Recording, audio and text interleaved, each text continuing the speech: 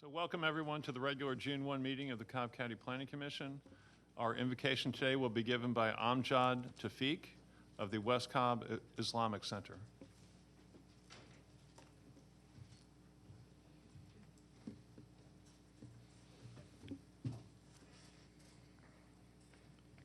God Almighty, we come to you humbly requesting you to grant us the wisdom to be the best nation in the world so that other nations may follow our lead in doing the good that we may establish. God Almighty, grant us the wisdom to truly enjoy the freedom that you have granted us in the world and make us among those who benefit from it and not abuse it. God Almighty, we thank you for this commission and we ask you to help them make the decisions that are beneficial for our community. Amen. Thank you very much. And now Officer Selvey will lead us in the pledge.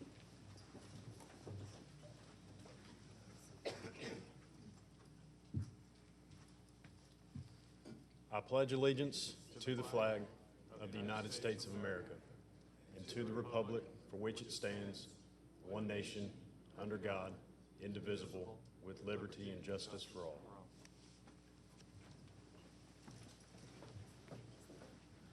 Okay, again, welcome again to the regular June meeting, June 1, 2021 meeting of the Cobb County Planning Commission.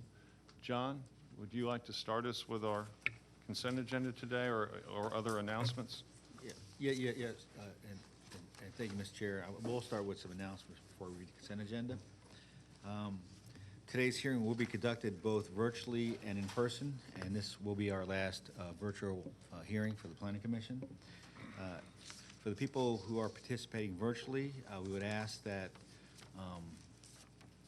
if you want to support or oppose a case, in your Q&A box, you would want to type in the case number, SUP, and then speak. If you want to oppose a case, you would want to type in OPP, the case number, and then speak in your Q&A box. And this will alert us that you want to speak on in support or to oppose a case. When you are called, your mic will be unmuted. You want to state your name for the record and just affirm that you've been sworn in. And then after that, you can present your testimony to the board. And today's hearing will be conducted following process and procedure. Each case will be called in numerical order. When each case is called, we're gonna ask for the applicant to stand and raise their hand to show that they are in attendance. Then we're gonna call for anyone here opposed to a case to also stand up and raise their hand so they can be counted for the official record. After the counting of the opposition, the applicant and any opposition will be asked to come forward to be sworn in. The applicant will testify first, and then the opposition, if any, would testify second. Each side will give testimony to the board at the front, at the podium here. There will be no questions or comments from the audience. All comments have to be made at the front. It's important to note that each side only gets 10 minutes to state their case or concerns. There's not a rebuttal process, and there's not a process to reserve your time. So convey all your information to the board within your 10-minute time period. Additionally, if there's more than one person who wishes to speak on an issue, you may want to coordinate with each other about what you're going to talk about, because each side only gets 10 minutes, and you don't want to cover the same information twice. Then after both sides had their 10-minute presentation period, the Planning Commission will start to discuss the matter at hand. From the discussion, they may ask one or more speakers to come back to the front for additional comments or questions. And then after that, the Planning Commission will make a decision to either approve, deny, hold, or continue the case at hand. There are two cases on today's printed agenda which have been withdrawn without prejudice, and these cases will not be heard today. First case is rezoning case Z13 of 2021, Curley Family Homes LLC. This case has been withdrawn without prejudice and will not be heard today. Next case is SLEP 4 of 2021, North Georgia Timber LLC. This case has been withdrawn without prejudice and will not be heard today. There are a number of cases on today's printed agenda which have continued or held and will not be heard today. First case is rezoning case Z72 of 2020, North Point Ministries Incorporated. This case was continued by the staff until the July 6th, 2021 Planning Commission zoning hearing. So Z72 of 2020 will not be heard today. Rezoning case Z22 of 2021, Orphe Nawal. This case was continued by the staff until the July 6th, 2021 Planning Commission zoning hearing. So Z22 of 2021 will not be heard today. Rezoning case Z23 of 2021, 5912 Mapleton Parkway LLC. This case was continued by the staff to the July 6th, 2021 Planning Commission zoning hearing. So Z23 of 2021 will not be heard today. Rezoning case Z28 of 2021, Prestwick Development Company LLC. This case was continued by the staff until the July 6th, 2021 Planning Commission zoning hearing. So Z28 of 2021 will not be heard today. Rezoning case Z31 of 2021, Pulte Home Company. This case was continued by the staff until the July 6th, 2021 Planning Commission zoning hearing. So Z31 of 2021 will not be heard today. Rezoning case Z33 of 2021, MPINGO Properties LLC.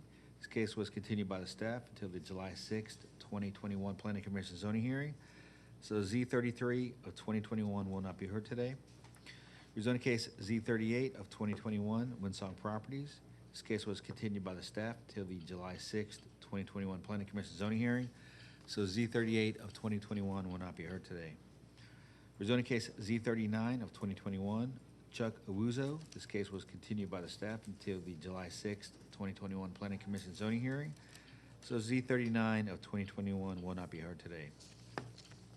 Rezoning case Z40 of 2021, Brazos Hicks LLC. This case was continued by the staff until the July 6th, 2021 Planning Commission zoning hearing. So Z40 of 2021 will not be heard today. SLEP3 of 2021, Ray Murphy. This case was continued by the staff until the July 6th, 2021 Planning Commission zoning hearing.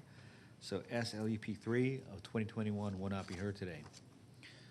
Finally, SLEP5 of 2021, Stein Investment Group. This case was continued by the staff until the July 6th, 2021 Planning Commission zoning hearing. So SLEP5 of 2021 will not be heard today. I would like to ask people in today's audience, if you have a cell phone, please turn your cell phone on silent mode, as when they ring, it does interfere with the broadcast and presentations. And any person wishing to speak before the Board of Commissioners must file a campaign contribution disclosure statement. If within 2 years of, within a zoning application, a campaign contribution totaling $250 or more was made to a current member of the Board of Commissioners. Additional information about this requirement is located on a table in the back of this room. And I want to remind applicants, opposition, or any interested party that information is due to this board the Wednesday prior to this hearing. Any information submitted to this board after the Wednesday due date from last week may or may not be considered by the board at their discretion. And with that, Mr. Chairman of the Board, I'm ready to start the consent agenda. Very well. Please read us the consent agenda, John. Thank you. Cobb County Planning Commission zoning hearing consent agenda for June 1st, 2021. First rezoning case on consent is rezoning case Z35, Bartlett Heating and Cooling Incorporated. Request rezoning from GC to LI for HVAC contractor and office in land lot 285 of the 17th District. The property is located on the southeast side of South Cobb Drive, southwest of the intersection of South Cobb Drive and Pearl Street. Staff recommends approval, subject to the following conditions.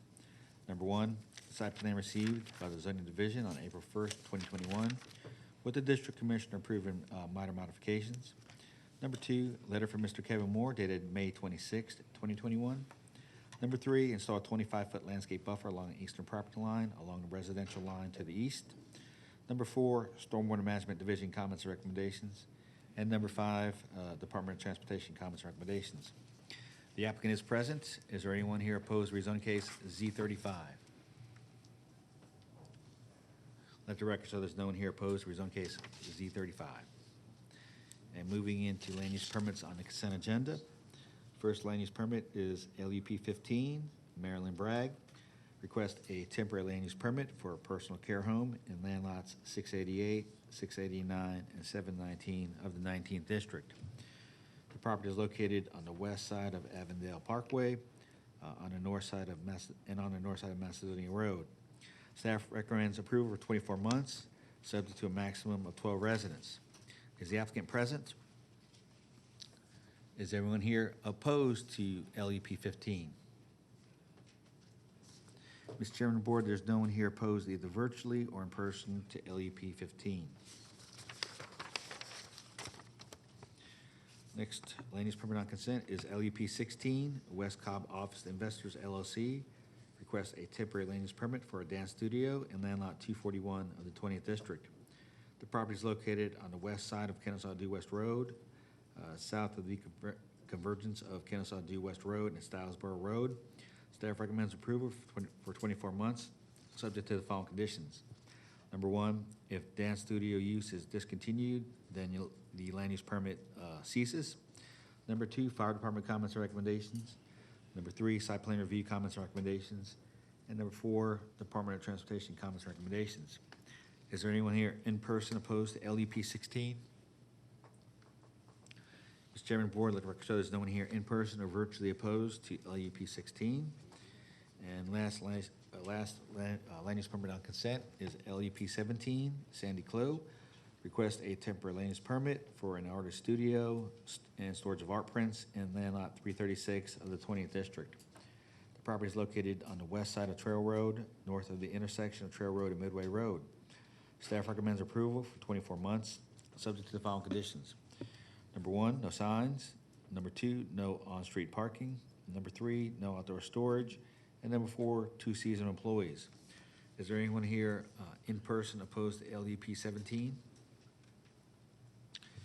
Mr. Chairman, Board, let the record show there's no one here virtually or in person opposed to LUP 17. And that completes your consent agenda. Okay, thank you, John. Before calling for a motion, let me just make sure with our production team, let me just confirm that notwithstanding the fact we had certain issues with people being able to be heard online, do we have the registered consent or do we have some objectors online who are participating at this time? Jeannie will have to answer that question.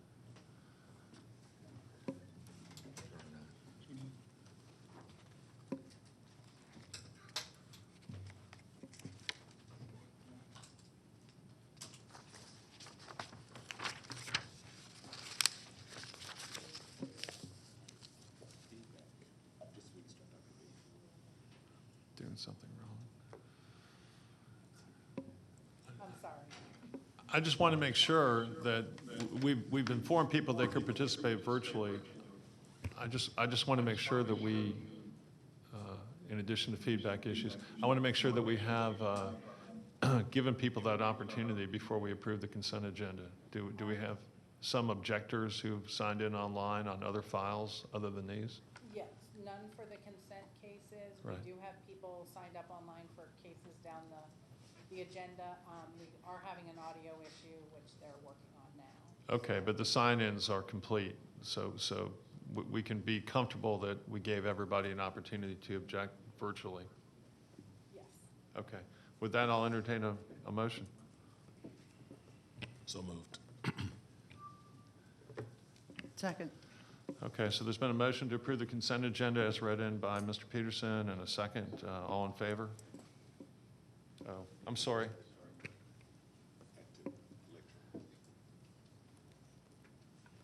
All right, so that passes by a 3-0 vote. Before I ask John to call the next portion of the calendar, we have had a special request of a council with a conflict this afternoon that we entertain and hear case Z37 this morning. So my motion would be that we move that to the second position on the calendar among the, to be heard after Rod 1.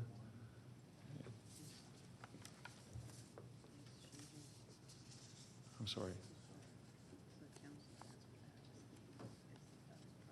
Yeah, just want to make sure the objecting party is present on Z37 before we do that.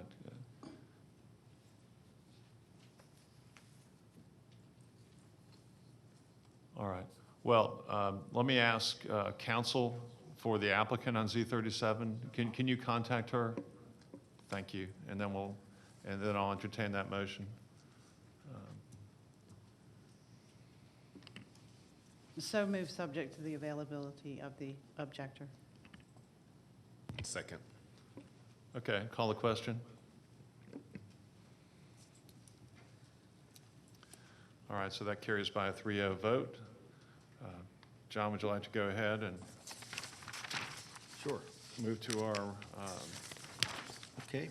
calendar? And all those folks that were on consent that were approved, you're free to go. Just come back to this room in 2 weeks for the Board of Commissioners' final decision. First case we're going to hear today is ROD 1 of 2020, Atlantic Realty Acquisitions LLC, requesting approval of the redevelopment overlay district for a mixed-use development in land lots 557, 596, and 629 of the 16th district. The property is located on the southeasterly side of Sandy Plains Road and on the northeast side of East Piedmont Road. The applicant is present. Is there anyone here opposed to ROD 1? Please stand up and raise your hands.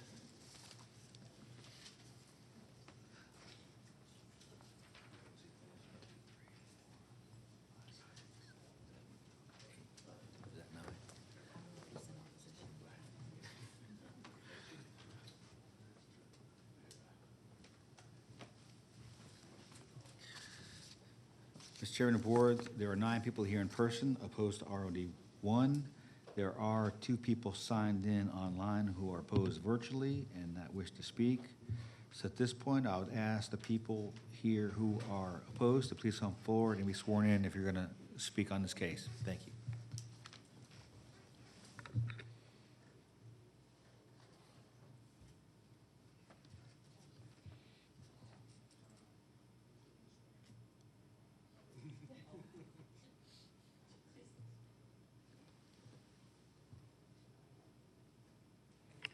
Would you raise your right hand, please? Do you swear or affirm that you will tell the whole truth and nothing but the truth, so help you God? Thank you.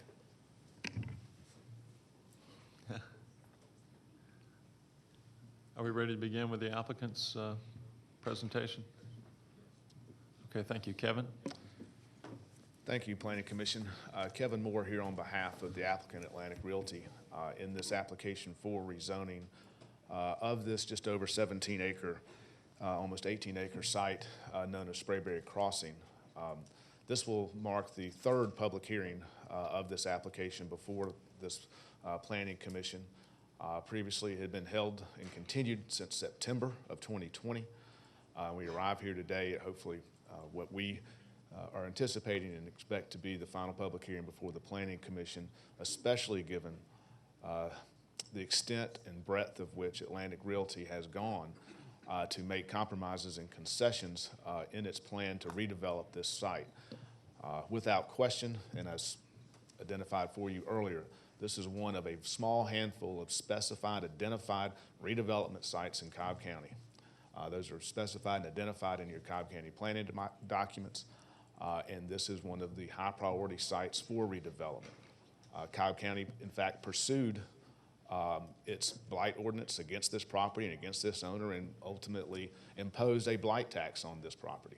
So there could be no better candidate for redevelopment, and I don't think there's any dispute whatsoever about whether this property should be redeveloped. However, it does come with challenges that we have reviewed with you previously, and I'll review again with you.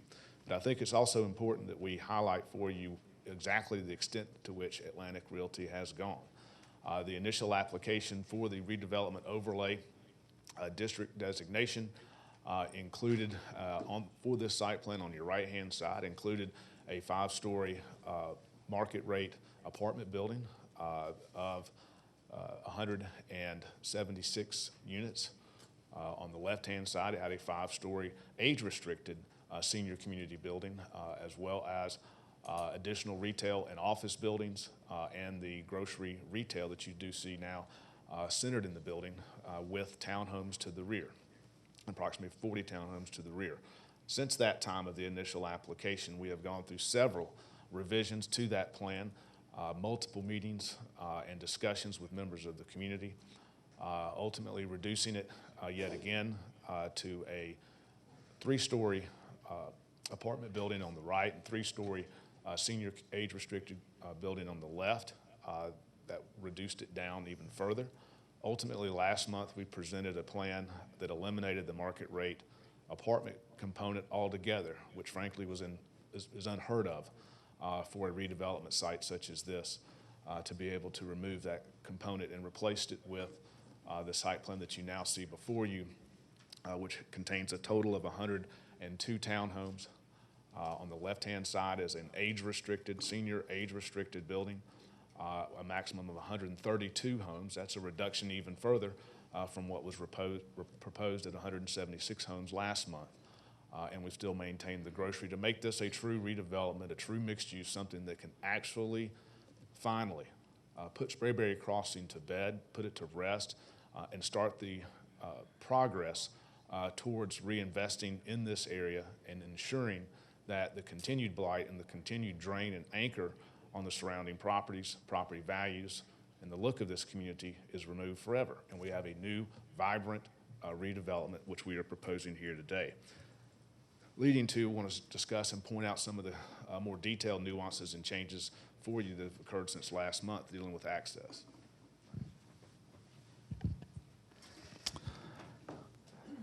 Dealing with the access components of this proposal primarily has been centered around the access here at Sandy Plains. This is the liquor store that's an existing out parcel that's located here. Of our many meetings with DOT, with our traffic engineer, which is Croy Engineering, and Dan Dobry of Croy Engineering and Cobb DOT, what we have ultimately arrived at is an arrangement where this access point here is limited to right out only. We are proposing free flow of access through the front of the liquor store to the light that's located here. And then this expands to 2 lanes as it comes through and in to get people to that point or in. I do want to remind you we have access to Piedmont Road here, access to Piedmont Road here and here. That's 3 different points of access to Piedmont Road, which is also signalized at its intersection with Sandy Plains. In addition, this property enjoys access to Sandy Plains here, that's a right in, right out, as well as here, which is a right in, right out, as well as now 2-way traffic to Post Oak Tritt, which is off to the east or to the north of this site at the intersection of Post Oak Tritt and Sandy Plains. That's the amount of access that this property enjoys and has, which will very much disperse traffic. But again, this particular arrangement here is one that we have reviewed extensively with DOT, and we feel, based on their comments, is supported by our agreement to restrict that movement and create a safe movement and a safe way to get in and out. Is this the most perfect design you could ever have for developing this property? No, it is not. But that's because this property has challenges and limitations. It has challenges and limitations because all of these parcels were out parcels over the time when this was first developed in the 1970s and early 80s and sold to other private property owners. We don't have free reign here of owning all this property and then deciding how best to do it. It's not part of what this property comes with. Likewise, we have a private cemetery, the Mays Family Cemetery, that is located smack dab in the middle. Likewise, it has to be dealt with and dealt with effectively and efficiently, and that's a challenge. It makes this site less than perfect for redevelopment, but what has Atlantic Realty done with it is they're making it a focal point to remake that cemetery in accordance with the recommendations and comments from your Cobb County Cemetery Preservation Commission, fulfilling all of their desires and wishes to do so. So again, taking what is otherwise a challenge or a negative and turning it into a positive. Those challenges and negatives include, we have a parking lot here, which is a parking field for the grocery. If you want an actual retail grocer at this location, which is what is badly needed, as opposed to taking a flyer on other types of small retail establishments, they have to have visibility to Sandy Plains Road, and it has to have a parking field in front. That's what grocers require. Unfortunately, it doesn't line up with the light at this location. We do have access to it because there is an existing liquor store. Again, less than perfect. But what I would hate to see this commission and this county do is let perfect get in the way of good. This is a great, good plan that takes advantage of all that it can as part of this property and this property's challenges. To turn this opportunity away is simply the county condemning this property to blight for the next several decades. This is the opportunity of a lifetime for this property in terms of its redevelopment capacity and features. To that end, as part of our stipulations, we have proposed elevations for these townhomes.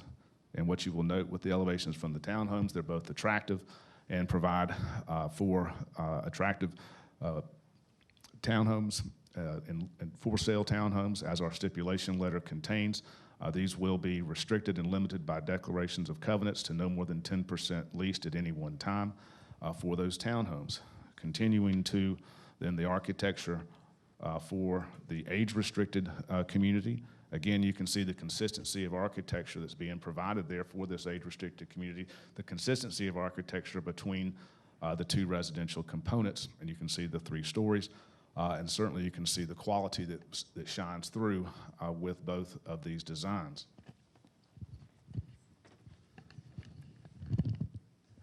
This redevelopment opportunity as proposed by Atlantic Realty, it shines with the quality and the attention to detail that they have provided.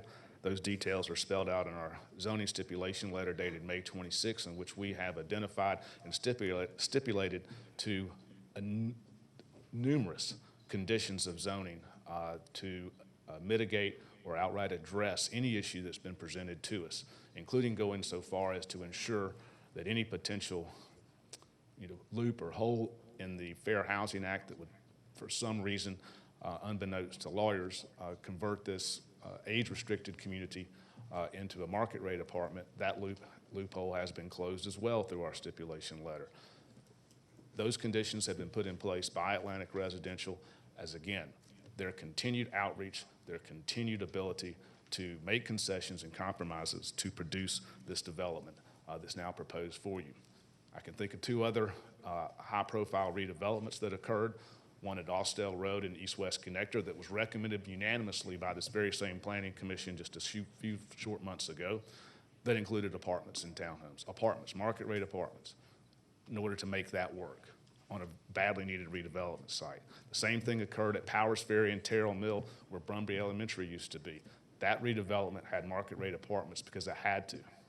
Atlantic Realty has come through with this plan in response to this community and presents a great plan for your consideration. Thank you. Thank you, Kevin. Okay, we'll now hear from the opposition. If you could please, as you come up, please give your name and identify yourself by perhaps address or proximity. Hi, my name is Maureen Rittner. I live at Ashbury Point, which is directly across Kinjack from this development. And again, I come to you again about traffic, not necessarily the contents of what's behind, but the traffic. Again, there is a change because there's a reduction of the amount of living space, but we're still, have a potential of 44,898 daily traffic. This is potential, I understand that. Today, currently, it's 38.3 miles per hour on that corridor, which is on a 45. Traffic is not good, and I'm appealing to your deductive logic here because it doesn't make sense. The corridor right now has an LOS of F at Sandy Plains Road, and this is all from the GDOT. Next slide, please. So in the department comments, you're basically indicating that there would be no significant impacts, which in the new DOT comments, there's only one comment, which is around the Post Oak Tritt area, which is no left out of this subdivision or, this new development. There is not one word about the Kinjack intersection, which is what I'm extremely concerned about. Also, anything that comes out of this subdivision is going to be forced through to either Kinjack or to Post Oak Tritt, which means tractor trailers, delivery trucks, everything is going to have to go through either the subdivision to get to the light on East Piedmont or to try to get through to the light at Kinjack. Next one, please. And this is just like the madness that you might see at Kinjack right there on the left-hand side with everything coming in, out, around, there's only 3 U-turns right now, legitimate U-turns on Sandy Plains. One is at East Piedmont, one is at, going eastbound, one is at Post Oak Tritt, and one's at Ebenezer. And with recommendations, the changes at Ebenezer, which is going to do a timing right with that northbound left, it kind of takes away the U-turn at Ebenezer, which is down the road a bit. And a new subdivision is going in there as well, which is extremely concerning. If you can go down to the next, or go down to the slide 5. I'm regressing just a little bit because I went out to the Georgia DOT website to look at their mission, to look at their, goals.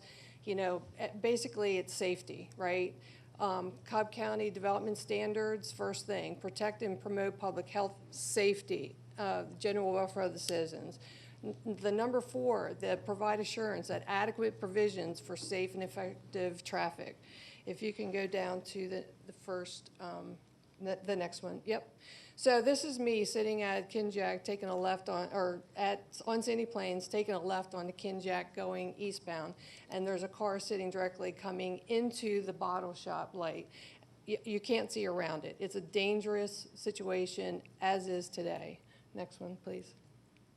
So we did a little staging at this bottle shop on Sunday, just to give you an idea what it truly will look like with traffic, okay? So you're proposing the front entrance in and out of the side there, and people coming in and out of the parking lot. As you can see, there's 2 points of,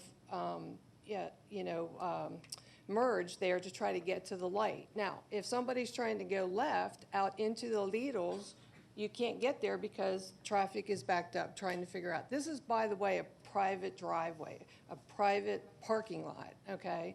Next slide, please. This is what happened when, and this was a natural occurrence, right? The car that was taking a left to get out to the light wasn't over far enough, so the truck couldn't come out. If that traffic can't flow seamlessly, then you cannot get out of the parking lot. And, oh, by the way, Sandy Plains just might back up because people can't get in to get into that light. Next slide, please. And this is what we staged as far as going in and out. If the bottle shop owner keeps the back open, right, you still have the mess in the parking lot, right, trying to go in and out. I stood there on a Sunday after everybody left, and 5 cars blew by through his parking lot, and I just can't imagine the mess that will cause for that business owner. And the next slide. And this is just a view so you could see that intersection, the configuration of it. It's not conducive for the amount of traffic that's going to need to go in and out of a Lidl's. Tractor trailers cannot get in and out of that, so you're forcing them through to East Piedmont. It is not safe going straight through to East Piedmont because it's too close to the light for them to be able to get into the 2 left-hand lanes to make a left. And I'm sorry I'm taking so long. So, Tim, sorry. Thank you very much for listening. I'm going to start backwards from slide 3. How you doing? Tim Carini. I was also there on Sunday and also on Friday. Cecil's pulling it up now. On Friday, and I sat for a half hour, but these pictures were taken within a 15-minute span from 8:50 to 9:05. That's a typo, sorry about that. 24 cars made a left out of that Post Oak Tritt entrance onto Post Oak Tritt. With this development going through and that left turn being prohibited, that's a rate of 100 cars an hour that have to go either through the bottle shop private parking lot or, as Mr. Moore said, through one of the 3 East Piedmont exits. If you come out of this exit and go up to this light and try to make a left on Sandy Plains, it's almost impossible. You have to come out of here, cross 2 lanes of traffic very quickly to get in the left-hand turn to go southbound. You can come out of this one, but it's a right-hand turn only, or you can come out at this one with a light, which means tractor trailers and 100 cars an hour from an abandoned shopping center right now, plus all the new cars coming in once this is developed, will have to go through all these townhomes with their tractor trailers, their 90-degree parking spaces, the kids' pocket part. How long before somebody's run over by a tractor trailer? We'll go up to the first slide. and I'm going to be very, very, very quick. As you can see, these are the two site plans from last month to this month. There's been no changes other than the senior apartments, which are still apartments, went from 4 stories to 3 stories. Nothing else has changed. Next slide, Cecil. Thank you. Last month, we went through several items that do not conform to code. Here are all those things, the main one being 20% non-residential. From an email I got last night from the county, they're not sure how to even calculate if it's 20% non-residential because it's a mixed-use area. So it still does not conform to code. Commissioner Dance called up Jason Gaines last month, and he agreed. We made some valid points. This does not conform to code. Commissioner Waybright and Commissioner Porter, who's no longer on the board, both said last month, the way this sits, it isn't it. They couldn't approve it the way it sits, and there's been no changes from last month to this month with the majority of the site plan. Thank you.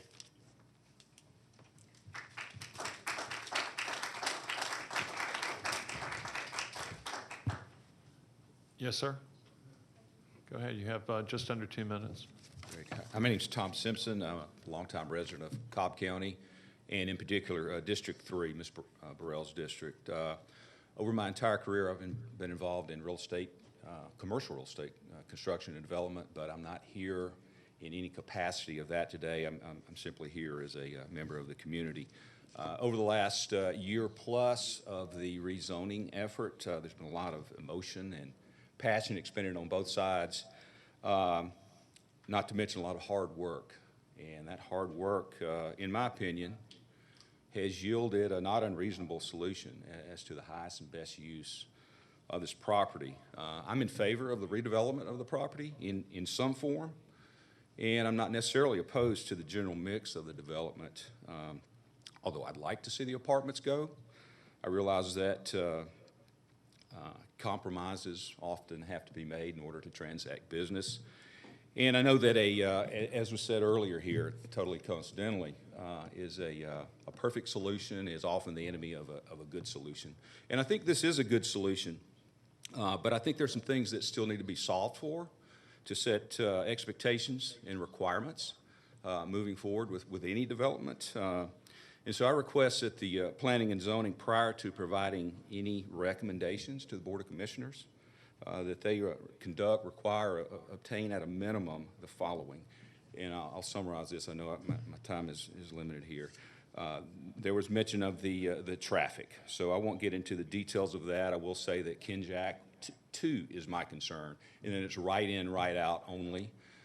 There's no signalization there. There's no plan for that. There's no easement to access that property either. That needs to be solved for. So I won't go into that, but I will say Sir, your time has run. Well, Yikes. if it's all right with the board, Sure. if we could take one more minute, then I'll give the applicant the same courtesy. Is that Sure, is that sure. okay? So without getting into that, I will say that the stipulations are concerning. Last week, Thursday or so of last week, revised stipulations were submitted that superseded all the other previous stipulations over the last several months.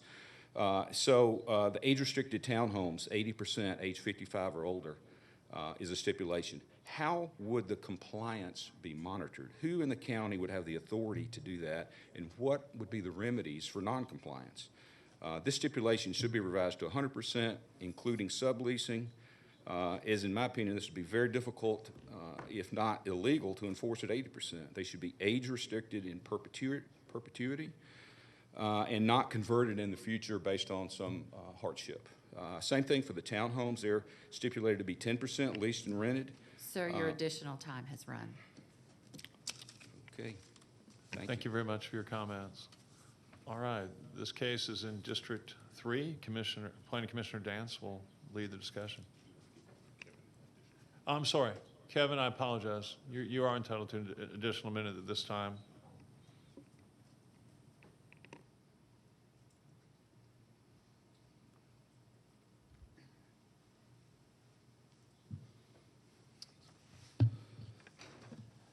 I want to highlight that the traffic considerations and issues that were pointed out to you by the opposition today exist regardless of what we are proposing. They exist if any redevelopment goes in here. They exist if this property is developed as is.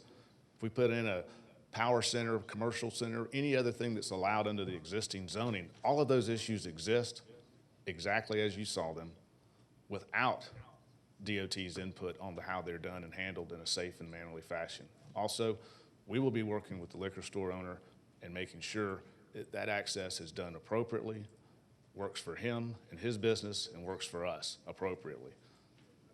Thank you. Thank you, Kevin. And now, Planning Commissioner Dance will lead the discussion as the public hearing portion Thank you. on this matter is Kevin, closed. if you could just stay, it might be an economy.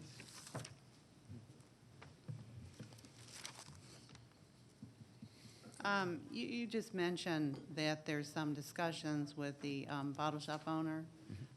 Could you describe for the board what the discussions are? And that would be at the Kinjack intersection, correct? Sure, that's right. So I pointed out earlier, you have the owner of the liquor store that's where we pointed that out on the site plan. It's on your screen right now. It's where it says NS is that one parcel. His counsel reached out to us, reached out to me over that past weekend. First, we'd heard from counsel and we discussed it.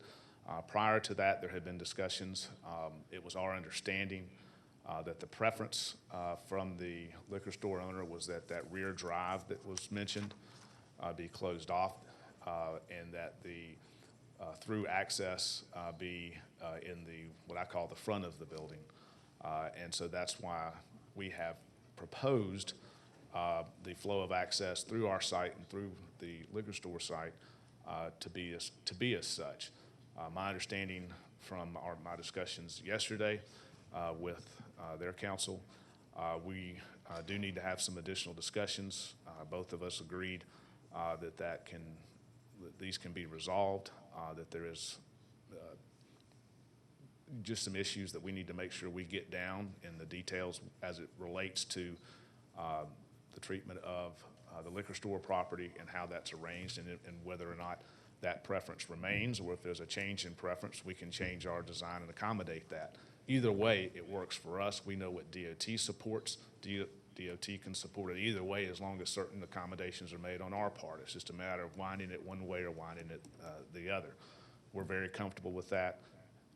His counsel repeated to me that they're very comfortable with us having those continued discussions, and that's where we are. Okay, can you articulate what you mean by winding it one way or winding it the other? Sure, let me go to the plan and I can explain that better.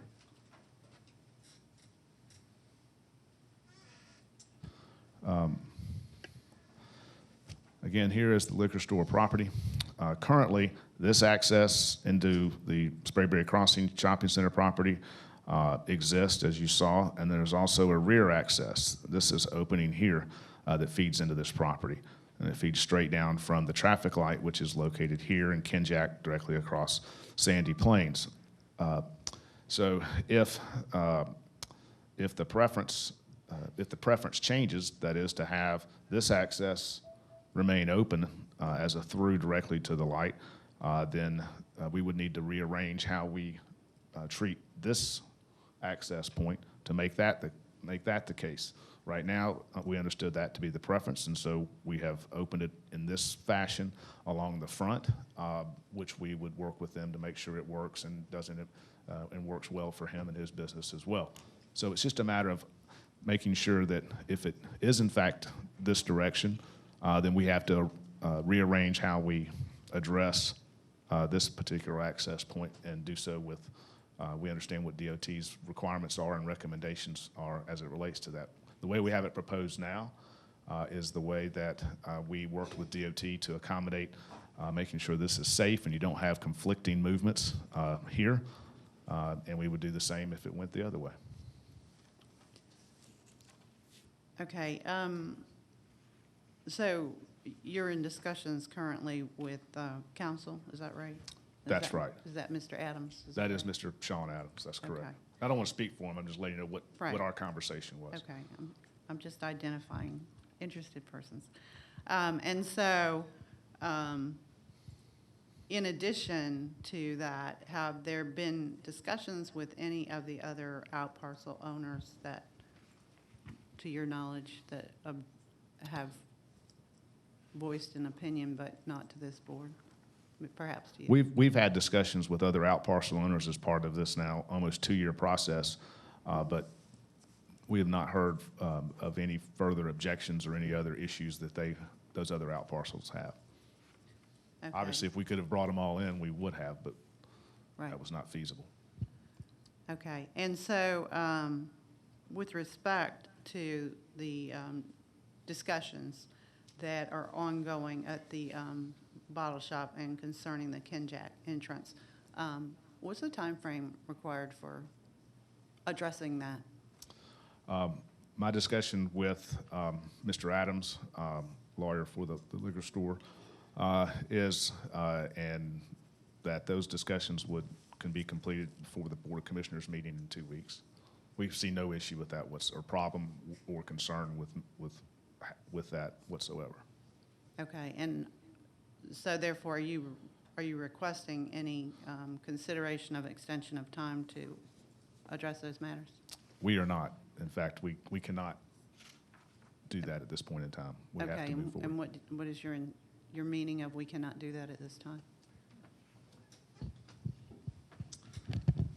As it's been communicated, this has been ongoing for a very long time, and you have current owners of the property and Atlantic Realty have worked, remarkably well together contractually to get it to this point. However, we're now at the end of the time frame in order to get this done, both from our contractual obligations to our partners in this redevelopment, as well as our contractual obligations with the underlying owner.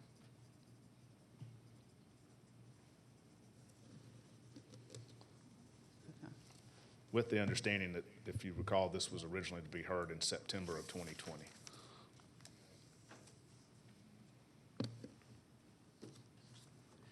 So, thank you. On a separate matter, the issue or the concern that was raised with respect to usage of the property and the 20% calculation as to retail usage, can you speak to that and whether or not the plan satisfies that requirement? Right. From our perspective, it requires non-residential uses of at least 20%. And since the cemetery is not I guess some might call it a permanent residential, residence for some, but we don't consider that a residential use. And so that's how we viewed it. To me, that's more of an issue or a question for staff.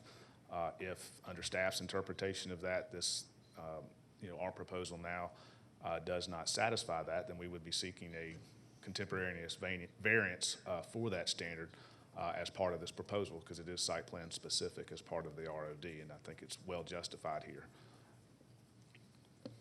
Okay, and as you just mentioned, the stipulations that you have provided do represent that they are site plan specific. Absolutely. But the discussion we just had about the bottle shop property in particular, the site plan as drawn right now, depending on what those discussions are, would possibly need to be modified. The only pieces that would be modified depending on that would be whether that access drive is open to the side or open to what I call the rear of the liquor store.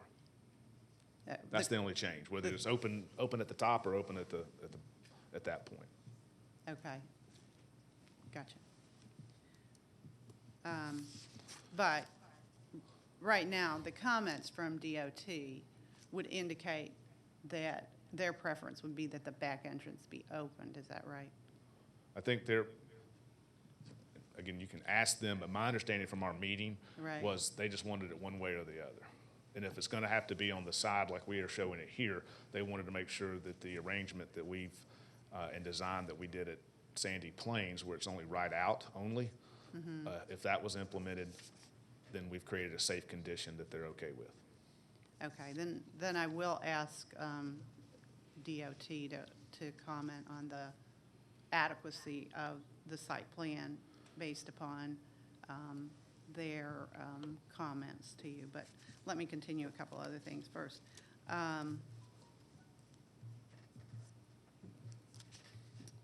So let me defer that and just bring you back up. How about that? That'd be fine. I'm not going anywhere. All right. Thank you. Do you want to? You have questions? Kevin, why don't you stay up there for a minute? I was going to bring him back, but, All right, let's just continue to try to address these concerns that have come up Sure. this morning and work our way through it. What I see on your proposed site plan is 34,000 square feet of retail, right? Correct. Okay, and that would include a small grocery store in that main retail building shown as R1, is that correct? That's correct. And I just want to understand, is there any other retail on the site? There was talk for a while on Yes. Building A, yes? Yes, so the senior age-restricted building does have, we've accommodated for some limited retail square footage in that building, on the first floor to face out as well.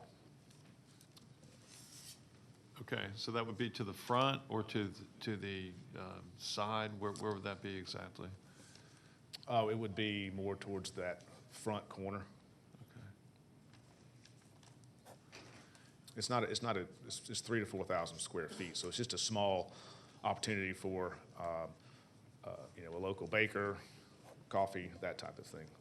Atlantic Realty has a highly successful community with a similar type of arrangement where you have a local baker that's occupies 3,000 to 4,000 square feet on the first floor of one of their communities there that's been very successful, and so they feel like that they want to make sure that opportunity is here as well. Okay. Can you address any discussions you've had with the daycare operator in terms of doing any kind of a land swap there in order to have better access onto Sandy Plains? Or not Sandy Plains, Post Oak Tritt? We have had no discussions with the daycare about a land swap. Is that something you see as potentially beneficial or not? Again, us spending more dollars to acquire or swap land that doesn't serve any benefit from a value standpoint to the development doesn't sound doable. We're always happy to work and have worked. Primarily what we've done is provide for the access to run from Post Oak Tritt to Piedmont in a safe and orderly fashion, and that's what we've provided without affecting their current access that they have. If that gets changed later, then that can be dealt with by Cobb DOT and the daycare at that time. But again, that's off our property. It's an off-site access location. But as you understand it now, whatever access you had going on to Post Oak Tritt would be no left turn access, is that correct? What's correct is the Cobb DOT has made a recommendation that the access at Post Oak Tritt, that's the current access that's off of our property. Currently, it's unrestricted access. Their proposal is that access be limited to a no left out movement, which would require a Cobb County project there that we've agreed to partner with if they want to do that. There's an existing roadway then going to Post Oak Tritt, correct? There's existing access that goes to Post Oak Tritt. That's Okay. correct. Would you have to repave that or incur expenses to upgrade that in any way as part of your development? I don't know the answer to that question, whether it will require us to do that. We don't own it, so there's an easement, so we're not going to leave it with potholes. But as far as what upgrades might be necessary, those would be determined. When you got a high-end development here, we're not going to have potholes leading into it. I mean, they're going to take care of what needs to be done. All right. There's been a suggestion there's going to be some sort of a master association set up. Can you speak to that? Sure. It's not a suggestion. It's a requirement, both of the ROD ordinance as well as a stipulation that we have put in place for any type of mixed-use development such as this. A master association is really a master property owners association made up of the different parts, because you have common elements of access, landscaping, hardscape, stormwater, and that all must be addressed because of the commonality of function between the different uses. All of those have to be addressed and maintained and dealt with and paid for as you go forward in the future, as well as protecting the architectural integrity of the entire site. So there will be an association put in place with with those accommodations, which is also part of the ROD ordinance as well as what we put in our conditions. Would there be a separate association for the townhomes, or would they simply be part of that same master association only? Both. You create a separate sub-association for the residential, both for the senior as well as for the townhomes that controls their individual pieces. And works like a normal homeowners association, but it is a sub-association to the master. So where would the power be allocated, say, over architectural controls on the townhomes as between the master association and the townhome association? So the architectural controls would be primarily vested in the townhome residential association, having to meet certain standards that are set up overall. In other words, the townhome association can't suddenly say, we're going to do our townhomes as all purple and leave the rest of the architecture incompatible. This is commonly done. Are either you or the DOT, in response to your application, proposing any other road changes at this time? We are not. We've agreed to DOT's comments and recommendations, and we've accommodated those comments and recommendations in our current proposed design.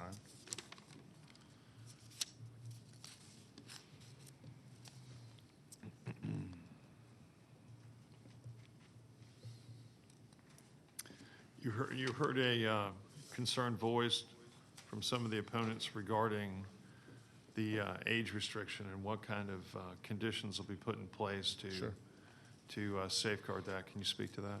I sure can. We all have to operate under the fabric and umbrella of the Federal Fair Housing Act. So we cannot do anything that violates the Fair Housing Act. The Fair Housing Act, again, allows for housing discrimination. But you have to do it in a certain way. We can discriminate in our housing by age restricting that housing. The Fair Housing Act, though, does provide that if you do an age restriction, you can have up to 20% not meet the age restriction. In other words, you can have a minimum of 80% of your homes or units be age restricted. That's why, and it's age restricted and you can discriminate, but it allows for some flexibility there. There had been some discussion or possibility that these could convert later on to market rate non-age restricted under some theory of the Fair Housing Act. What we put in place in our stipulation letter, though, is an additional zoning condition that at least a minimum of 80% have to be age restricted at all times. The meaning of that is to prevent us from utilizing, or some future owner from utilizing or taking advantage of some loophole. We have the extra protection that this will be age restricted. Was there any And that 80% is tied because that's what the Fair Housing Act allows us to do. Is there any intention to go and lease out 20% to the general public No. rather than age restrict? No, not at all. Not at all. And that's not how these operate. If you go to other Atlantic Realty or other age-restricted communities, it'll be 100% leased to age-restricted individuals of that demographic. That's what happens.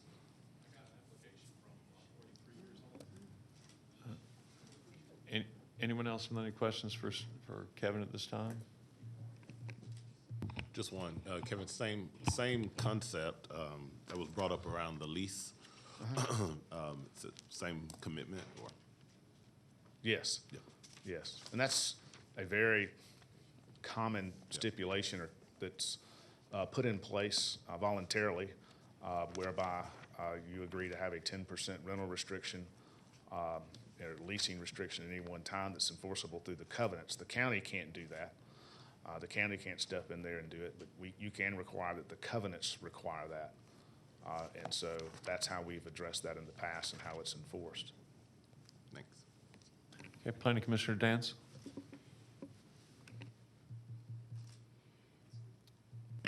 I just have one follow-up before. Sure.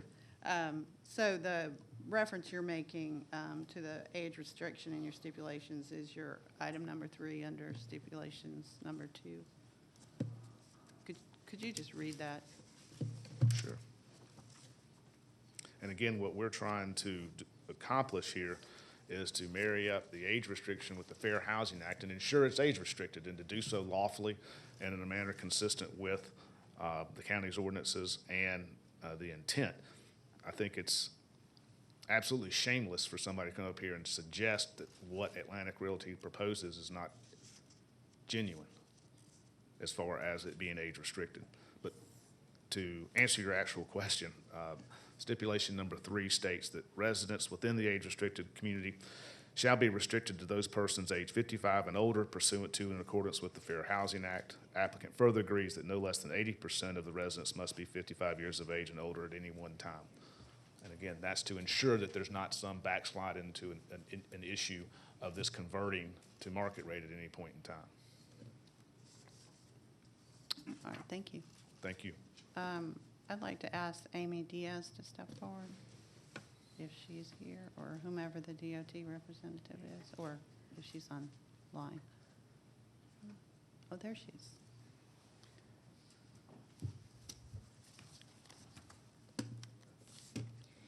Amy Diaz, DOT. Hey, Amy.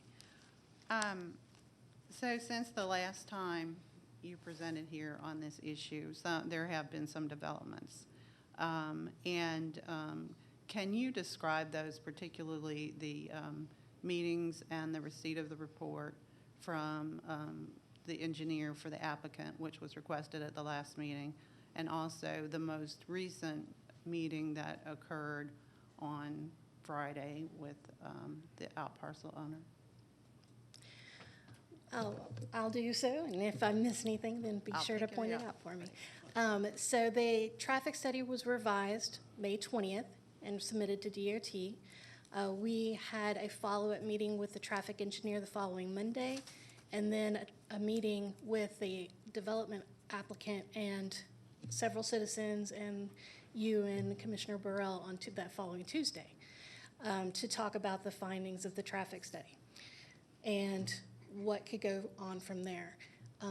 In that, we discussed the Kenjack signal, that it basically that they want to access through the bottle shop as shown. We talked to them about the fact that the right in would conflict with the left in that could come off the access road, and they agreed to shut that down. So the reason that there aren't follow-up comments in our current comment set is they responded in that meeting to our comments and changed their site plan. And so we removed the comments from our comments. If you are looking at what we rather, and this kind of goes into our meeting on Friday, we met out on the site with you and the commissioner and the bottle shop owner. From a DOT perspective, the best scenario is that the roadway coming into Kenjack be an actual access roadway, just because that makes for the best flow of traffic. That would require, I believe the bottle shop owner was open to this, but I don't know the further discussions that they've had with the applicant. That would require basically moving the parking for the bottle shop from the side that the approaches the signal to the opposite side of the yes. So that would be the best scenario for DOT. The second best is for the rear to be open, because that gives the longest queuing without conflict. However, the bottle shop owner spoke to us about how he's concerned, because that's where the majority of his parking is, that would have conflicts, and we understand that there's a concern there. And then the opening that's closest to Sandy Plains that we have been told over and over can't be closed, it is not ideal for connecting to the signal, but it is acceptable, and that's where kind of we've ended up with the current site plan. Okay, can we show the current site plan?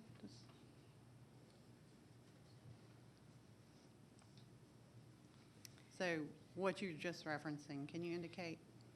Yes, so if you can zoom in a little bit up into the Kenjack signal area.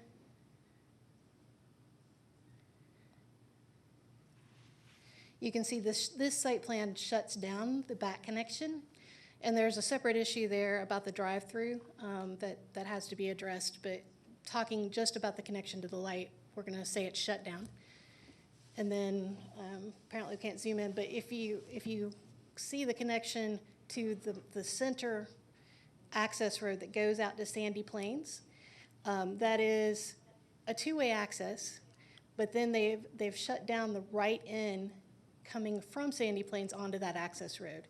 And that is to keep the left that can travel from the access road into the bottle shop from conflicting with traffic coming off of Sandy Plains. Because the queue distance is short, there could be times when traffic does back up onto Sandy Plains.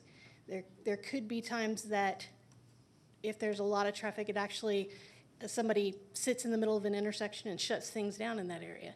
It is not the ideal setup, but given the parameters we've been working with, it is acceptable. It has shut down the true safety issue of having the conflicting rights in. Okay, and so following the meeting with the engineer and following the meeting on site, or pursuant to that meeting with the engineer, you'll also offer alternatives which were incorporated into this plan? Is that correct? This plan has the alternatives from the Tuesday meeting that we discussed, like shutting down the right end. Right. But obviously doesn't deal with either the back access or the potential of swapping the parking over and making that an access road. So as of the Tuesday meeting, your preference was to keep the back open, is that right? Or not? Well, our preference for have the back open hasn't changed. I mean, because of the additional queuing. However, if you show the approach to the intersection, it is true that basically there's kind of a curb there that makes it a jog. So even that's not ideal. It would be best to be redesigned as the access road. I mean, really, because they would have to turn a little bit to get into the signal. Okay. So I want to note that it was extraordinary on short notice for you and your group to meet at the site on Friday and to offer your services this weekend on a holiday weekend. In terms of moving this forward, if there are further discussions, does DOT remain available to be involved in a resolution of these type issues? Absolutely, yes. Because if there's any further changes in Kenjac, we want to, once they're agreed by the two applicants and they have something to present, we want to weigh in on it and make sure it works. Okay, so in terms of the next 2 weeks? We're here. Okay, thank you. Does anybody else have any questions right now? Yes, can you go ahead and tell us which access point you're calling the back access? So basically, if you go past the bottle shop building and you can see their drive-throughs like a little curve, the back access would be the one closest to Piedmont, the other one. So yeah, that one. That would be the back access. And it basically, if that one is the one that's open, it would have vehicles come in from Sprayberry drive through their parking lot and go straight with a jog to the signal. All right, that back access would have the feature of making it a little more difficult to back up if you're a patron of the package store. Is that about right? Correct. That's the concern we heard from the bottle shop owner on Friday. Does that seem legitimate to you? Yes. I mean, it's always a concern when you have an access road that has parking on all sides, which is why DOT, if we could design it from scratch, we would definitely make it a true access road with no parking on it. Has there been any discussion about doing a swap where they take the portion now that was going to be the access road to the right, which I guess... That's what I referenced about the meeting on Friday. There's been discussion with the bottle shop owner, and they were going to then approach Kevin over the weekend. We have not been approached about any outcome of that conversation. All right, let's talk about Post Oak Trip for a minute, if we could. Certainly. What's your current DOT recommendation as to Post Oak Trip? Our recommendation is that the left out be restricted. So once they get over to Post Oak Trip, basically the left out for this driveway and really the driveway that next to it that kind of goes through that gravel parking area, both of those lefts have to cross a dual left, which is an unsafe situation. They're also both closer than 250 straight line distance from the signal, which doesn't meet our standards. There's an existing crash issue at that location. It's not the highest in the county, so it hadn't been flagged yet for an improvement, but it is there and it is a concern. And this development, we believe, will exasperate that. You know, that there'll be additional traffic going this way. And they looked at, for a while, having a one-way flow inside their site to not send any traffic that way, but there's other concerns about people making illegal movements. So really, we would like them to keep the two-way, but restrict the left at this location. Currently, we are looking at doing what we call a pork chop. It's a raised concrete island and a narrow raised median to basically restrict the lefts out, but not restrict the lefts in. Okay, and I presume the whole reason why we have a double left turn is because we need that much for storage for queuing purposes? Correct. Yeah, that's a very heavy left. Okay, and then the GC property there is a what? That is the McDonald's. Okay. And then if you zoom out a little bit, the Kids Are Kids, the daycare that's been discussed, is basically that property over there. Yeah. All right, so what's going to happen is people go through the McDonald's and then they want to get back to the point where they're going, say, south on Sandy Plains? So south on Sandy Plains, they would probably come out on the driveway on Sandy Plains and then go down to the next U-turn location, is what I would expect that those people would do. They could also go through the site. It's possible to go through the site to the traffic signal and turn left at the bottle shop. But based on the distance and the, we actually had the traffic engineer that did the study look at that. And based on the distance and the inconvenience, they posited and we agreed that primarily they will come out and then make a U-turn. Where would they make this U-turn? Somewhere down Post Oak Trid or somewhere on Sandy Plains? Well, if they're coming out of the McDonald's specifically, then they won't have room, and it's illegal to cross that hatched area. So they could come out another driveway, but that's, I mean, how people drive, they probably won't.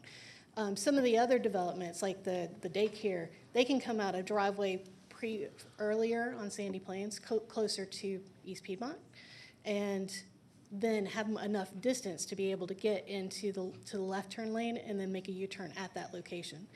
For McDonald's particularly, they would have to go down to Ebenezer as the next U-turn location. All right, let's talk about the possibility of cutting through the whole site. Would they have the possibility of cutting through the whole site and getting on Piedmont and getting to a light? Yes, it connects. There is one signalized access.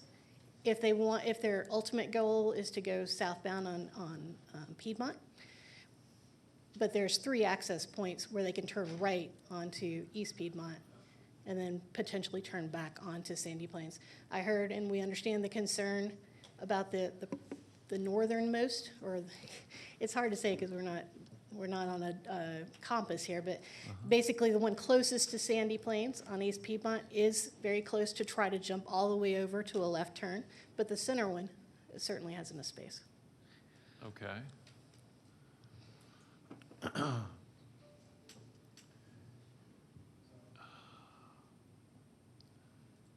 All right, and at that point, entering on East Piedmont, they could take a left or a right theoretically, or is there a median there?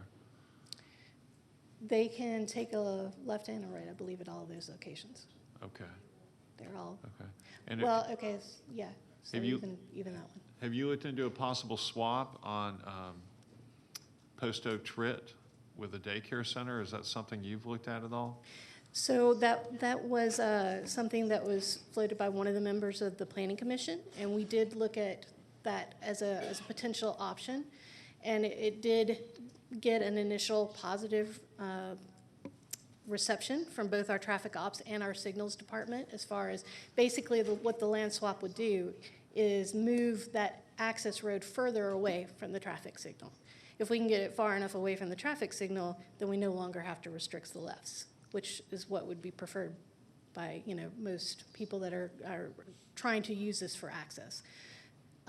However, as mentioned by council, there hasn't been any pursuit of that from the development side. So we basically looked at it, said, that looks good, that looks like something we could at least look at and support. And then that's as far as it went. Right now, all that's there, that's kind of in the way of reworking that roadway would be parking lot, essentially? Is that what I'm seeing? Yeah, to move it far enough back, it might impact that building as well, but I don't believe that building is operational. That parking lot definitely is not. It's pretty broken up, gravel kind of stuff. Okay, but your primary concern, though, was the fact you have a double left turn queue on Post Oak Trit, and that doesn't start till right about the same point that Right. the current entrance goes in. But like what I'm talking about, the building is the NRC building. You may end up impacting it. I mean, I don't, until we lay it out, I couldn't tell you specifically. But primarily, it would impact that parking area, yes, But- to move that roadway. Any distance you move that from the current location would be beneficial to minimizing traffic accidents, correct? Correct. Okay. That's all I have for Amy at this time. Thank you.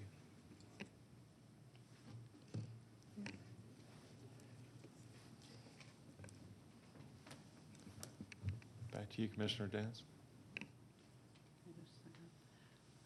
Can I ask Mr. Sean Adams to step up?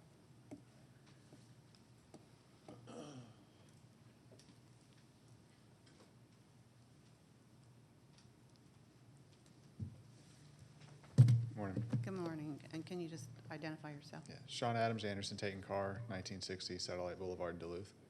Okay, and I understood that you had sent some correspondence. I just hadn't.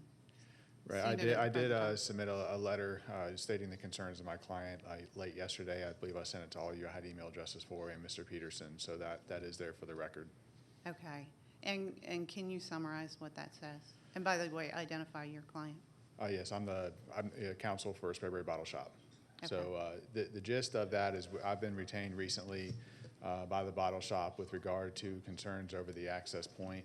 What Mr. Moore has indicated regarding prior conversations prior to me becoming counsel is there was a preference, and I think that preference exists for the client with regards to that back access to remain closed. I think you saw from some of the photos that the opposition provided over the weekend what kind of detriment that could do to a substantial portion of his parking lot. However, since coming on, I know there's a 1979 easement that we're trying to get access to. I'm hoping to have that today, and I have reached out with Mr. Moore over the weekend. We haven't spoken specifics about what some of the resolutions could be, but we both are in agreement, as he stated earlier, that we're willing to work with each other to try to find a resolution that addresses the concerns of my client, as well as being able to work with the access that they're trying to work with. And do you have, are you confident that the time and resources exist to accomplish that within the next couple of weeks? I believe we're willing to put forth what we need to make that happen. Okay, are you requesting that this matter be continued here? Not at this time. All right. Anyone else? Yes, thank you for coming here today. Do you have any concerns other than those I articulated if folks were coming straight through, that it could impact folks trying to back up in that one parking lot area? Can you articulate what your other concerns are? So I think, in addition to it that way, as it's coming on the side right now, you do have, I think there's probably 11 to 14 parking spaces along the front of the building, and the way the stacking would come in there, we believe it would essentially take out those parking spots. And the client's business model is such that he has a strong customer base that comes from all over. So he during his busy times, he could fill up a vast majority of those parking spaces, so they do get used. And so one of the things we want to try to work with them on is whether or not there's a way to address that access to mitigate whatever impact it has during a busy time on those parking spaces. The other part that was mentioned, you see at the back there is a drive-through that is utilized. The proposed site plan currently cuts that off, so we would want to talk with them about what may be the best path, either straight through or curving it to be able to maintain the functionality of that drive-through. Again, I haven't had a chance to have specific conversations with Mr. Moore. We do intend to hit the ground running with that, but those are some of the initial concerns that I think we've highlighted. Okay, thank you. And I may have interrupted you, but is that essentially the content of your communication with the board? Yes, ma'am.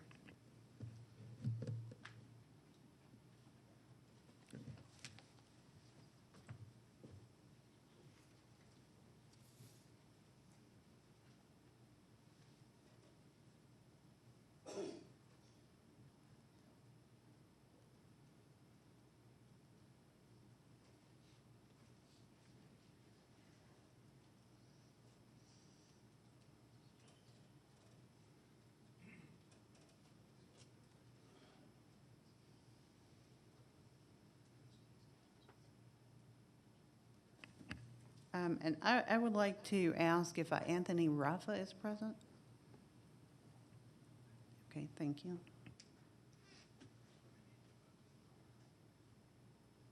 And then I'd like to ask Mr. Moore if he could come up again.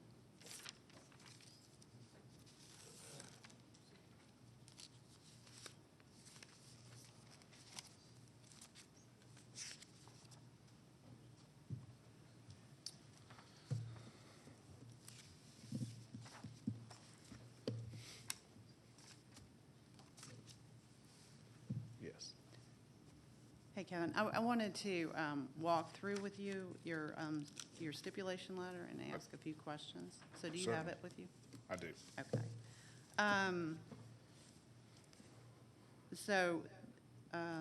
Currently, it says, as we discussed, that it's site plan specific to the last revisions of May 26, 2021. But if some further discussions occurred and there were changes that were material based upon what we've heard from you and also from council, would that plan be updated? Yes, the plan will be updated and submitted along with a letter reflecting that as the new plan. Okay. Site plan specific to that new plan. Okay.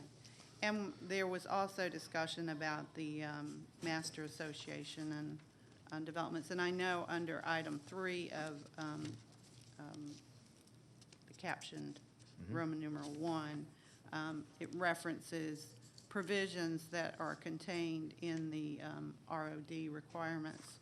I would also like to know if it would be agreeable that the stipulations would read also that the Master Association shall fully comply with the requirements of Cobb County Code Section 134-221.212O, such that copies of the association's bylaws or covenants shall be submitted for legal review and compliance with the zoning stipulations as they may be approved. Yes, that's fully agreeable. Okay. And when it says that the, under item number 7, it states that the applicant shall monitor and maintain the cemetery. Is the applicant going to remain involved on this property? Well, by applicant, it's going to be ultimately, it would be the Master Association that would be involved with, would take that role ultimately. Right.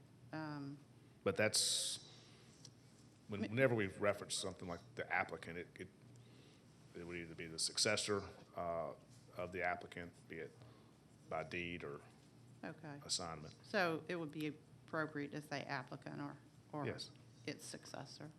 Yes. Yes, that's correct. That's right. Okay. And so item 15 indicates an intention to comply with the stormwater management requirements. I didn't see one that specifically referenced DOT or other staff comments, but is it the intention that you would comply with recommendations of all staff recommendations, or are there some that are you take exception to? No, we have not taken exception to any at this point. It's just the specific, with DOT comments, we just wanted to make sure that we were conforming what our plan is designed to what we understood to be DOT's acceptable conditions. And so, but we're also agreeable to their overall recommendations and comments. Okay. And the traffic study plan that was submitted by your client was how many pages long? Oh, gosh, it was, Amy knows better than, Amy Diaz and Cobb DOT knows better, but So it was 400 plus, wasn't it, if I recall? It was Including the- in excess of 300. Yeah. So there was some diligence, my point would be that there was some diligence involved in creating that, but that has already been created and submitted at this point, and was submitted in response to request at our last meeting. That's correct.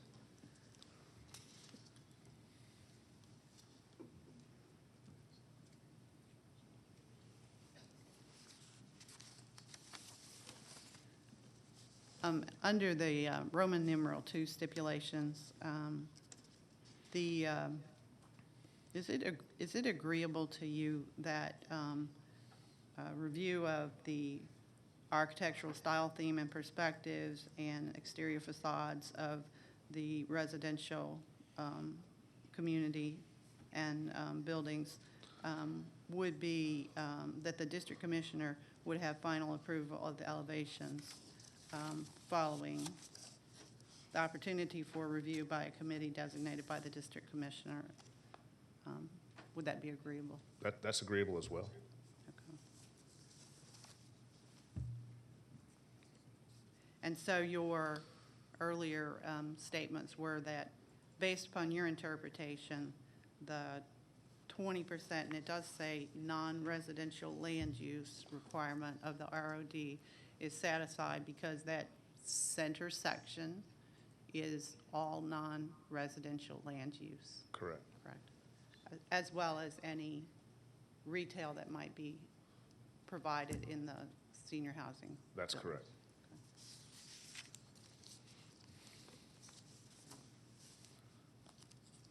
correct. Okay, and do you agree with Mr. Adams as to the viability of engaging in discussions and presenting any possible resolution prior to the deadline for the Board of Commissioners meeting?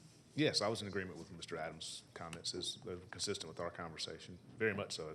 What he described is exactly what I was trying to just be more generally about, and those are things that are not project-wide impactful, but impactful for the one liquor store, and we feel like we can make the appropriate arrangements to address those with him, depending on what his client really wants. Okay.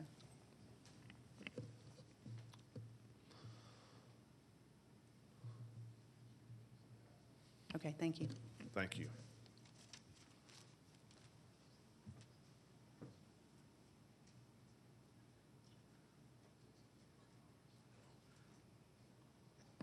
Does any other member of the board want to hear from any other member of staff?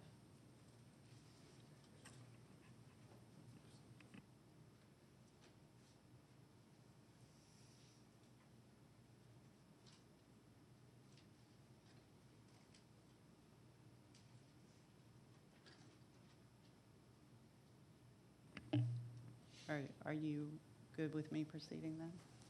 Or is there? Yes, please, if you have a motion. Okay, I do. Obviously, we're short a couple members up here, but we're going to fix that in short order. But I appreciate everyone's participation in this process. I think it's important, the public's participation, this board's participation, the council's participation.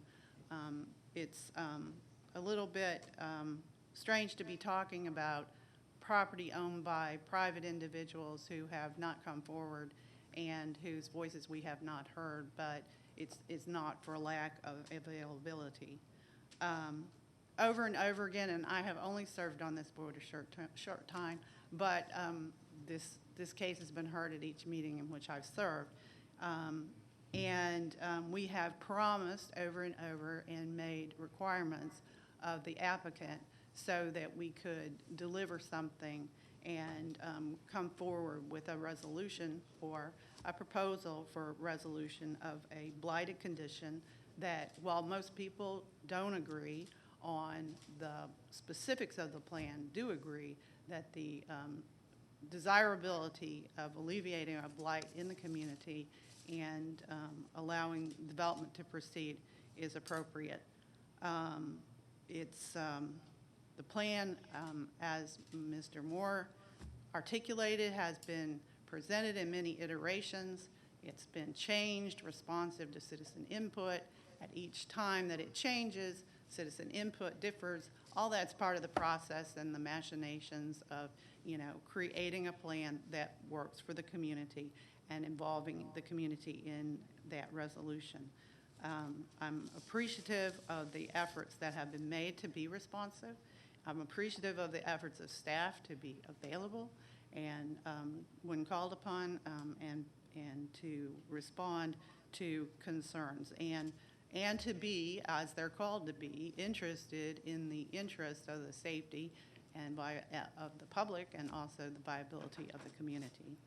I believe that issues that have been raised have been addressed sufficiently.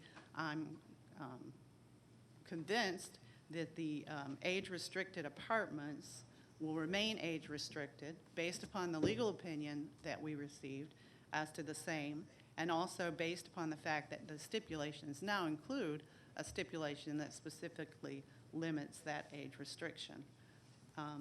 The developer really has agreed to restrictions that are greater than those that are imposed by the federal government.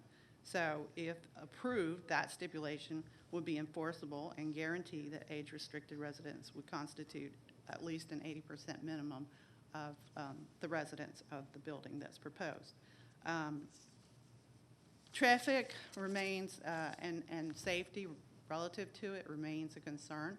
I'm very appreciative that an interested property owner stepped forward and requested a meeting, and that the commissioner facilitated a meeting with DOT and the owner and his counsel on site on Friday, and that efforts were immediately made to try and see if there is a resolution that improves this project and improves particularly the access at Kinjack and the flow of traffic.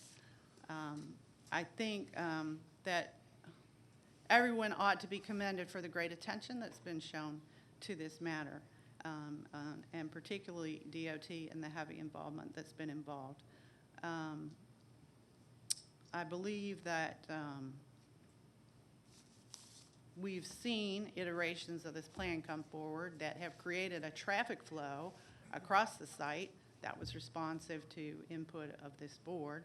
And then we've also seen development that has evolved in its concept based upon feedback that citizens were not interested in single-family residential development in the, apartment development in the area. And so it has been converted to other residential development.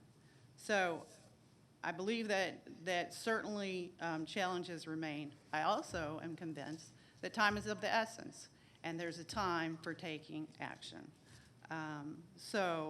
We have repeatedly promised the public and the applicant that there would be no further continuances in this matter, and we would not hold it again, but we would move it forward.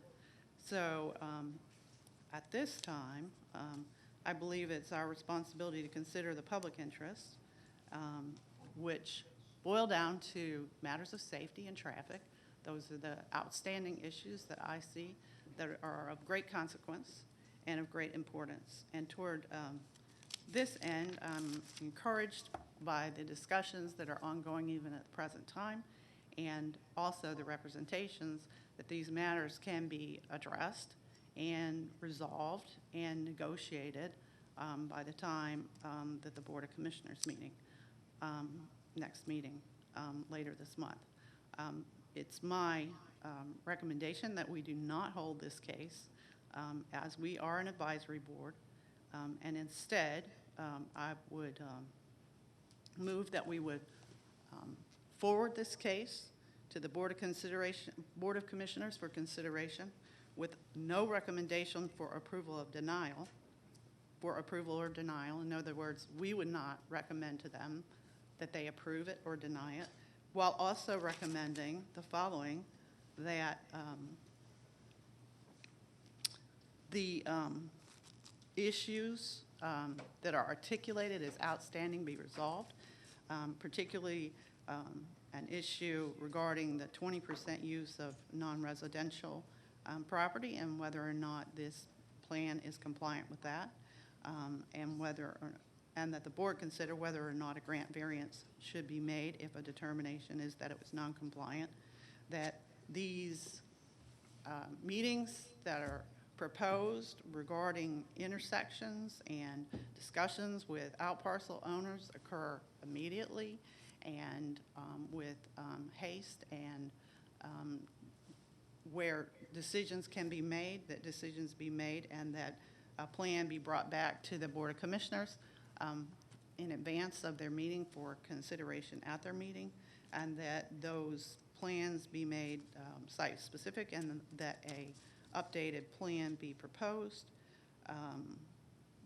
that if it's possible, that DOT engage in any proposed solutions as to intersection upgrades at either Post Oak Tritt or at Sandy Plains, and that the board consider this matter pursuant to all staff recommendations and revisions. And that would be my motion. Is there a second? I'll second that. Okay. Is there any discussion? I do have some discussion. You do not? No. First of all, I want to commend you for your excellent and hard work to bring about changes to this project to make it better. And clearly, what we're looking at today is significantly better than what we first saw here many months ago, back when the composition of this group was different up here. But the one thing I heard that was the most disturbing to me during the presentation, which I thought was an otherwise excellent presentation from the applicant, and that included some excellent elevations, which look beautiful, was that the applicant just doesn't want to spend any money to fix the problem on Post Oak Tritt. And let me first draw back and say the problem on Post Oak Tritt is not initially the applicant's making, but it's going to be exacerbated if the change requested by our Cobb DOT is not made. And then once that change is made, that is likely to do one of two things: either harm business for a neighbor, the McDonald's, or result in a lot of folks driving through this complex to find their way in a certain direction. And you know, I find either of those things a very suboptimal condition or solution.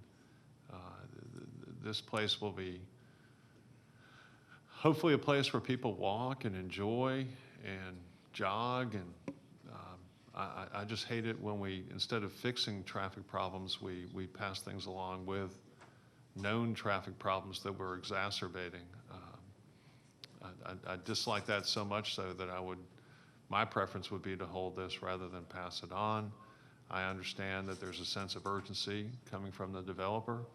I have heard today the developer is working, and the applicant is working closely with the owner of the package store to try to increase and enhance access to Kinjack, and that is great. I wish there was the same sense of urgency and desire to fix the problem that is already existing at Post Oak Tritt, rather than save a few dollars in what has to be a mega $1-million project, given the scope of this project.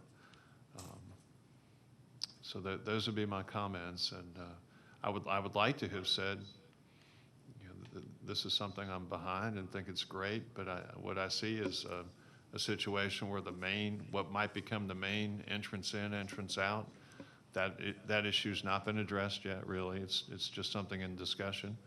And a second issue regarding traffic on Post Oak Trid is something that the developer thinks is not worth investing any dollars in, when I think buying as little as 50 feet in what is now a parking lot at a daycare center could go a long way to fixing that problem. I made these comments not to be cruel to the applicant, but because if we have our Board of Commissioners approve something, it would be my goal that the project have the maximum chance of succeeding. So those are my thoughts. And having said all that, I appreciate the excellent work the applicant has done to make this a better project for the community, and the hard work Commissioner Dance has done, and Commissioner Waybright as well, who's not here right now, had done earlier this year, when we really briefly didn't have a District 3 member of this panel. So I thank you for that, and those are my comments. Anything at this time? Okay, we can go ahead and call the question then.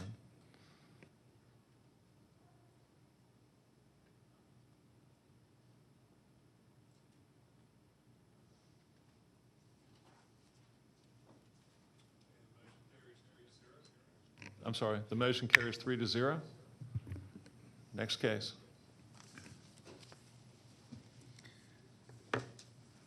Okay, rezoning case Z37, North Georgia Timber LLC, request rezoning from O&I to HI for storage and transportation of landscape material in land lot 1137 of the 16th District.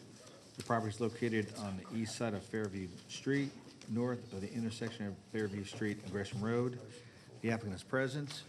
Is there anyone here in person opposed to rezoning case Z37?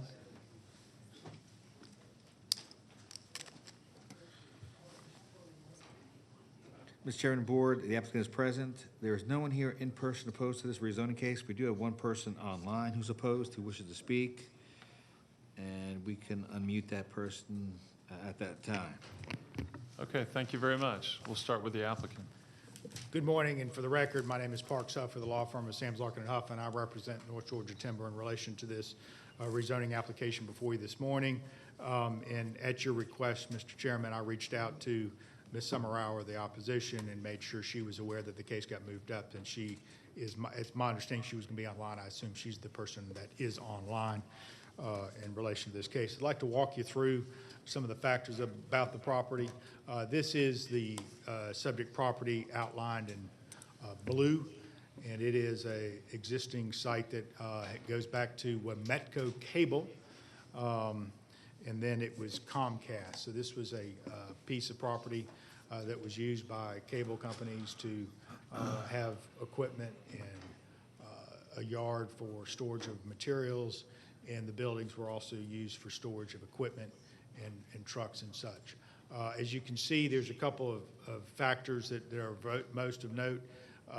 And the first thing I'd like to note is that to the bottom left, if you will, just slightly to the southwest of the subject property, that's City of Marietta, and the big building on the other side of Gresham Road is Tip Top Poultry.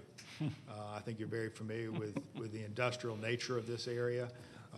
Most of it is in the city limits, but this is an industrial corridor with quite a bit of industrial in the area that dominates the features in the area and I think drive the discussion.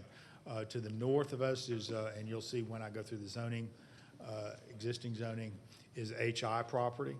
It's a automobile salvage yard, storage yard, tow truck, state cars there. I've had the pleasure of having gone there to get personal possessions out of a car that was wrecked. So very unfortunately familiar with that.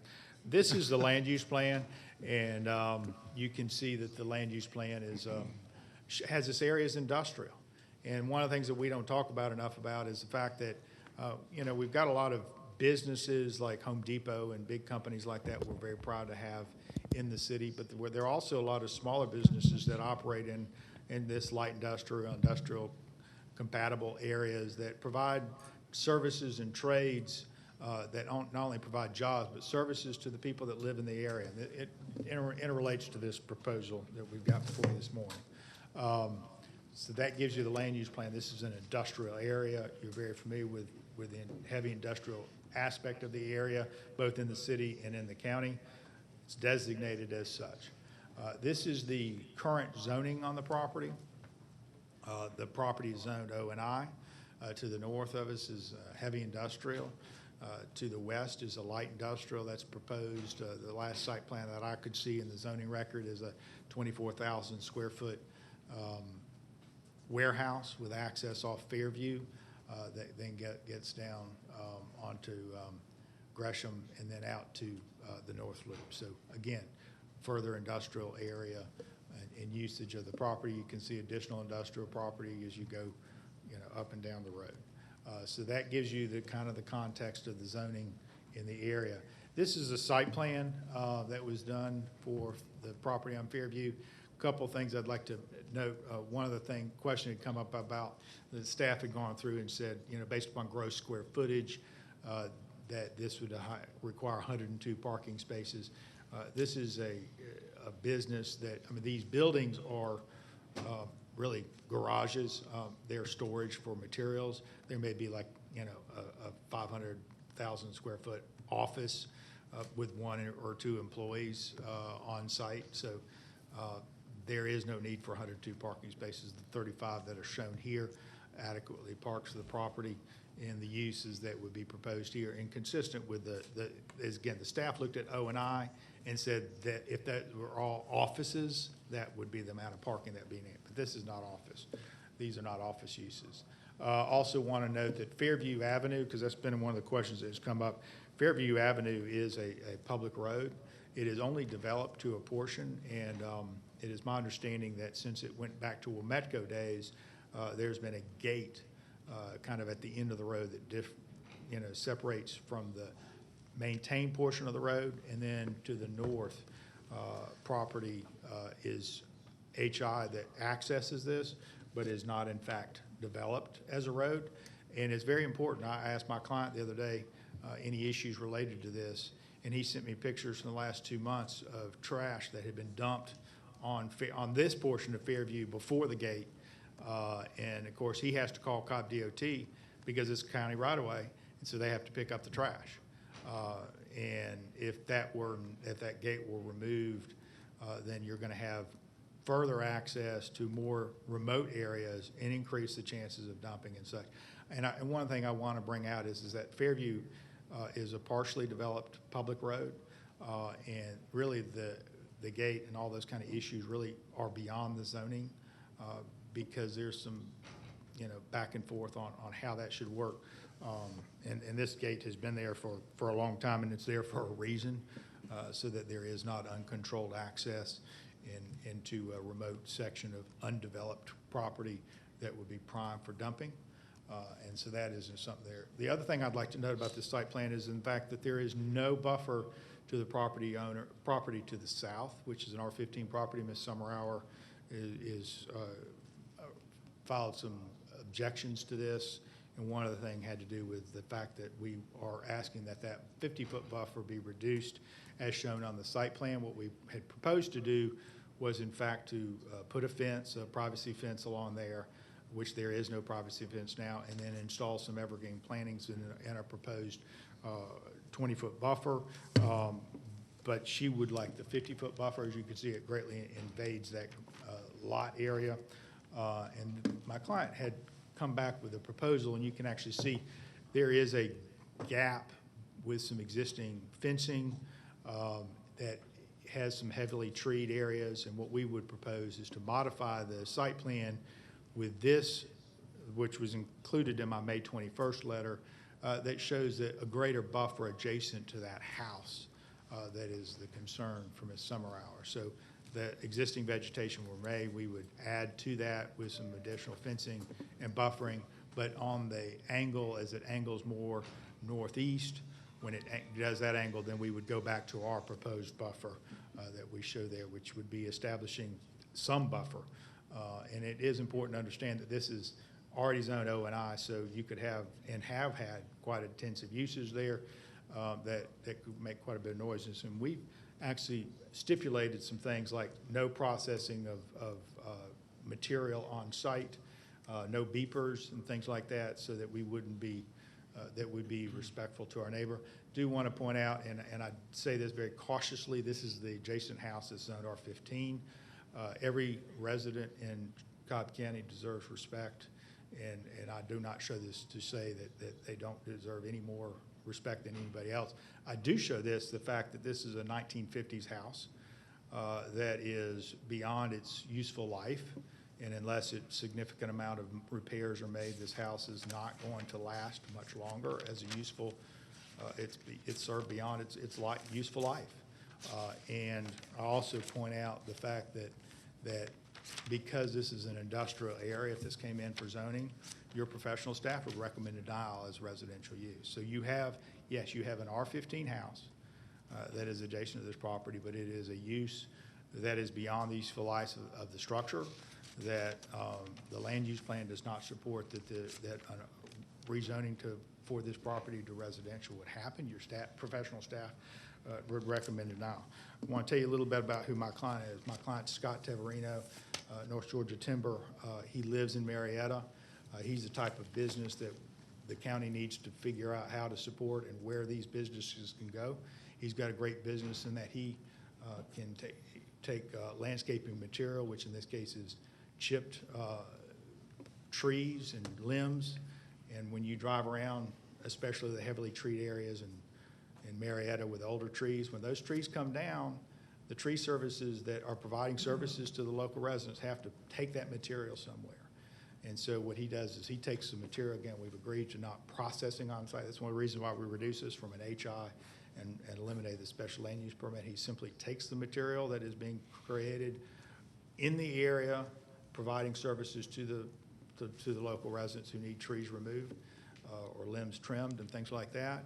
And then he resells it. In this case, his main purchaser is often the power companies that use that landscaping material for energy. So it's a green type project.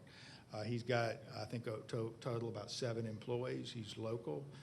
This is the type of business that we need to be supporting and making sure that we keep a place for them in the city, in the county, excuse me. Mr. Parks, your time has run. Oh, boy, I covered it up so I couldn't see it. Or Mr. Huff. Do you need another 30 seconds to wrap up? Yeah, just real quick. So, I mean, we'll be glad. I mean, the differentiation between what Ms. Summerhour is the buffer, and then she's asked for a limitation on the hours of operation, which we proposed 7 to 7, and she proposed, I believe, 9 to 5 or 8 to 5. But you know, our hours need to be what our businesses need, and our businesses need that 7 to 7 that we propose, and it's not unreasonable. The HI around us has no hours of limitation.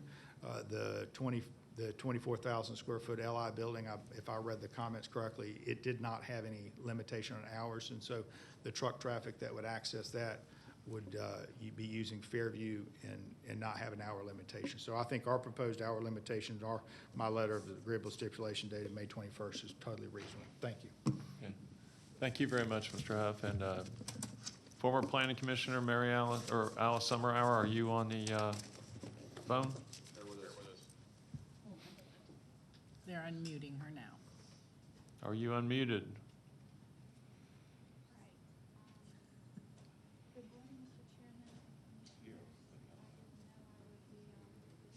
Is that her voice?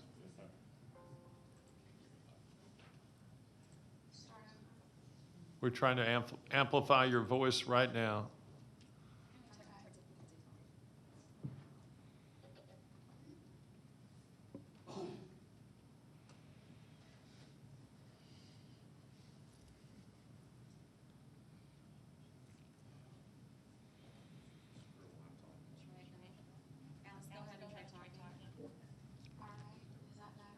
Can we put the microphone over there, or is that going to create a new problem?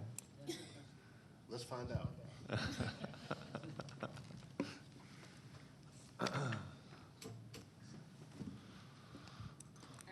Better? Okay. Good morning, Mr. Chairman and Commissioners. I didn't know I would be, is it working? Yes. Okay. I didn't know I would be on this side of a case so soon, but here I am. And I was not prepared to be the second case today, so forgive me if my comments are not concise.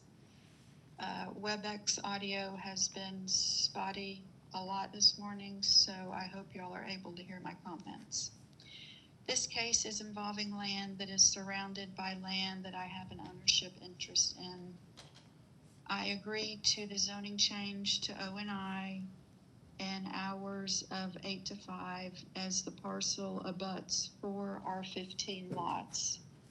And to protect the residents, I am asking for the 50-foot landscape buffer as staff recommended.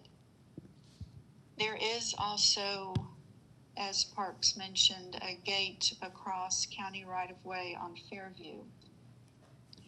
There is no agreement from owners on leaving the gate, etc., as is. So as we understand it, DOT will be recommending the gate be removed as standard DOT policy. Also, since this will create an unpaved road in unincorporated Cobb, that Cobb DOT will pay to have it paved to the landlot line.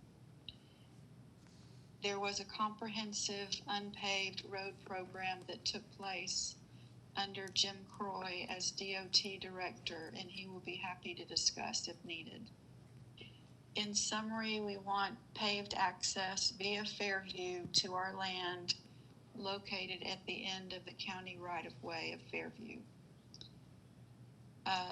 There is a house, as Parks mentioned, adjacent to the side, and it needs to be protected from this commercial business, and staff has recommended the 50-foot buffer from this development, and we are in agreement with staff analysis.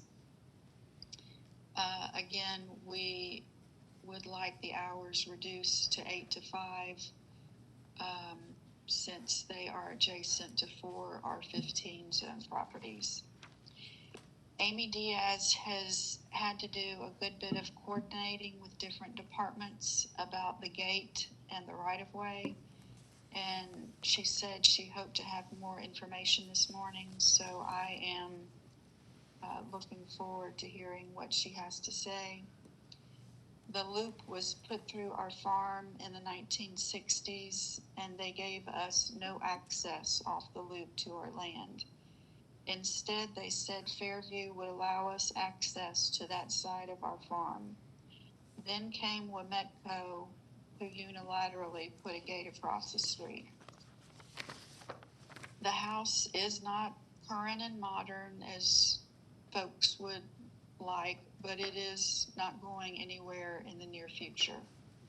And people have been dumping on that street and on both sides of that street on my land and across Fairview for years. It's not a new problem. It's not going away. It's just a fact. I've get concise, and I think that concludes my comments.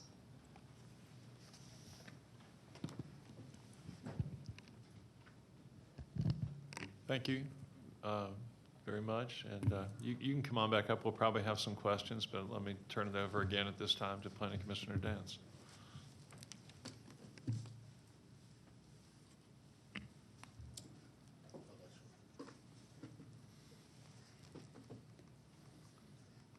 So just to summarize, Mr. Huff, that there is a general agreement between Ms. Summerhour and your client as to the rezoning. There's no issue as to the rezoning. Is that your understanding? That is correct, and I think Ms. Summerhour misspoke when she said zone to OI. We originally asked for HI, and then she'd asked that we consider if we could get it to LI, and we did redo the application to LI, and so that, yeah, I believe that's correct. Okay. And I do want to point out the staff actually recommends it subject to our site plan, which has the reduced buffer. Okay, and so the only two outstanding issues are the hours of operation, the buffer, from your perspective, that are between these parties, is that right? Yes. Okay.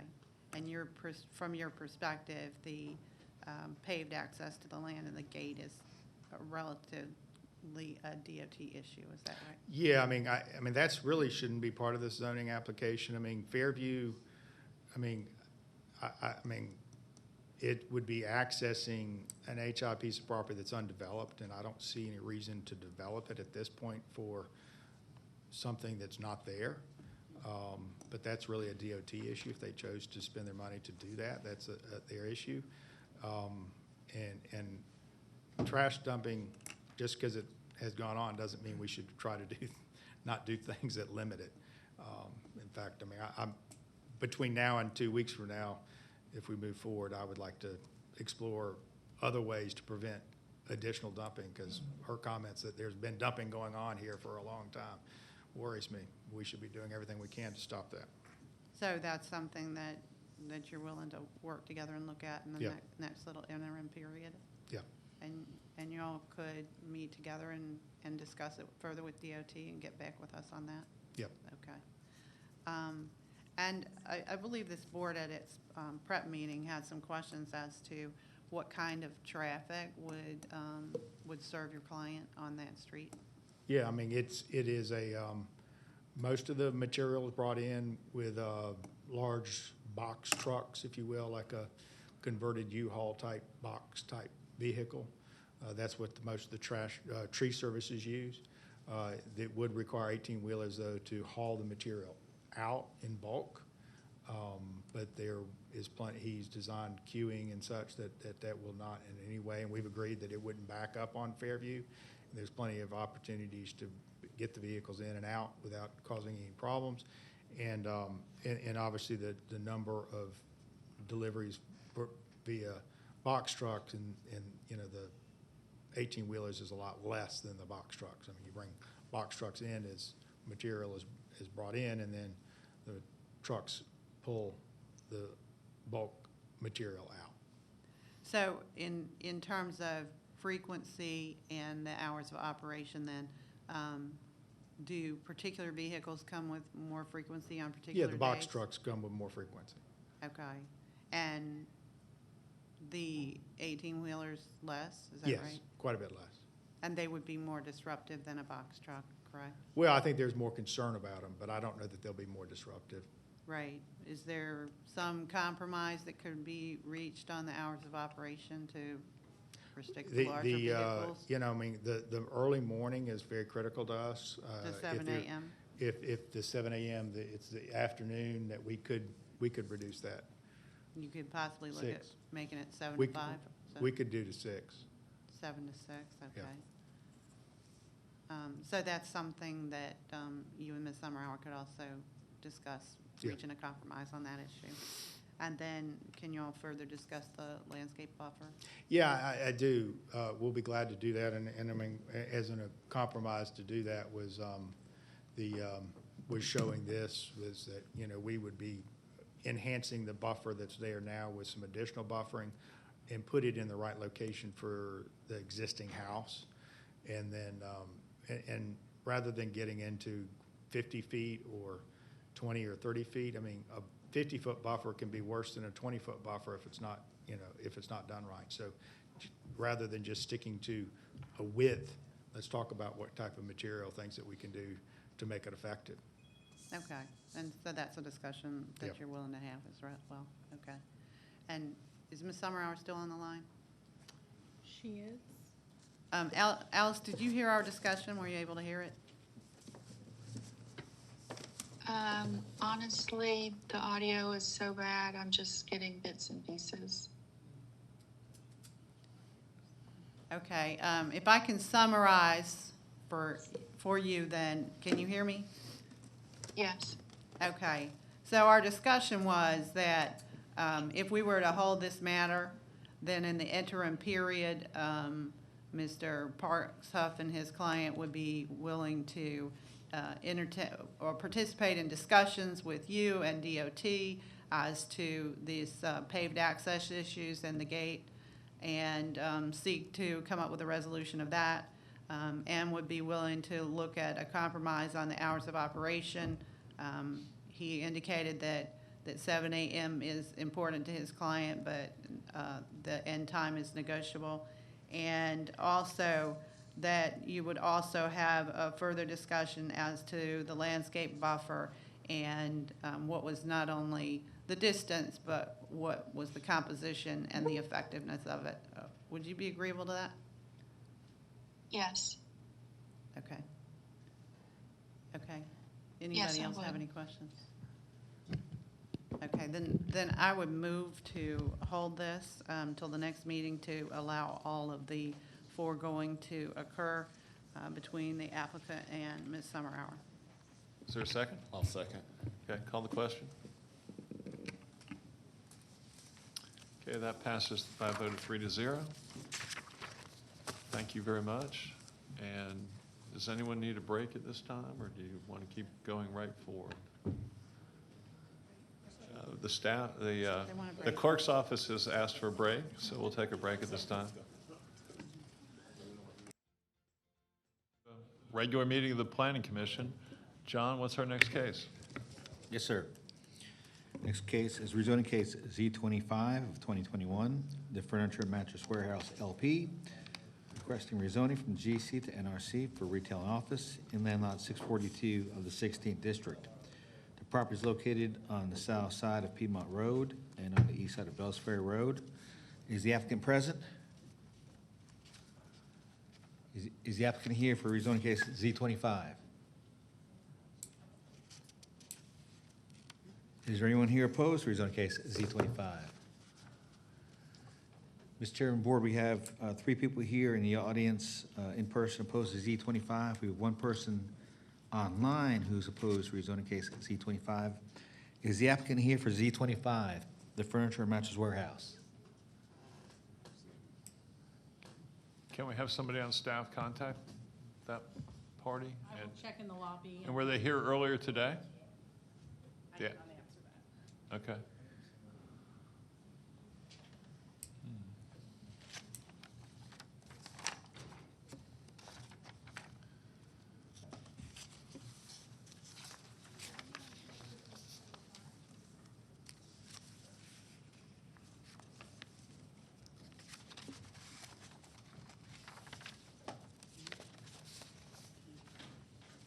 Sure.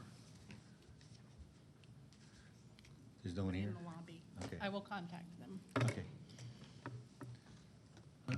John, can we have somebody on staff maybe call the applicant? And Yes. Jeannie's going to try to reach him. Okay. So we'll put that one on hold right now and move on to the next case. Okay.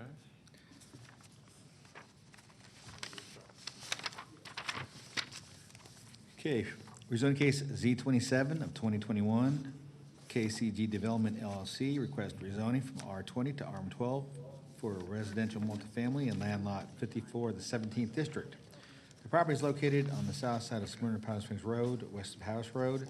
The applicant is here. Is there anyone here opposed to rezoning case Z27? Please raise your hands. We got 4.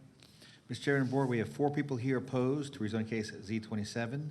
We also have 1 person virtually opposed who wishes to speak to rezoning case Z27. So at this point, I would ask all those who want to address the board in person, please come forward to be sworn in.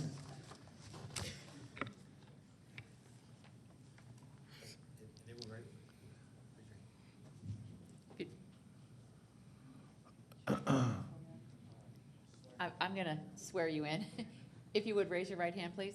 Do you swear or affirm to tell the truth, the whole truth, and nothing but the truth, so help you God? Thank you.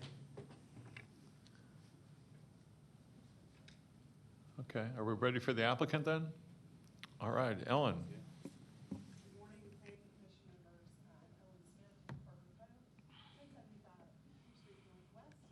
Suite 1500, Atlanta, Georgia, and I think, have microphone. So I'm Ellen Smith. It is my pleasure to represent KCG Development, the applicant with respect to this application. We are seeking to rezone an approximately 9.9 acre parcel from R20 to R12 to allow the development of this property for a multifamily community. Joining me today is Carla Burke. She's the Vice President of Development for KCG as well. Just a little bit of background, you can see this parcel highlighted on the tax map that's before you. Again, it's an approximately 9.9 acre parcel. It's located on the south side of Smyrna Powder Springs Road, directly to the east of Burney Elementary School. It's zoned R20. It's surrounded by properties to the west and south that are zoned R20, although that's a little bit of misnomer because, of course, Burney Elementary, while zoned R20, is institutionally used and has been for a long time.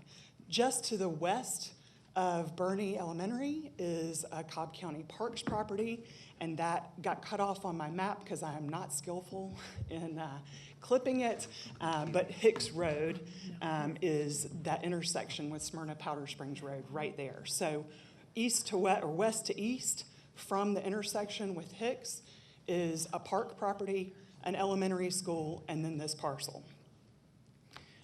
This property and the proposed use for multifamily offers a transition between institutionally used property owned by the Board of Education and the county and single-family projects that are to the east and across the street.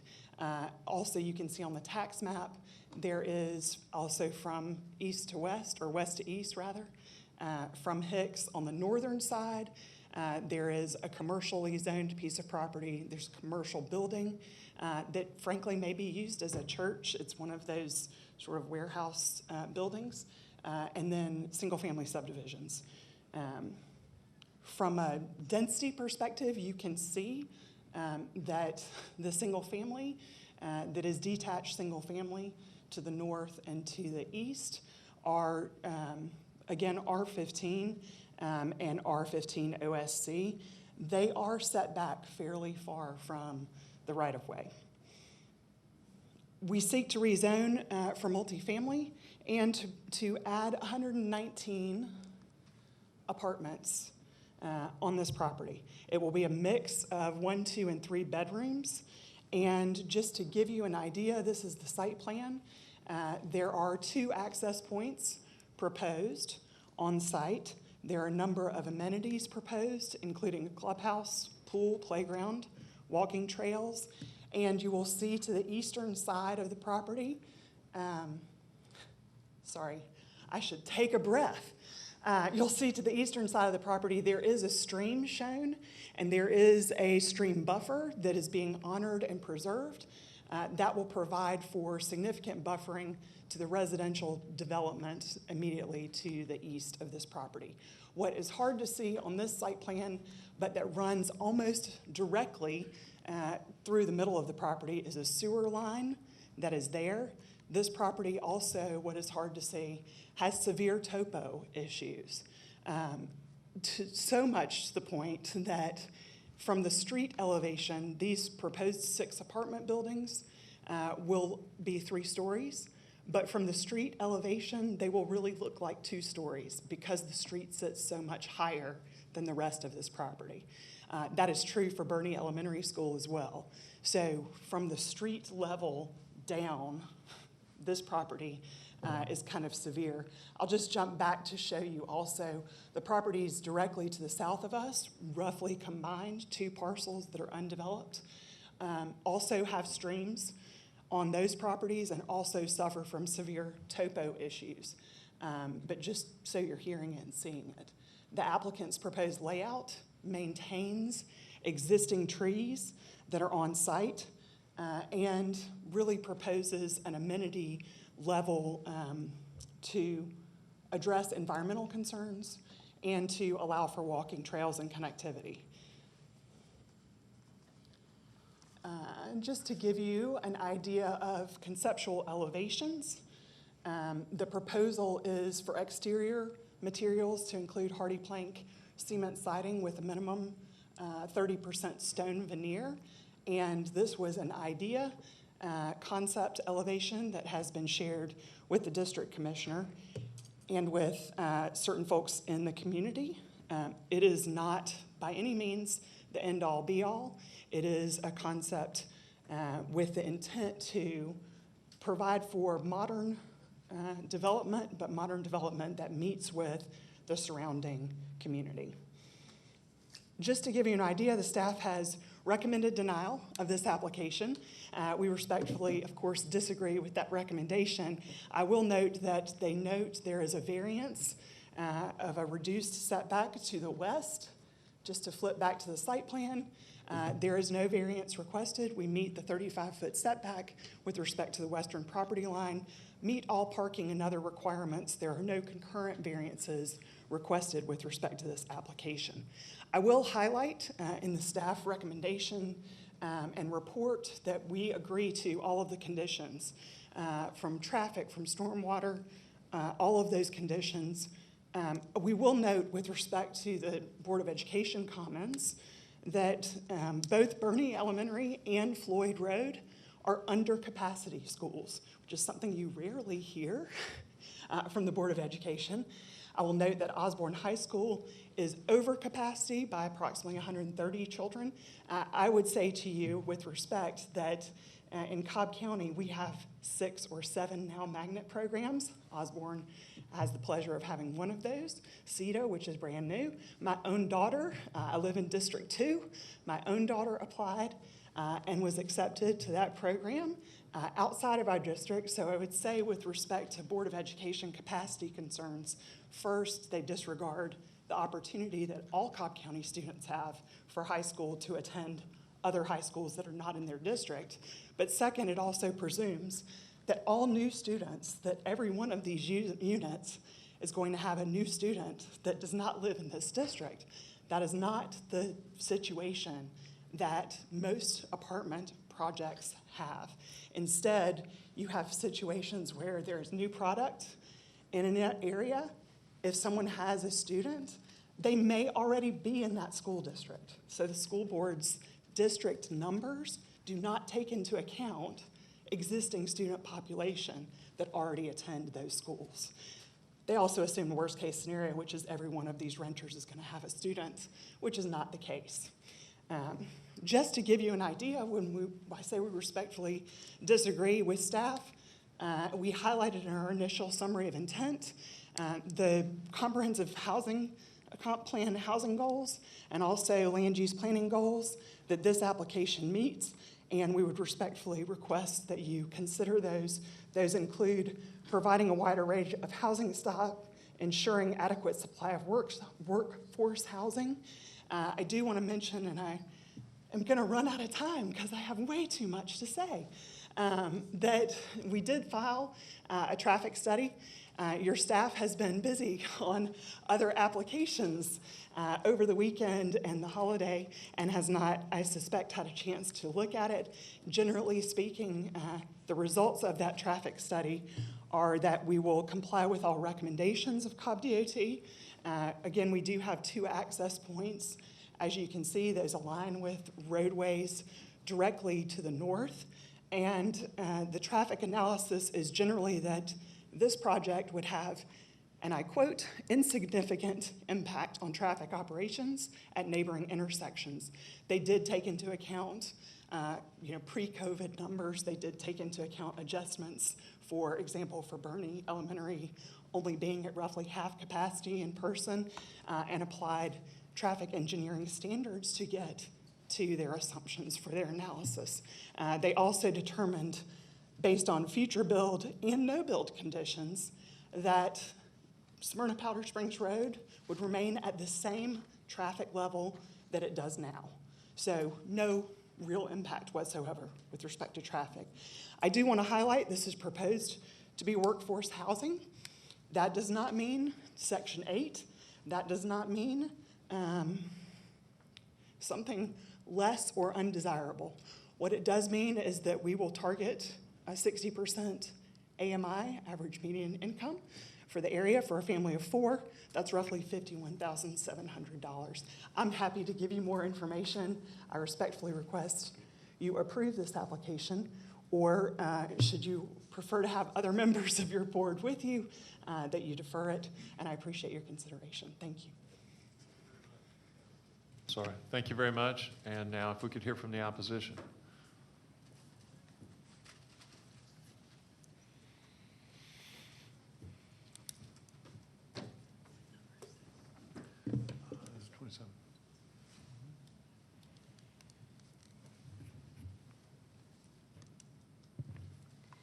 morning.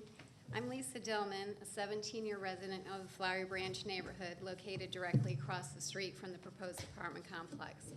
Flowery Branch is a covenants-controlled neighborhood consisting of 81 single-family homes that were built in 2003 to 2004.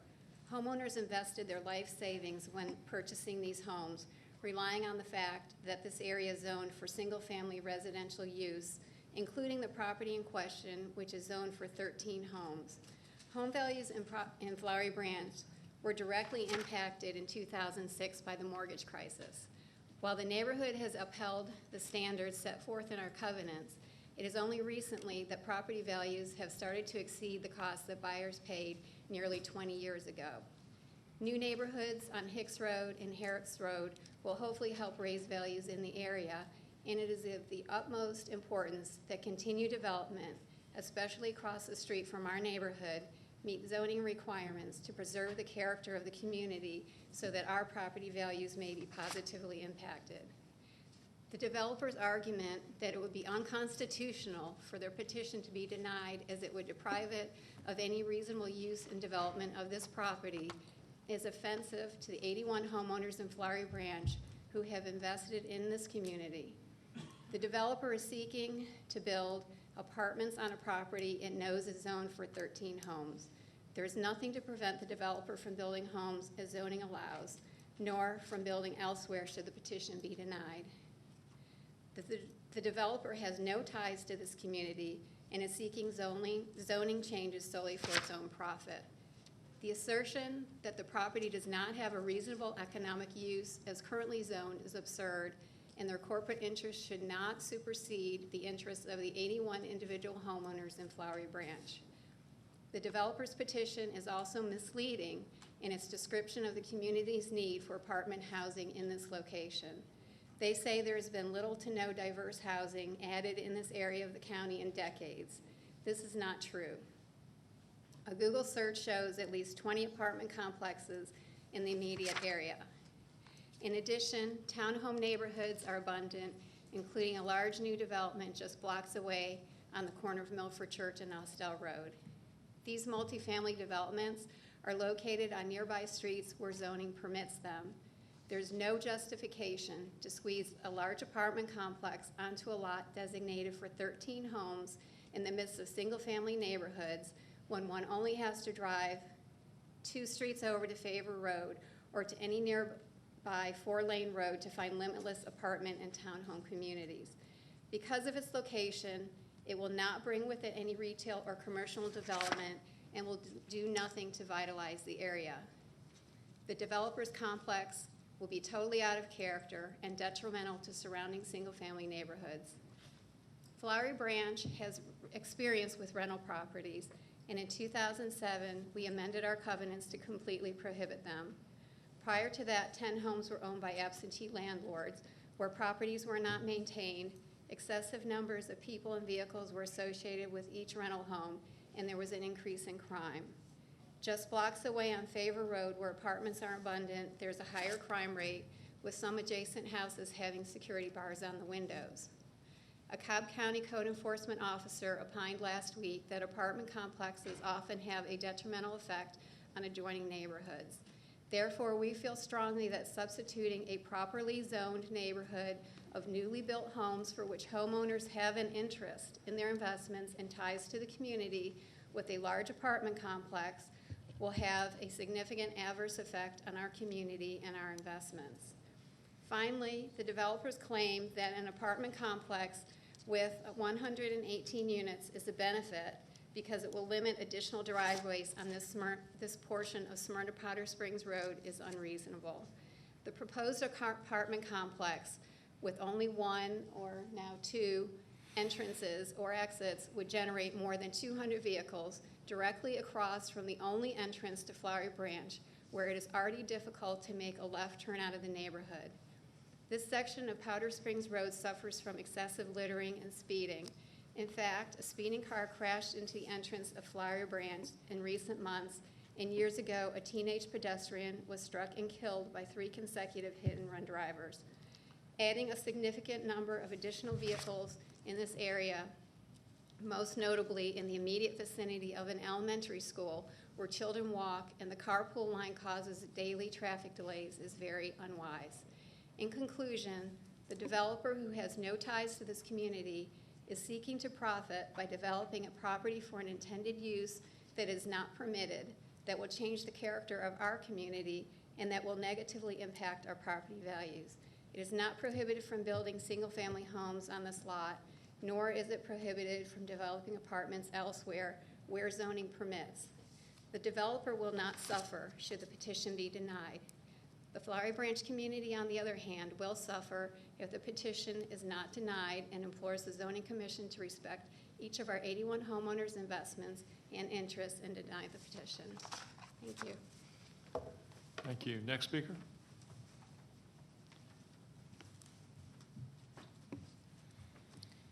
Good morning. My name is Alicia Gibson. I too am a resident of the Flowery Branch subdivision that is directly across the street from the proposed parcel. I'm also a parent of a student at Burney Elementary School. I have many concerns. I'll try to be as quickly as possible.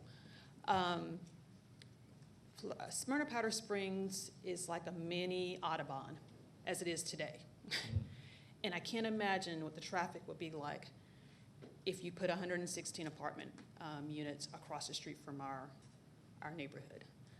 It is already difficult. I'm very concerned about the kids who are trying to walk from our neighborhood over to the school, which is literally across the street. And if it's already busy now, imagine adding another, even if you say 1 car per apartment unit, that's another 100 cars coming out on a 1-lane road. It's 1 lane on one side and it eventually becomes 2 lanes. So you have additional traffic from that perspective, which is already dangerous. There's a mention about Burney Elementary School being under capacity, where they just, as Lisa indicated, there is a housing that just was added at the corner of Austell Road and Milford Church Road, and then also they just built some houses at the corner of Floyd and Hicks that would impact Floyd Middle School as well as potentially Burney Elementary. So you probably haven't taken into account that there are going to be additional parents and kids that are going to be going to those schools, if that is truly concerned, that they're worried about the schools being under capacity.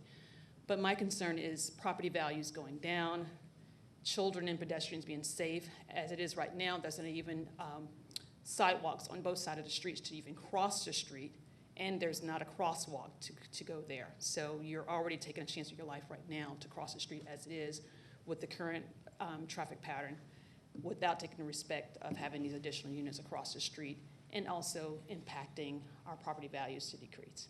So thank you for your time. Okay, next speaker. Are there any more speakers for the opponent? All right, then that will close the. We have virtual speakers. I apologize. The first virtual speaker is John Williams. It's not letting me unmute him. So he may have disconnected. Hello, can you hear me? Yes, we can. John, you're unmuted. Okay, good afternoon, everyone. Good afternoon, Chairman, Commissioners, and everyone there. Good afternoon. Can you hear me? Yes, sir. Okay. Yes, my name is John Williams. I live off Sandhurst Way in Marietta, around the corner from where proposed apartment complexes are. I am against it, and I've spoke to Ms. Smith about it before, and my reason is because in the area, we have 58% rentals already. We don't need another apartment complexes. Part of the school's demise, education system, and our property value demise is the school system. With 58% rentals and more, you have a higher transient rate. And the income level she's talking about, people be moving in and out whenever things get bad for them. Also, the area, again, like everyone keeps saying, especially Ms. Dillman, the area is zoned for residential. It's for homes. We're a walking community, although we're trying to get sidewalks added, but we're a walking community. We don't need more apartment complexes. It's just that it would be devastating to us. We don't need, and I'm glad that it's recommended for them to be denied. So I've spoken to the commission, my commission about it, and I've spoken to Ms. Smith and her group about it already also. So you know how I feel about it, and it's not good for our community this time. So that's my take on it. Okay. Thank you for your time. Thank you, Mr. Williams. Is there another speaker? Yes, our final virtual speaker is Travis McComb. Travis, you're unmuted. Okay, thank you. Good morning, Mr. Chairman and fellow commissioners. Approval of this petition will cause concern for Cobb County School District as a result in an impact on enrollment of one school already over capacity. Thank you. Okay, thank you.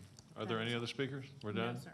Okay, that closes the public comment portion of this case, and Planning Commissioner Stephen Vault will lead the discussion. Thank you, Chairman. Can I, before I go to the applicant, we've heard a lot about traffic. So Amy, can we get you to come on? Amy Diaz, please.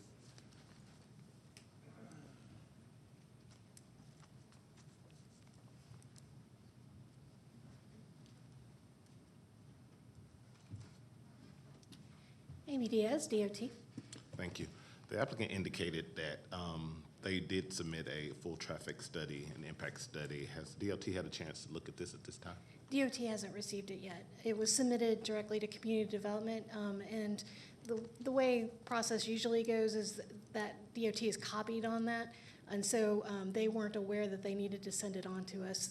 I have spoken to the development's representative, and she's going to make sure I get a copy of it today. Okay, so you'll get it today, and then what's the normal turnaround time for you guys to get a chance to review that? We asked for at least a week. I believe that everybody that needs to do the review, with the exception of the district engineer, is in this week. You know, so it's a vacation week, so there's some people out. So I believe we should be able to turn around in that time period. Okay, and then while I have you, let me ask you just a couple of questions.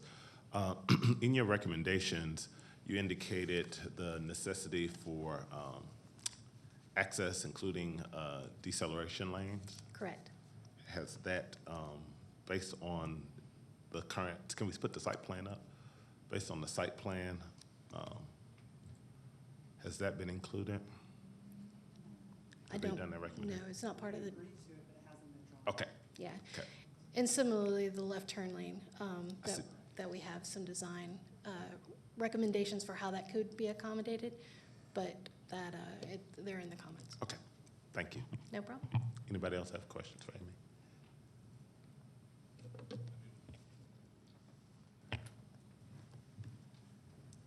Now, Ellen, can I have you back?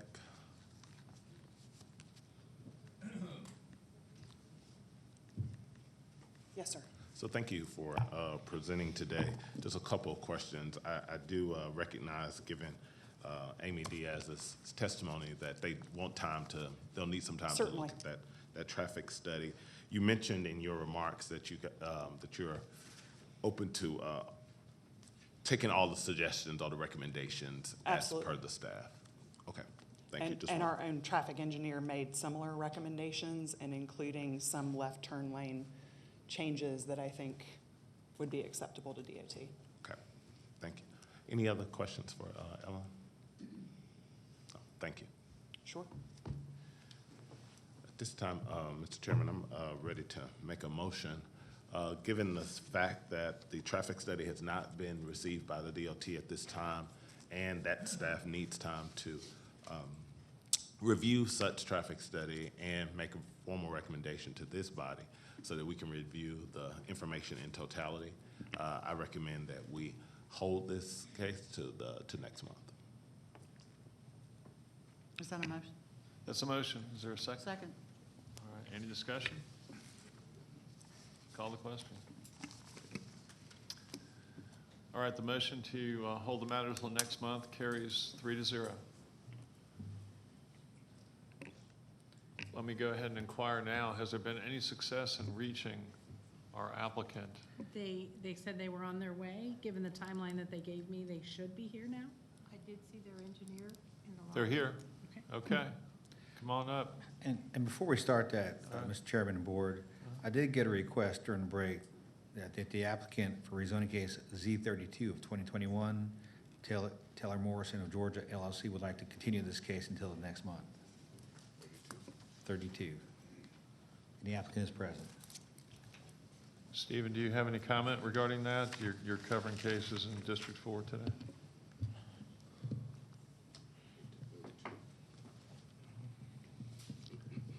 Did you say 22 or 32? 32. 32, I'm sorry. Let's see. Well, they're all going to be yours shortly.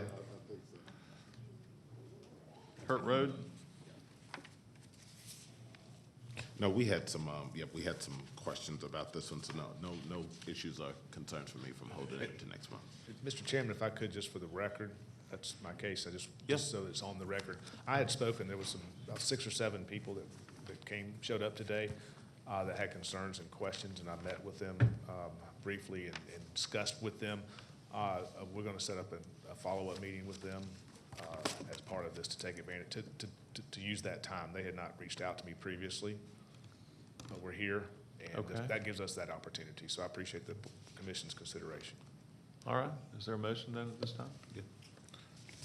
I move that we hold case Z32 until next month, Second? Continue. that we continue that. That's fine. Per staff's request and comments and per motion and second, we'll go ahead and call the question. And that matter will be continued. Z32 will be continued to the regular July meeting. Thank you for that Thank consideration. you, counsel. Okay, go back to case Z25, correct? Okay. And, as a matter of housekeeping, did the board want to decide when they're going to take a lunch today so everyone else can plan their day out? Right, yes. We'll be taking lunch after this case. Now, the only thing those of you who leave the room now won't know is what time we started our lunch break. So to be safe, why don't you plan to be back here by 1:30? I won't call another case till 1:30 because I do anticipate this taking roughly half an hour. Okay. Thank you. Okay, rezoning case Z25 of 2021, the Furniture Mattress Warehouse LP requests rezoning from GC to NRC for retail and office in land lot 642 of the 16th District. The property is located on the south side of Piedmont Road and on the east side of Bells Ferry Road. Earlier, there was 3 people here in opposition and 1 virtually opposed. Would the applicant in opposition please come forward and be sworn in?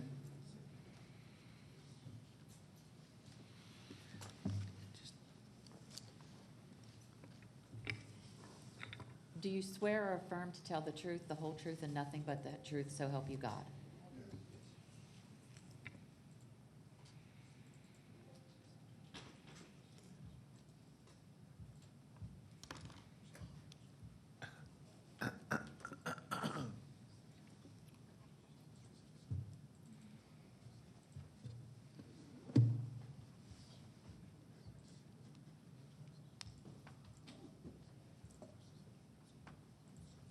We're having a little technical issues. Bear with us, we'll have this up in just a minute.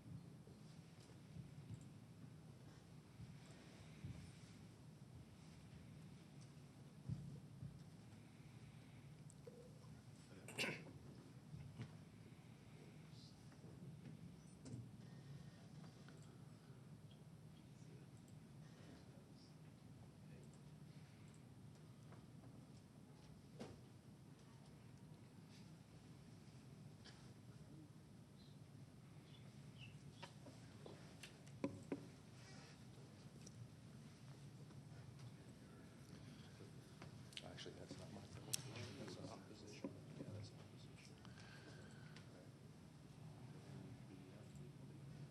I received it back this morning when it was received. That's me. There you go. That's it. All right. There you go. Excellent. Oh, you're fine. Thank you. All right. Good afternoon, or I guess it's still morning, everyone. Thank you for your time today, commissioners. So As you know, this is a continuation from before.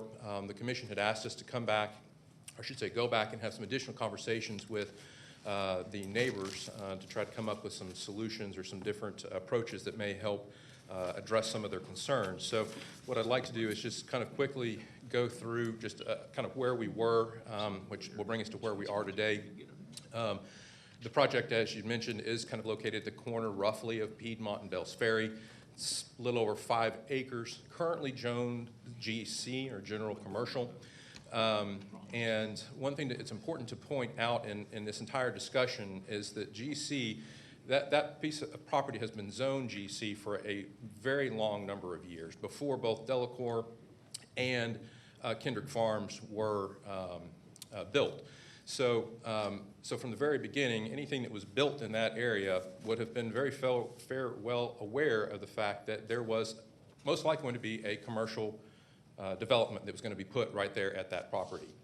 So this is something that was well known by any potential property owner at the time. The reason why we're actually here today to actually request rezoning again to another version of a commercial property is simply because we're required to by the policy guide from November 27th of 1990 that required us to come before you to rezone. So we are simply asking to go from an old commercial zoning to a new commercial zoning. This is a site plan. The site plan is still essentially the same. The basis of it is really quite simple. We've got on the Piedmont side a commercial building coming back kind of towards the back of the property, making the L. We have all retail and different commercial uses, bending the L around into another separate commercial building. In addition to that, we have a car wash that's kind of almost in a, I guess you would almost say, kind of separated out in an out parcel by the private road that cuts the property roughly in half. So during our conversations with the community, there was a number of questions, but they all kind of fell into a couple of different categories. One being, how will stormwater be affected, impact on traffic, what kind of sound is going to come from the light automotive section, what type of businesses would you expect to have, and what would the look of the development be for my home? Obviously, the people who are bordering up to from Delacour and from Kendrick Farms. So kind of briefly address each of these from a stormwater perspective. There's actually going to be quite a bit less stormwater that's ultimately going to be affected for the property for a few reasons. One is the county's new requirement that fell into effect in January, requiring to stay on volume, the first 1 inch of rainwater can never leave, so we actually have to infiltrate more water and can't allow runoff. As we talked before, we're actually going to be reducing the slopes quite substantially on the end as you approach Piedmont, which reduces the velocity of stormwater running down that slope going towards Delacour's neighborhood.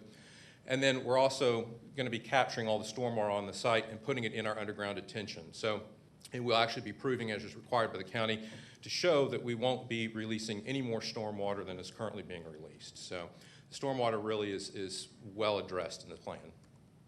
From a traffic perspective, we're well below the traffic threshold that even required any type of traffic study.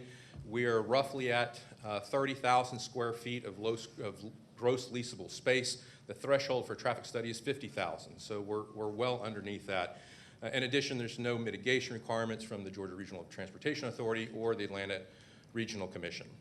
So really, the overall impact of traffic should be quite minimal. Also considering the fact that they are both retail and commercial businesses that will be operated generally throughout the day, which most likely will help avoid any mass impact of traffic either in the morning or in the evening.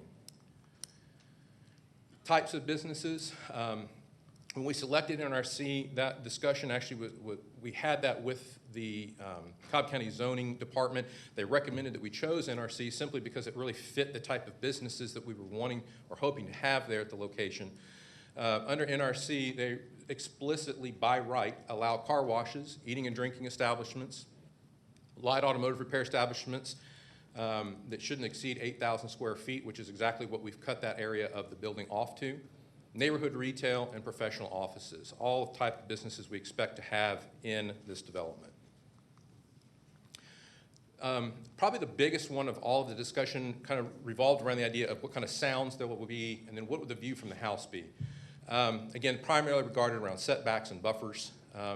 One of the things that we made sure that everyone understood that was actually, and we'll discuss kind of a concession from the owner, was that we don't have any type of pull-through doors in the automotive section.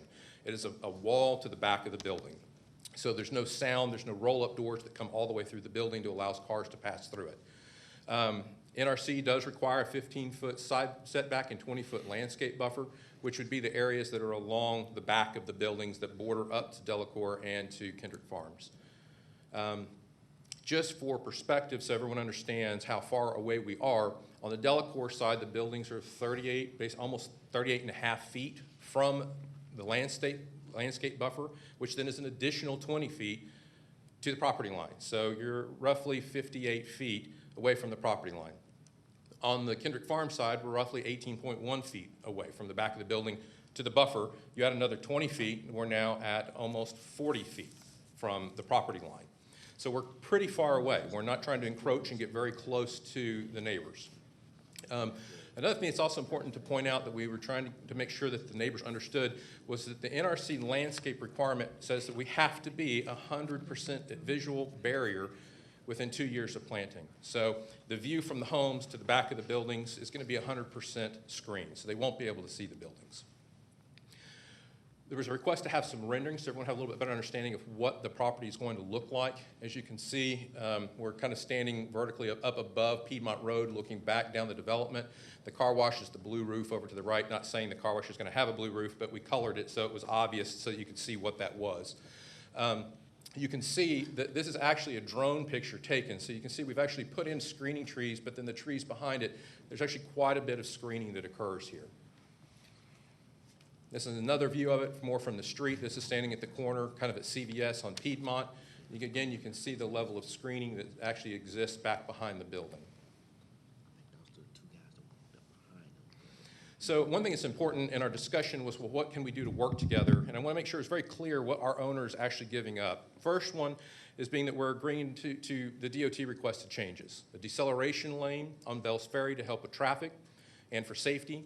An internal sidewalk on our private road that will connect from Bells Ferry to Piedmont, giving pedestrians a nice, safe place to walk that's not out on the busy streets. And we'll be updating the entrance on Piedmont. Again, one of the things that I mentioned earlier that is really important to understand, it doesn't seem like it's a big give, but the owner is willing to not put the drive-through doors on the back of the lot automotive, which really is a big hindrance to him. It makes his shop much less effective, much less efficient, sorry, not effective, but efficient, and that you can't double stack cars because you can't get throughout the other side. So you've actually reduced the amount of work that can be done in any given hour of the day, just to help reduce any noise concerns. The other part of it, and this is actually probably the biggest give that the owner is giving to help increase the buffer distance, is that we're actually giving you more than the actual setbacks required, from the landscape buffer to the building. So if you look at how much we're giving up in square footage that would be leasable, it's almost 15,000 square feet of leasable area that the owner is giving to the neighbors to get further away from their homes. Really what that boils down to economically is about $375,000 worth of annual revenue that the owner is giving up to try to be a good neighbor to the two neighborhoods. This is a pretty substantial amount of money, especially given the relatively small size of this development. We believe it's a pretty big offer, and not real sure how else we could help in getting any further away from the property lines. A couple of other items just very quickly. Delacorte, when it was designed, actually did have a 10-foot undisturbed natural or landscape buffer and a tree save area and a 30-foot rear setback from the back of the homes to the property line. So this basically means that their homes are 88.6 feet away from the back of our building, which is a pretty far distance. Also, it is hard to tell by looking at the actual neighborhood whether or not that was actually done, whether it was there actually is any type of buffer or undisturbed area in there. If you look at the requirements for R4 zoning, it does say that the buffer has to be maintained for screening purposes, and it's hard to tell whether that was actually done or maintained. It doesn't look like it was. On the other side, we're at roughly 68.8 feet from the homes. There's also a 20-foot landscape buffer on the Kendrick Farm side. And the same exact situation with RZL zoning, is it has to be designed for screening purposes. This is an idea of what it looks like. This was taken yesterday, and what it looks like from the city, or from the Kendrick Farm side. give you an idea.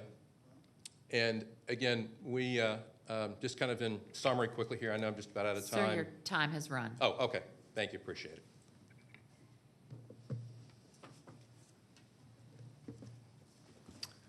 Okay, let's hear from the opposition.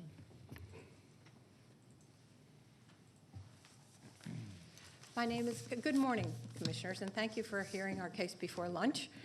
We really appreciate it. I'm Diane Shepard. I'm speaking on behalf of the Bells Ferry Civic Association. And because the applicant was not here in a timely manner, we lost one of our most important speakers. The HOA, represented by Kendrick Farms, represents people within 1,000 feet who have specific property rights. And what they have done before Mr. Rooks left was to turn into the deputy clerk a petition from everyone in their neighborhood in opposition to this. They have signatures from every single person in opposition who was available to sign. There are people who are not in town or are not living at their property currently, and by telephone they have said they voiced their objection to this. So we would like to go on the record for that, and I will speak my speech, and then the Delacorte community, which also abuts, will speak. If there's time left, I'd like to address the Kendrick Farms objections.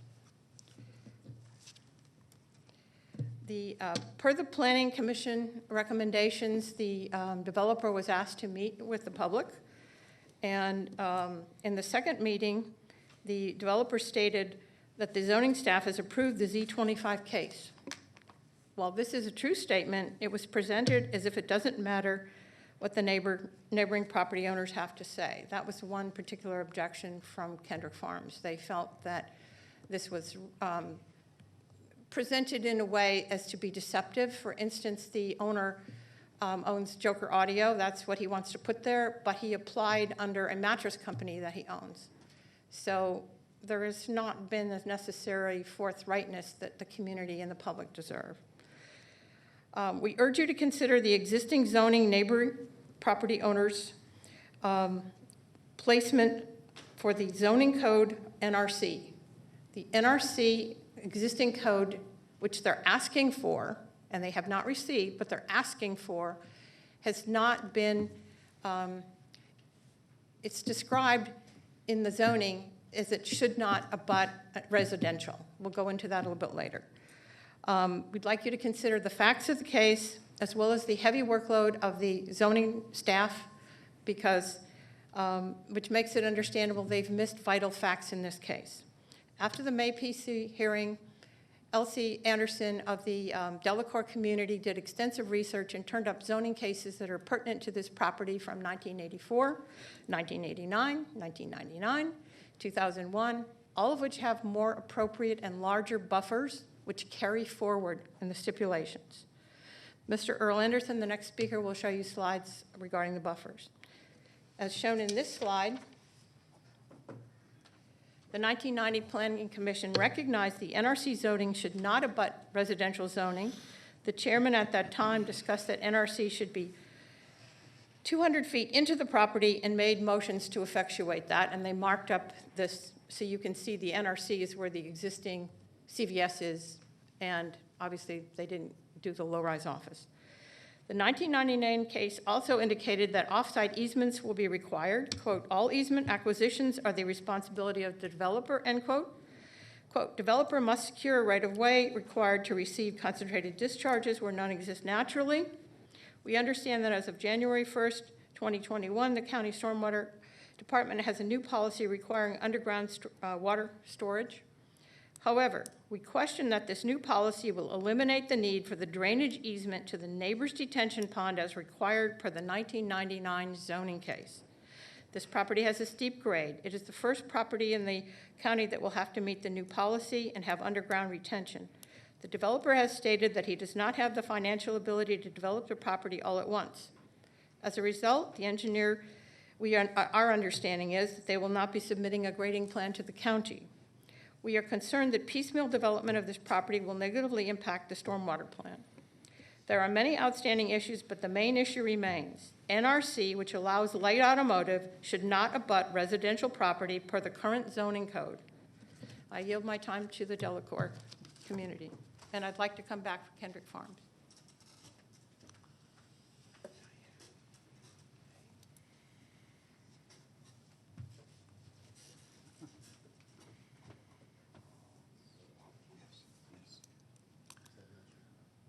I'm sorry? Oh, yes, it is, but I didn't give it to him. Okay. All right. We'll see what's on there. Thank you, commissioners, for your time and input. You've been invaluable for us in understanding the zoning process. We tried to be understandable and solution-oriented participants. We are asking you to deny the applicant's proposal and of Z25. At the previous PC meeting, the developer was instructed to get together with the homeowners and entertain good faith discussions about the development and try to reach some mutually agreed upon stipulations. On Friday, May 14th, one of our neighbors received the developer's letter announcing a meeting on the next Monday, May 17th at 3 p.m. Most of us, including our HOA president, received empty envelopes. Despite the late notice and at a time during work hours, a few people were able to attend. The meeting began with a presentation of the site plan, a number of drone pictures and renderings that were not to scale. These were appreciated, and the aesthetics of the development were well received. Changes. While sidewalks were added to the plan, no other major changes were made. They did not provide elevations or viewscapes or as instructed per the previous meeting. They mentioned no agreement with stipulations. When asked about stipulations, the additional landscape buffer, the response was no, but we can move the building closer to your property on the next site plan if that is what you want. Slide 2. Thank you. This was seen as threatening and intimidating to our residents. The development team then attempted to claim the privacy issue with the neighborhood was with our own buffer and fences being in poor condition. This ad hominem attack was unfounded as RA4 requires no barrier on a property adjacent to GC.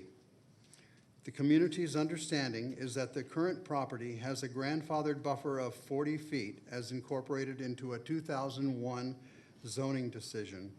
We are asking for that 40-foot barrier to remain as it has for 20 years. The developer wants to cut it about in half. Our residents perceive this meeting as unconstructive and not solutions-oriented, despite the misleading picture painted in the letter the developer sent to some of our residents last week, again, leaving off many community residents.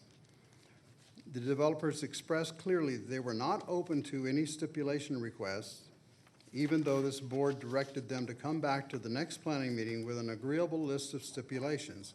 We are curious as to where that list would be. Most of us left the meeting shocked at the developers' lack of cooperation and threatening comments. Therefore, community of concerns remain around the buffers, intensity of certain aspects of their business and appropriateness of such intense activities adjacent to residential communities as multiple air compressors running, customers testing out their audio systems throughout the day, 6 days a week at least, from 10 a.m. to 8 p.m. These concerns center around the only confirmed tenant of the development, the light automotive business. The retail portion is not of concern and is welcomed by the community. While the development team expressed an intent to do many nice things for the community feels that if this is true, they would be willing to codify the same in the stipulations, which they were not. 3 specific concerns that affect our right to privacy, peaceful enjoyment of our private property, are imposed by the applicant's only proposed occupant, Joker's Audio. First one is operations. Initially, we were informed they did not install tires, hold car shows, or make noise. At the May 17th meeting, we were told that the tire installation is only a small part of what they do, but it is part of their business. This business is too intense for residential areas. Slide 3. Thank you. Installations. We have been told that all installations will be done in bays behind closed doors. You can see the doors open on the previous one, I think. Sound. When concerns were expressed about sound coming from their shop, we were told sound would not be a problem.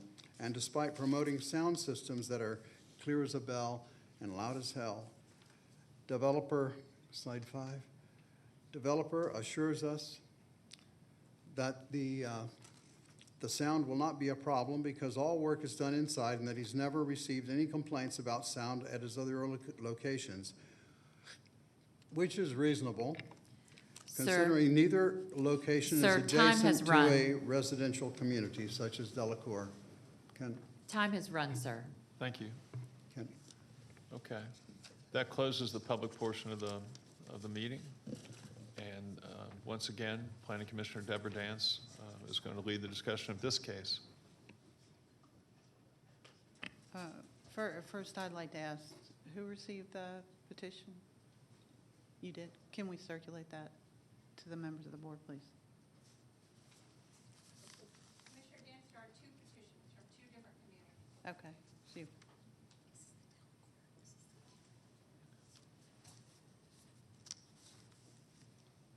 If you just give me a moment.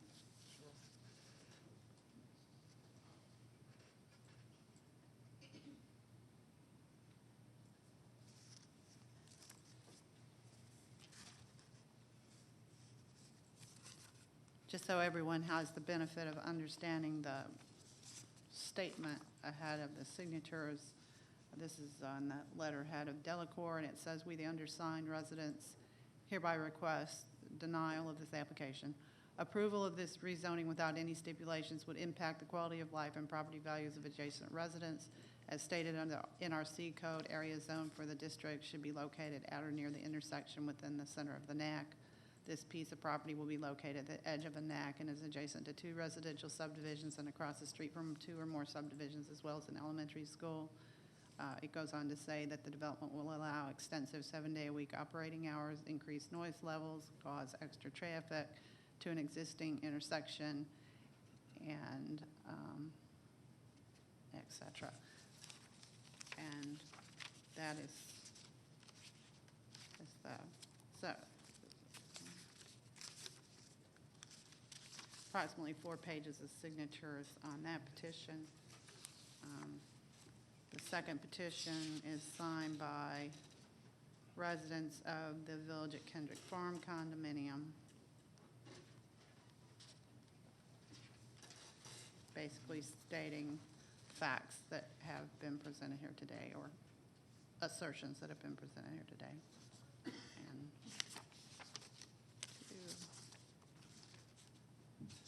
it contains 4 pages as well. If I could have the applicant's representative step up again, please.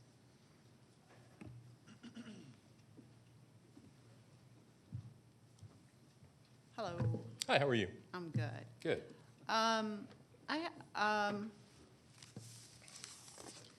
guess I would like to know your response. There's some disconcerting statements that have been made here, and it sounds as if we've gone in a reverse direction instead of forward since our last meeting.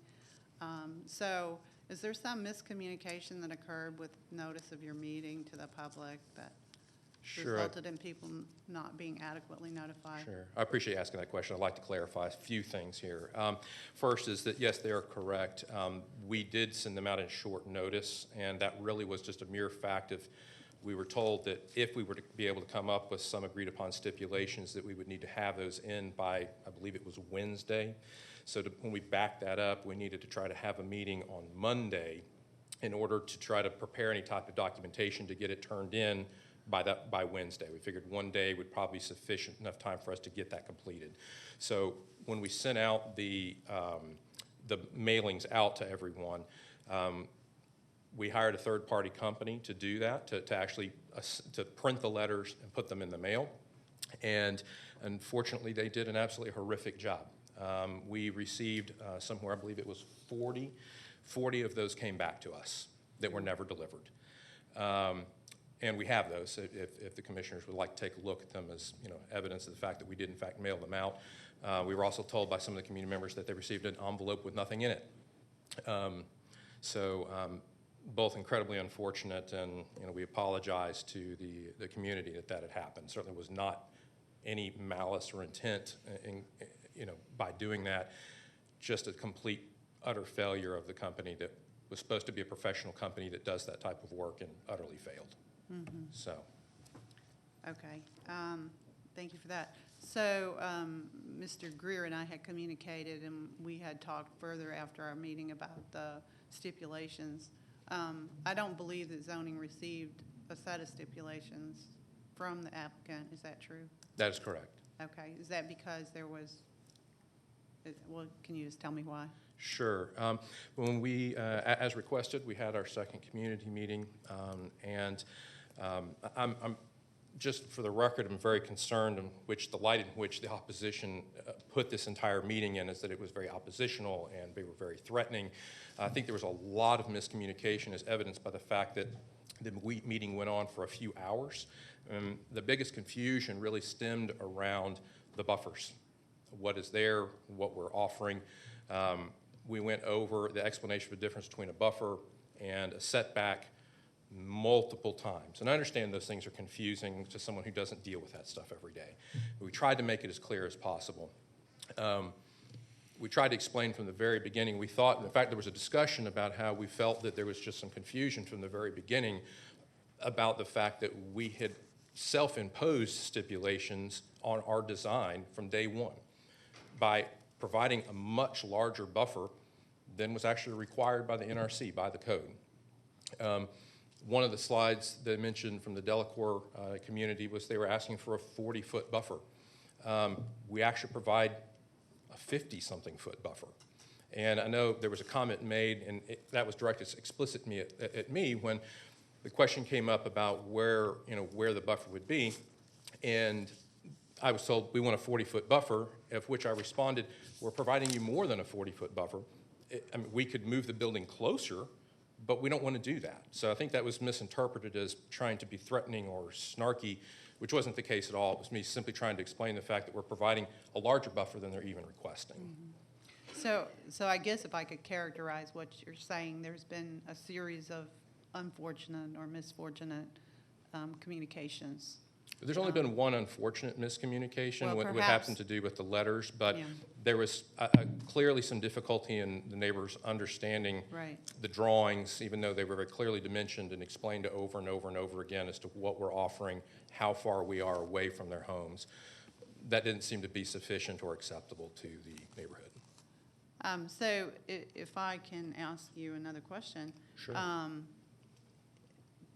Part of my conversation with Mr. Greer was, and there was an offer out there that the commissioner was willing to facilitate a community meeting. If there were two representatives of each subdivision and yourselves at a facilitated meeting to discuss these matters in a different environment, would y'all be agreeable to that? Yes, we would be agreeable to that. However, in all honesty, I don't know that it would make a tremendous amount of difference. We're providing more than what the opposition is requesting. I'm not exactly sure what else we could offer. I would tell you this, that Mr. Greer and I had a conversation, and I went to some length of time to prepare sample stipulations. And the fact that y'all held a public meeting or a community meeting that not everybody accessed, and then didn't submit stipulations pursuant to the request, I think there has to be some way for you either to come up with some stipulations or stipulations will be imposed. So would you like to be part of the process or not?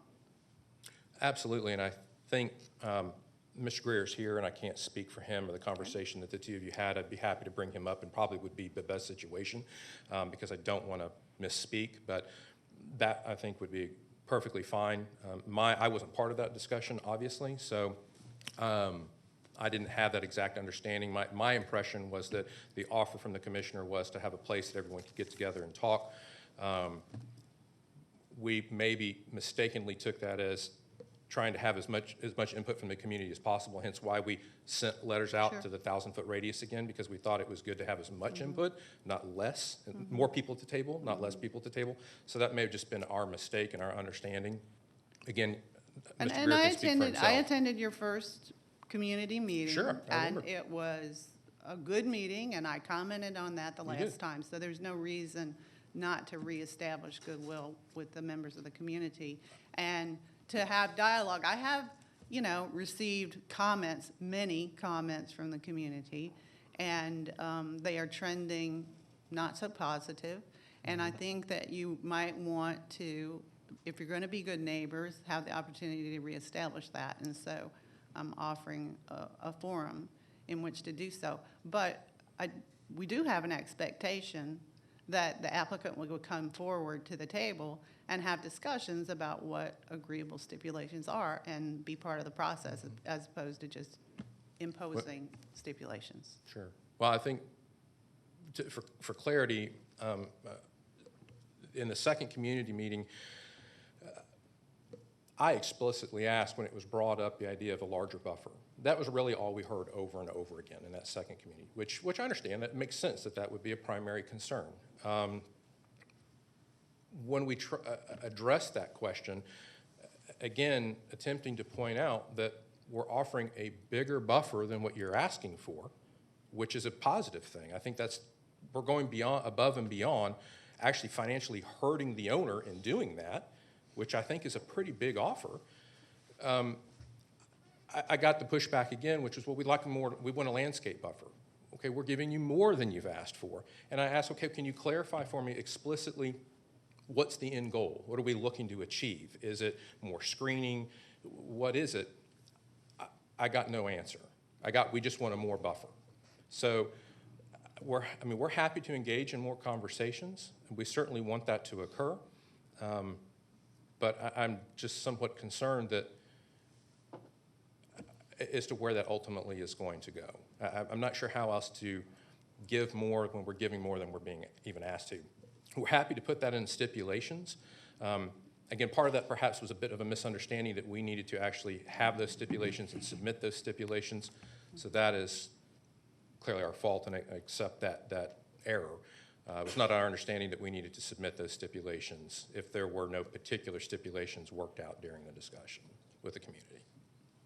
But we'd be happy to do those and submit them. Okay. Does anybody else have any questions? Yeah, just one. In the opposition's presentation, they talked about, they kind of presented some things from your website and really your other sites. Can we talk about the proposed site again? Because I was looking back at my notes, and you talked about what this light automotive was going to be, and the auto accessories, the car wraps, and things of that nature. Correct. Are you in fact going to be doing sound systems and subwoofers as the ad from your other locations state? There are some of those installations that are done. If you look at, sorry, I'm not prepared to answer this question specifically. I could provide you, some evidence that would show that the general industry has changed quite a bit. The big, loud, booming boombox stereos used to be very popular a number of years ago, but now the industry has really changed away from the let's see how much bass we can make and shake the house to clarity. So yes, there are some occasional people who do want subwoofers installed, but that's really not even what the industry is essentially even about these days. So, and that was the reason too why originally our plans had pull-through doors, both sides, that would have backed right up to the Delacorte neighborhood. The owner decided that it would be in the best interest of being a good neighbor to not have that, even though it would create problems and inefficiencies for his business, but to have a solid wall to prevent that sound from traveling. Yeah, So, thank you for that. And, Sure. and I saw the no pull-through doors. So when these systems are installed, is there a test of the systems afterwards? Is that why removing the pull-through doors is helpful in this situation for the Sure. neighbors? Well, anytime that you're installing stereos, you're going to do some testing. There's a difference between testing to make sure that it's functioning properly and then testing it at full volume just for the sake of testing it at full volume. That's not the goal, and that's typically not what's done when the stereos are installed. Again, it's more about clarity, not about shake the building with bass. Awesome, thank you. You're welcome. Yes, all on the same lines. What other services do you intend to provide in addition to audio? Sure. The best thing the way to think of this is more of accessories, which is really what it is. So those would be things such as, say, window tint, could be custom wheels and tires. That would be the extent of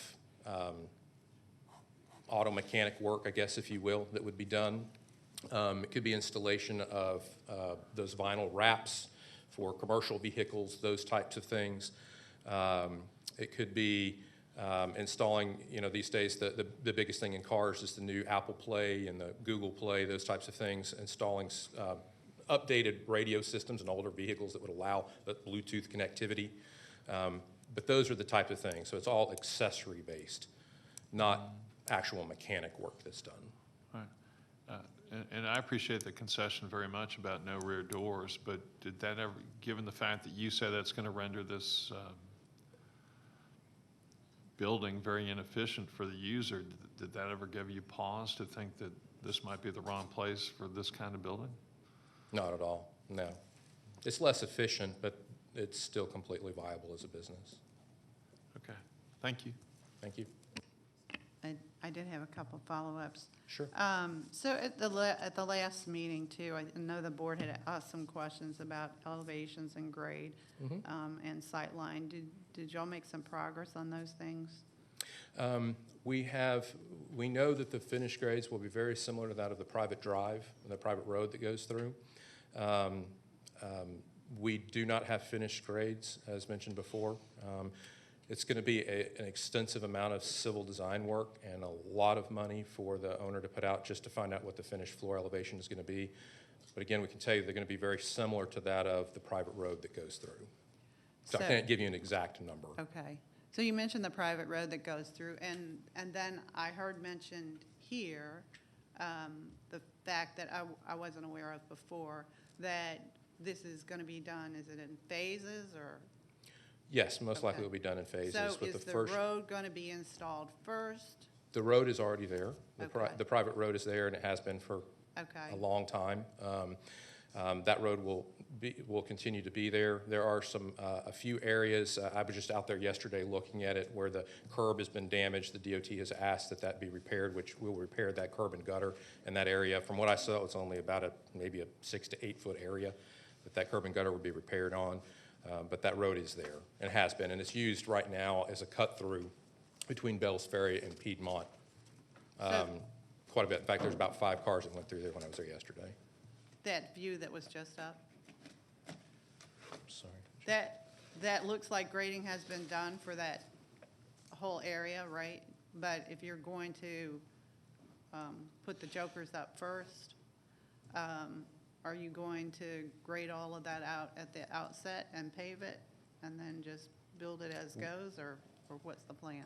I think I understand your question. If I don't, please correct me. But the intent is that we would, from a parking lot paving perspective, we would build the first set of buildings, which is the Joker Audio's retail, which is on the closest to Piedmont. The next to that would be then the automotive bays. So that would be the first building that would be built out, or I guess it's really kind of 2, but 1 solid building. The parking lot and such would be built out through that. The end of the parking lot would have a stop put on it so that people can't drive out of the parking lot into the area that's not yet been paved. So it would be just paving and doing the section of that area, and then the next section would be moved on from there. So it would be added So you on would to. develop, say, 3 storefronts or however many? Roughly, yes. So probably roughly the first 2 storefronts essentially. Okay, and then it would occur in phases. I mean, do you have a time period for what the build-out would be? Not particularly, no. Okay, and the owner is doing it out of pocket. He's, from a religious perspective, allowed to do loans, So he's doing it out of his own pocket as he goes. So fortunately, he's been a successful businessman with a couple of other businesses, saved up a lot of money to start this process, and it will continue on. And so the interior sidewalks that were recommended, I mean, at what point would they be installed? They most likely would be installed, hard to say. It would probably be good if we can get them installed at the very beginning to help that connectivity for pedestrians. You know, that would something that we would be certainly willing to entertain, perhaps as a stipulation, if that would be helpful. But that would help, yes, with that pedestrian connectivity. Right, and that is kind of the intent of that zoning that you've requested. Absolutely. Have you heard from these communities and the Civic Association as to what kind of stipulations they would be looking for? The only stipulations that we've received from them in any form is just what you've seen presented at the last hearing and today, really, which is just a setback. Okay, and so, I mean, I personally have received some, and so I think it would be beneficial to have that sit-down conversation and talk about what everybody sees as the opportunities and challenges of this community. But thank you for your comments. Sure, absolutely. Chairman, one follow-up question that came out of that. Sure. Your, it's developed in phases, and so I get that, and then it'll kind of move around the development. What, we kind of talked about this last time, and you may not have an answer to that, but what or who are you still looking at for the other tenants in this development? Sure. Some of them I kind of indicated in one of the slides in my presentation just for reference, but it would be things such as professional businesses, so whether it be a law office or something like that. Any type of retail where it may be small boutiques. There in NRC is a size restriction in the amount of square feet each particular unit can be, which is relatively small. So it would be something like that, perhaps a bakery, a restaurant of some sort, anything along those lines, small retail, service-based type businesses. One thing that was discussed before, and it's probably important to bring up again, is that well, as it's been clearly discussed, that the developer of this will have his own store there, Joker's Audio. So he's highly invested in what goes in here, what type of businesses. I know in the last meeting he was very clear that he has no intent of allowing any type of liquor stores or vape shops or anything like that, bars to go in here, just from an ethical and personal perspective, but also, and he's very cognizant of the fact that there's an elementary school directly across the street. No, that was my follow-up question about the kind of the religious stipulations he had put on the last meeting, so thanks for saying. Absolutely. Thanks. Just one more thing, it occurred to me. I noticed that there's some residential across the street from what would be the front of this as well. So we're talking a lot about the sound buffering relative to the projects that are behind your buildings, but what kind of sound do you think is going to reach the buildings across the street? On the Bells Ferry side? On the Bells Ferry, yes. I'm not quite sure how I would be able to quantify what type of sound that they would receive. I would imagine that given the busyness of Bells Ferry, it's probably going to be relatively muffled because of the amount of traffic that's through there. I couldn't quantify or give you any type of answer as to what kind of sound they would hear across the street. Okay. Unsure as to what that would be. Thank you.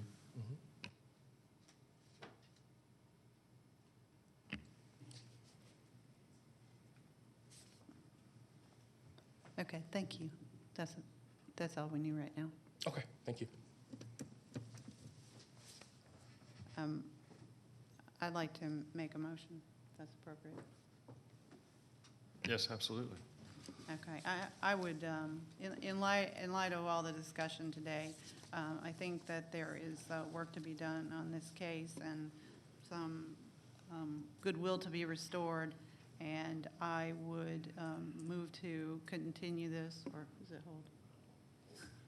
hold this until the next meeting, with the stipulation that the the applicant meet with representatives of Bellsbury Civic Association, Delacour, and the other neighborhood, which I'm having a hard time finding right now.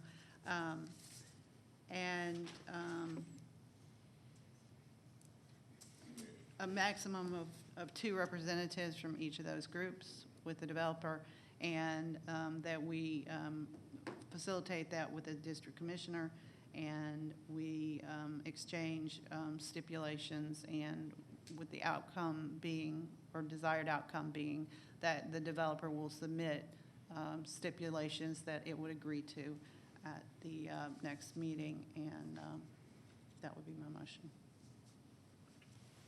Second. All right. Any discussion? Very well. Call the question. The motion to hold, not continue, passes 3-0. And with that, I think we can go ahead and take our lunch break. Can we call that an hour, right to 1:48? Is that fine? Very well. 1:48. Thank you. Welcome back to the Cobb County Planning Commission's regular June meeting. John, our next case? Yes, sir. Next case is SLUP 2 of 2021, Diamond Towers. Request a special land use permit for a cell tower in land lot 256 of the 20th District. The property is located on the southeast side of Kennesaw Due West Road, south of Frankirk Road. The applicant is present. Is there anyone here opposed to SLUP 2? There's no one in person opposed. Oh, no. and- They're here. Where is he at? Okay, we got 1 or 2? 2? Okay, let the record show there's 2 people here opposed in person, and there's no one online opposed. All those folks wishing to address the board, please come forward to be sworn in.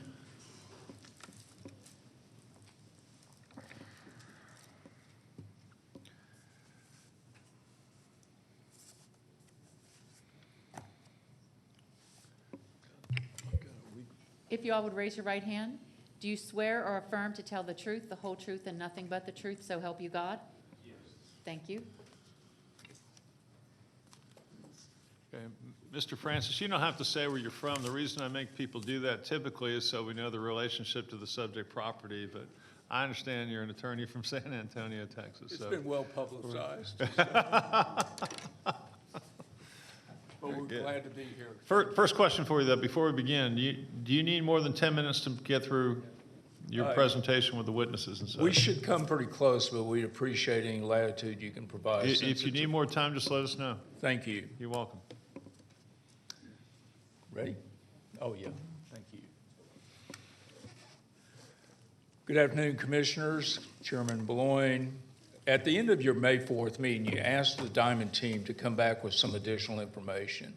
The Diamond team and AT&T team and the Kimley Horn team have provided you that information. So in the next few minutes, we will provide you with, Tom Wineski will present to you the changes to the compound, the compound fence, relocation of the tower within the compound, a new landscaping plan, and we'll take you on a photographic, if you would, virtual tour of the site showing how the compound is placed within the heavily wooded area.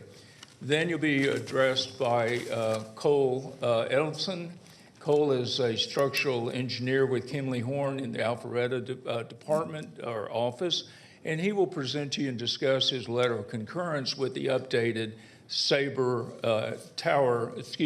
Industries fall zone letter, which establishes a 75-foot breakpoint, the term used in your code. Plus, we have provided you last week or week before with detailed actual tower specifications, at the same specifications that would be provided on the issuance of a building permit. Then we'll quickly run through with you the radio frequency maps and address Commissioner Boulogne's question about the tower up on Beaumont's area, Beaumont Street to Beaumont Drive. Then we have Bo Simpson's with Greystone Valuations, who will address you and discuss with you his opinion that the placement of this tower will have no discernible negative impact on values or use of the adjoining properties. So I'd like to bring up Tom Wineski to discuss the compound revisions.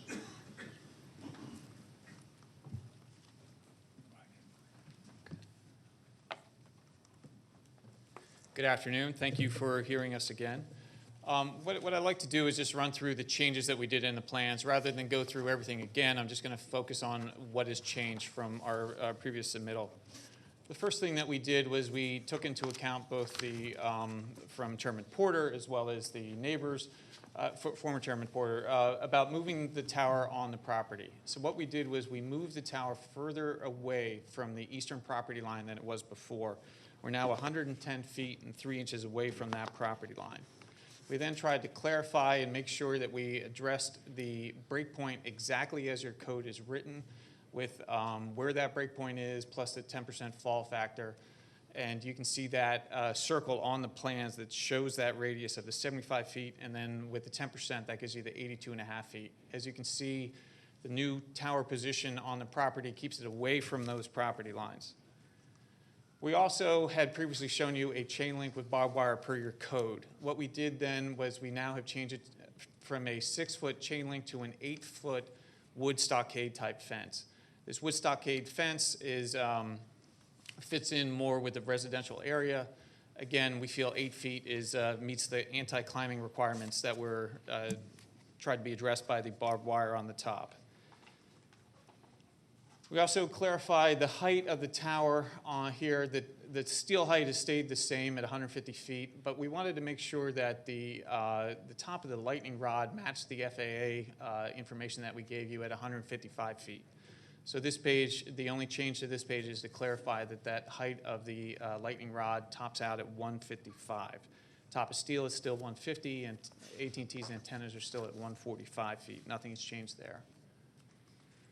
We were also asked to look at a landscaping plan. What we did was we added a 20 feet of buffers on each side.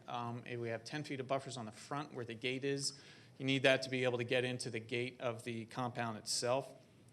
The landscape plan, which is subject to your review and approval, has 9 red cedars, 24 cherry laurels, 82 inkberry trees. The compound itself is located actually in the woods, as you'll see from the pictures, but we're more than happy to comply with whatever is required by the board for that. And we wanted to show you where the tower actually goes. So these are taken from the old set of plans, as you can see, where the old compound, so that's why the point of direction is actually going to the new location. I'll be showing you pictures that work from west to east. Again, these were taken from right behind the church. They were taken about 2 weeks ago.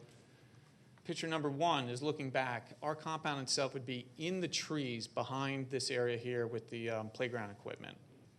Picture number 2 is looking more directly where the tower compound would be. Again, it's not on the lawn, it's in the trees behind this area. Picture number 3 is looking across from the east. Again, we're back in the trees past the basketball court. We're not on the lawn area, we're further back into the trees there. We were also asked to give examples of what it looked like. This is an existing monopine that we built with the exact same wooden fence that we're talking about here. As you can see, it's a wooden type stockade fence. It's a monopine structure that we built. It would look exactly like that. But the difference is, as you can see, there's not a lot of trees around the site. On our particular site, we are surrounded by a heavily forested area of 80 to 100 feet high, in some cases higher. So I'm going to turn this over to Kimley Horn. It's the right button. Thank you. Good afternoon. My name is Cole Edmondson. Address is 508 Brandon Trail, Milton, Georgia. I'm a licensed professional engineer and licensed structural engineer in the state of Georgia, and as a vice president with Kimley Horn and Associates, have over a decade of telecommunications experience. I've been asked by the applicant to consider the tower specifications and the tower analysis provided by Sabre as to whether or not it complies with the Cobb County ordinance, with specifically pertaining to the 75-foot breakpoint or fall zone. And after review of the calculations provided and other documents, I guess their calculations and specifications, I agree with it does. It does meet the Cobb County ordinance. And the way they've designed it right at the 75-foot mark will successfully create a 75-foot fall zone.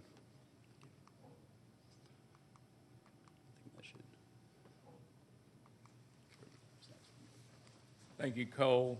And we provide you in your PowerPoint Cole's letter highlighting the paragraphs on the first page of his letter in concurrence and the second page and you can maybe see those in the PowerPoint books we gave to you, plus the revised Sabre Industries letter establishing a 75-foot, as your code calls it, break point, and then provide you with selected pages from the actual tower specifications. This one in particular, we had the engineers specify where the 75-foot and confirm it is a 75-foot break point, and then just to show you how these calculations work, put a box around actual calculations, again, highlighting where that break point is.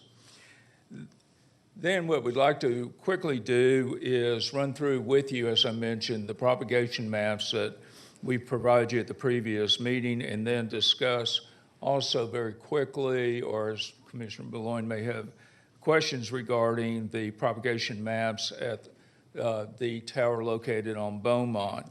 We have Lynn and Mark are with AT&T.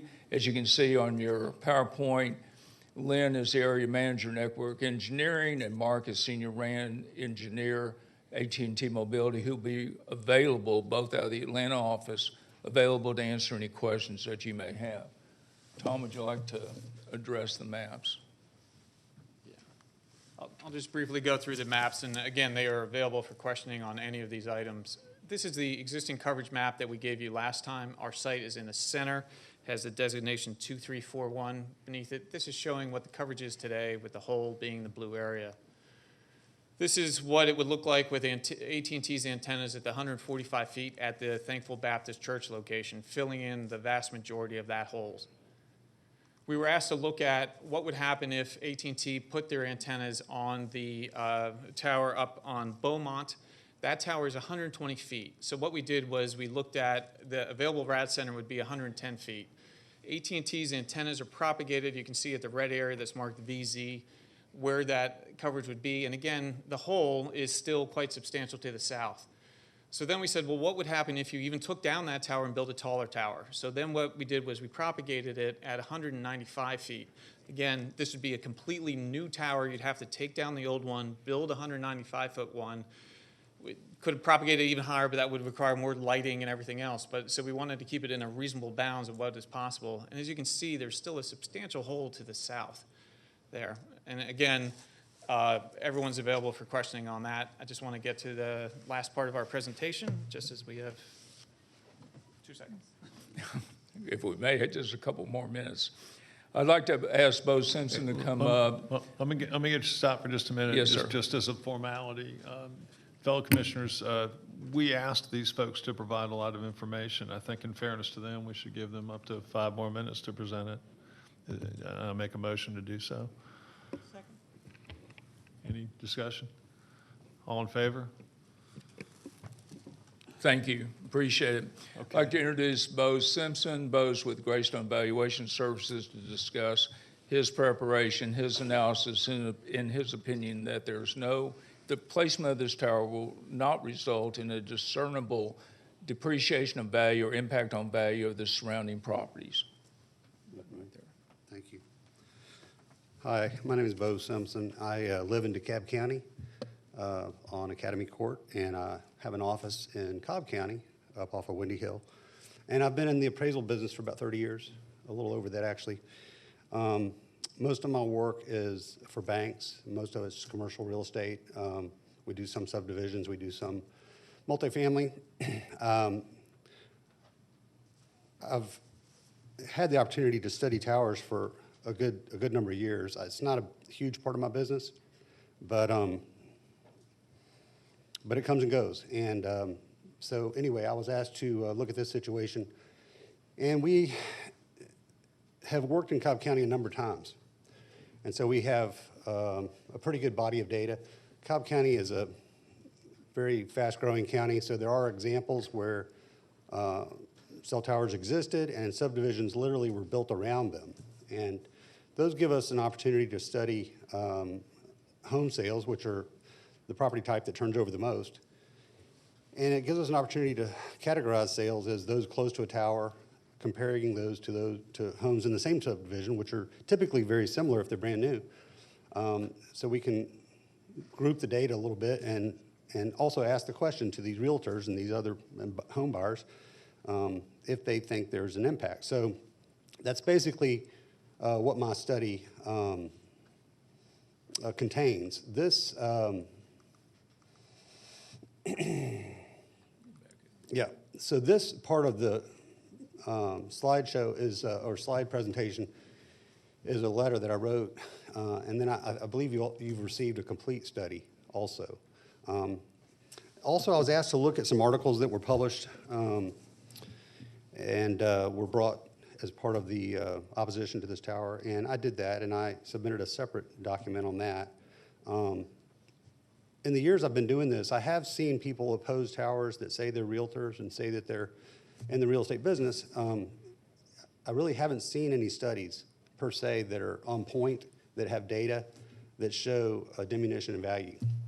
I have had people say, when I ask them, sometimes, yes, I think there'll be a diminution in value. And sometimes they're in the real estate business, and so I like to interview those people, and typically what happens is they realize there's no proof of this. And so I'd be glad to answer questions about that if you're interested. Thank you, Bo. And just a couple of final points, commissioners. As you're aware, your code provides that towers are allowed in residential zone properties.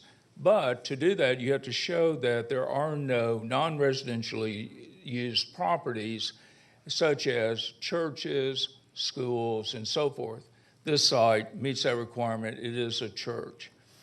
Finally, just very quickly, for the benefit, as we talked at the last meeting, for the members of your constituency that are here and those watching on YouTube, as we discussed last time, decisions on land use applications cannot take into consideration the effects, if any, of radio frequency. And we have provided for you, and just want to assure everyone that it's been thoroughly looked at by the Cancer Society and USDA. Additionally, we have staff's recommendation. We really appreciate staff working hard. We've submitted almost 300 pages of documentation. We've worked closely with Rick Edwards of Cityscape, who is here today. Rick supports the application. Rick is a radio frequency engineer with decades of experience. So as we discussed, we have shown that there's a gap in the service. Rick has confirmed that there is a gap in the service. We have shown there are no alternative sites, and Rick and his team have confirmed that. So therefore, we have met the requirements of the Telecom Act that we have shown a gap. There are no alternative sites.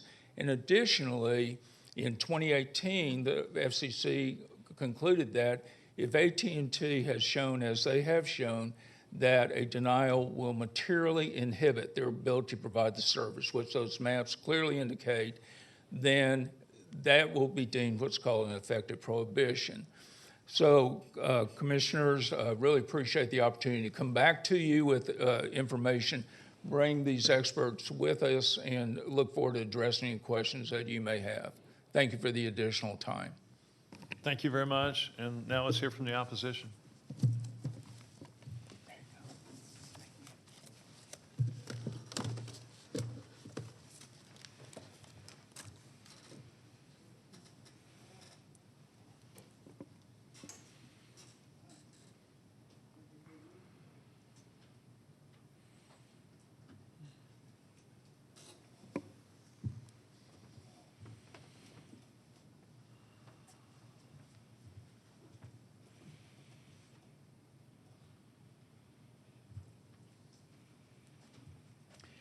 Good afternoon.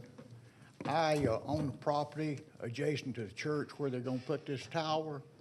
My biggest objection to this tower is the depreciation of my property.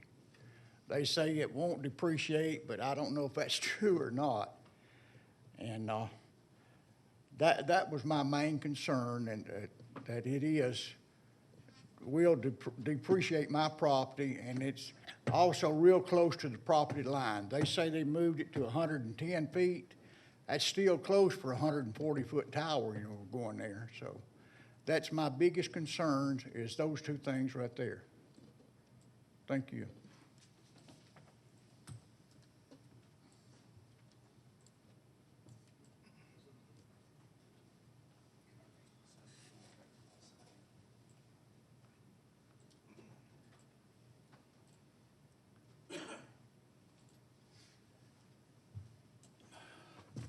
My name's Ricky Stevens. I live next to the tower as well. I'm the son-in-law of Billy Bronner. We have letters here from a prominent real estate agent here in Cobb County, Charlotte Steed. I have her letter, if y'all would like a copy of it. I have one. I'll give you several of them copies. Pass them out. Also have pictures here of my backyard to show the pretty backyard we have next to that property.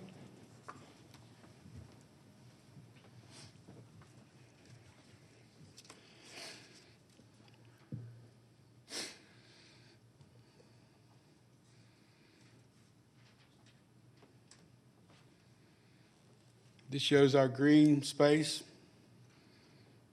of all our green grass, of our pretty area next to where this tall tower would be. You can see our nice pretty yard. Okay? I have other pictures of where we went around to the areas around and took pictures of a Verizon phone where it shows that there's 3 to 4 bars of cell service. I don't think we need to show that. Everybody knows that happens. So that's what I have to say in this case. Thank you very much. You have some pictures of something else? I have the cell phone pictures. Would you show them? Would you like to see those? Yes, please.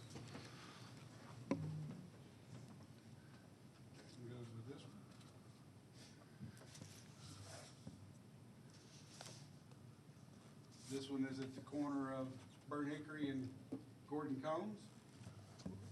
What's it supposed to be showing? Showing 4 bars on an AT&T phone. Okay. Sorry, my wife did this. She did not do my instructions to be on one picture. This is at Bob Cox in Burn Hickory, showing 2 bars. I'm sorry, which cell company is this? This is a Verizon AT&T phone. This is at Burn Hickory and Frank Kirk. This has how many bars? 4 bars. Thank you. No glasses.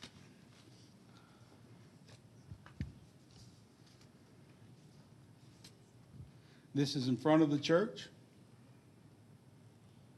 4 bars. Is that correct? More like 2.5 or 3 bars, we'll say. 2.5 to 3 bars. Sorry, I don't have my glasses.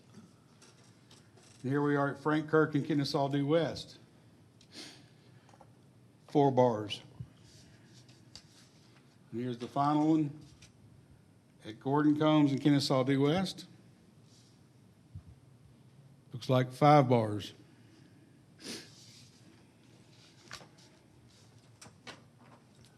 okay. Can you clarify? I thought Verizon and AT&T were competitors. Do you know which one of the two your phone service is? It's a Verizon phone is what it is. Okay. Is that not the same?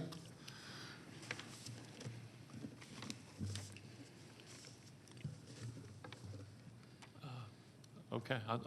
Verizon phone, thank you. Is that it? That's it. Okay.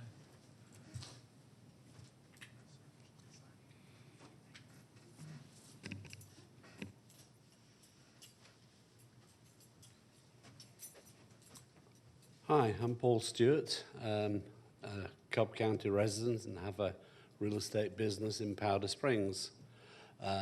In I've been in business since 1985, and in my opinion, the property values of surrounding properties to a tower are usually about 10 to 15% less than market value, depending on how well you can see the tower from the property. How many years were you, are you still a real estate broker? I am. How many years were you a broker for? 32, 33. Okay. Anything else? No, that's it. Thank you. Thank you. Anyone else for the opponent at all? Okay. Well, then the public hearing portion of the meeting is closed, and it's back to me for my last case of the day in District 1, I think. And then I'm looking forward to the rest of the afternoon very much. But to get started, let me try to establish a couple things with Cole. I apologize, Cole, I didn't get your last name, so let me start with you. Sure, it's Cole Edmondson, Edmonson. Okay. I apologize. No, it's all good. And so are you familiar with the maps that were shown regarding what the coverage would be if this tower was placed here? Did you see that in the presentation? I'm familiar that they exist. I've not studied them. Okay. So somebody's putting up existing coverage. Was there, I thought I saw a map go up quickly, and I might be asking the wrong person, showing what the coverage would, 18, okay. No, that's not it. Maybe we don't have that map. Maybe. Those are all the maps. What's that? Those are all the maps? Okay, we'll skip that then. But my question for you, did you do an independent analysis, or did you review the SABRE letter? I reviewed the SABRE letter and their design specifications and calculations. Okay. Let me go right to what scares me the most about the SABRE letter, if I could, and maybe you could help me understand this. It's the first sentence of the third paragraph of the letter, dated November 20, 2020. Interesting how many 20s they got in there. Should the wind speed increase beyond the capability of the built-in safety factors to the point of failure of one or more structural elements, the most likely location of the failure would be within the monopine shaft above the base plate. You see that?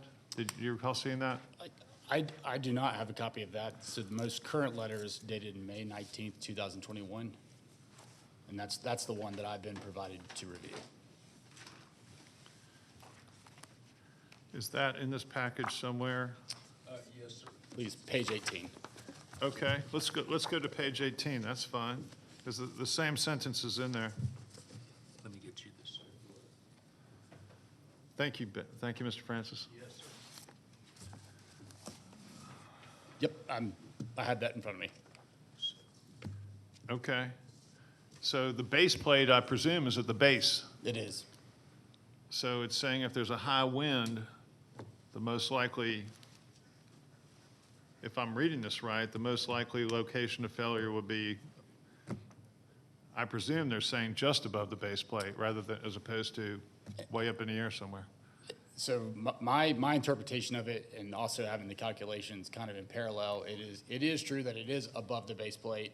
However, I guess I did not add the word just in kind of my analysis. So it is above the base plate. It's 75 feet above the base plate. You're confident of that the break point would be at the stress point, the design stress point, rather than just above the base plate? That's correct. If tower is ordered, designed, and sold as shown in specifications, that would be the overwhelming likely failure scenario. Okay, does anyone else have questions for this gentleman? No? Okay. Let me go back to the applicant then, himself. Let me start in with questions.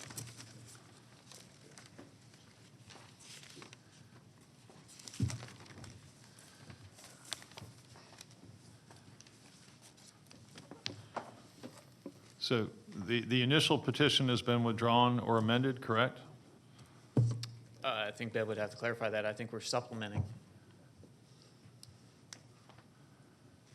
Commissioner Boulogne, we have updated at request the application as submitted with the updates. Nothing's been withdrawn. Okay. Among the updates would be to change the location of the center point of the tower itself? Yes, in fact, Tom will address that, but that was a request at the May 4 to look at. John gave us a list or dictated onto the YouTube saying that we would look at adjusting the tower location within the compound. That was during the end of the May 4th meeting. Okay, so originally you were how far from the property line was your proposed center point of the tower? We were 86 feet from the property line. And now you're how far? 110 feet, 3 inches. And so the tower has effectively, the proposed center point of the tower has effectively moved somewhat to the... It's moved further west from the property line. It's moved up against the, as you can see, we have our leased area and compound area. We've shifted the tower all the way over across the compound. This enables us to not have to redo the geotech, which we did to get the tower and foundation drawings, as well as the NEPA and SHPO studies were all done within this area.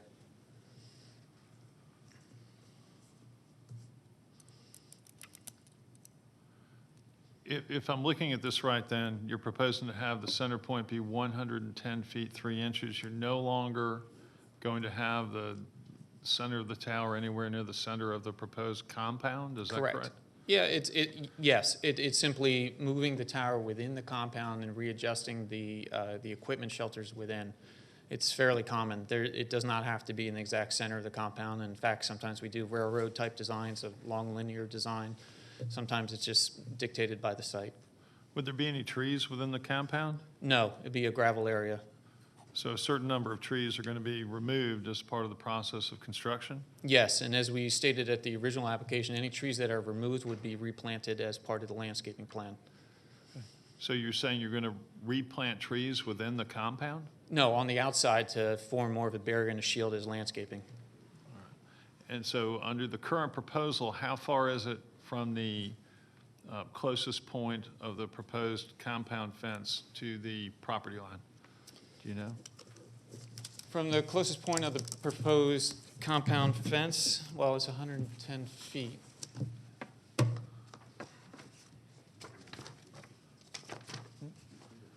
Yeah, just as noted, I wear glasses, so I need to that's fine. Look in a little closer.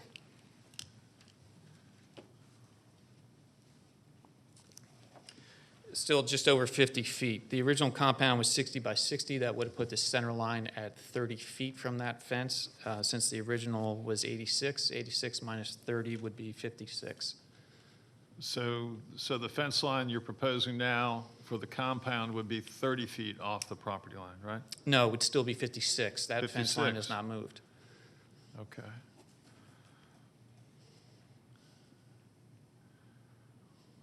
Were any other residentially zoned but not residentially used locations considered for the site? No. Other than the ones that we were instructed to look at per your request, such as the school and the tower up on Beaumont. Do you have any actual wireless field tests to support the application? I'd have to defer to AT&T, who we have here to answer those RF questions for you. Do you have any actual dropped cell data in support of the application? Again, we have experts here to answer those drop call questions, and the answer is yes. We did actually provide a list of drop calls and a map of drop calls as part of the original package, but I don't want to speak for AT&T. Do you know if that was voice or data? Again, I don't want to speak for AT&T. That we have them here. I'm happy to bring them up to answer those questions. I believe the map showed a variety of both voice and data drops on that, as well as refusal of service, meaning couldn't connect whatever it was. Do you know how many data points were used in the data provided? Again, I'd have to refer to AT&T experts who are here to answer those questions, so I cannot answer that question.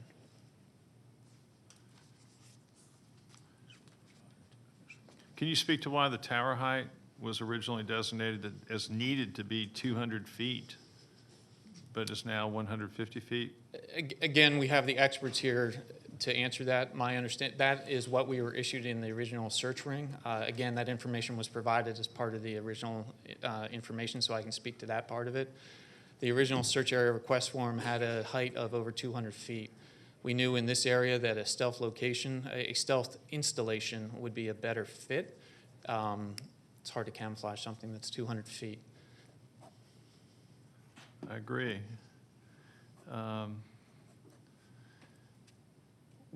Do you know what the species of trees are that currently surround the proposed, what the proposed fence line would be? I believe some of that is noted on the landscaping plan, and certainly with the addition of the 20-foot buffers on the 3 sides and the 10-foot buffer on the front would enhance what is there. As far as the rest of the trees, I'm not an arborist, so I can't speak to that. Have you visited the site? Absolutely. Okay. Did you see any leaf-bearing trees at all? Absolutely. Okay. So there'd be more visibility in the winter than in the summer? Correct, and that's why we did our photo simulations during the winter, so that you would have an opportunity to see what it looked like during the winter. Those photo simulations were provided as part of the package as well from different viewpoints, including the neighbor's property. Do you have those photo simulations today with you? We do. They're also part of your package as well. Are We can put them up on the screen here if that would help. It would, thank you.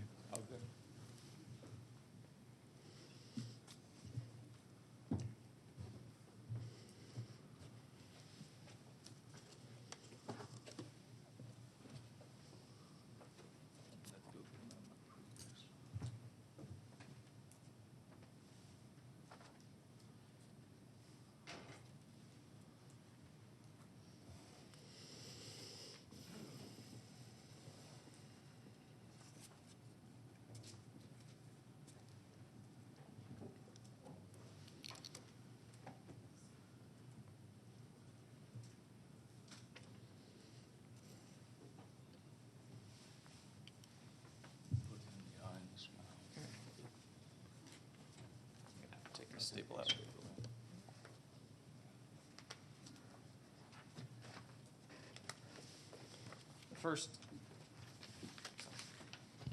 The first picture is a key map. The key map will show the site at the center of the location and will show the 3 different locations that the tower was put in. Straight up. Straight this way. The red cross in the center is where the tower is. The pictures were taken from locations 1, 2, and 3. I believe location number 2 is from in front of the neighbor's property, which we'll get to. This is from location number 1. This is directly across the street, right at the entrance to the driveway. You can see the gates of the church at that location, and that would be the tree sticking above. This is during winter. You can see the lack of leaves on the vast majority of the trees there. This is, again, during winter. This is from location number 2 on Frank Kirk Road. So our tree is in the center of that location. Again, as you can see from the trees in the front yard and the rear, this is in the time of least leaves on the trees. And this is location number 3. It's from the arrow is pointing to where the tower location would be. It would be below the view of the tree line there.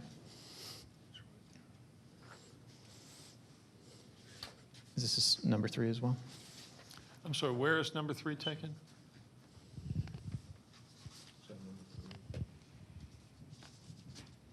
Oh, it's stuck, I'm sorry. Yeah, sorry, that There got we go. stuck. No, that was it. Yes, correct. I'll show you the map again. This is location number 3, is marked there, looking back towards the tower here. Okay, thank you. Okay. Do you have anything from the area around the objector's property looking back? Yes, towards- that was photographed. That was photograph number 2. Can you just put that up again so we can get a good view?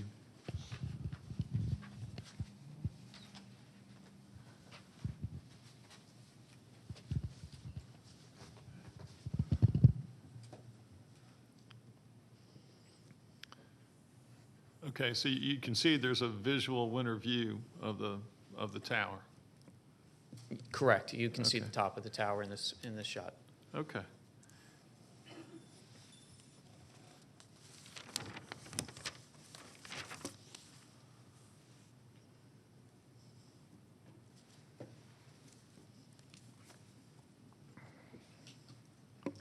Has the compound area been designed so as to allow for additional carrier equipment and facilities? Yes, it has. That's why it's 60 by 60, and you can see in some of the initial marks of where those compound locations would be. Yeah, if we can go back. There you go. You see the rectangles within the compound are future locations for other carriers' equipment if and when they would come.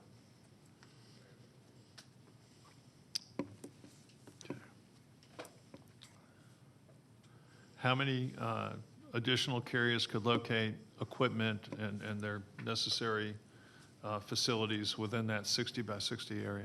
We've designed for 3. With some jiggling, we could make it more than that. It depends on the carrier equipment size. We tend to lease a 10 by 20 foot area for each carrier, depending on their equipment needs.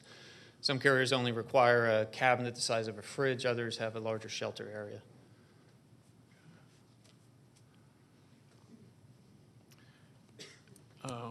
This might be a question I should have asked the engineer, but maybe you might know as well.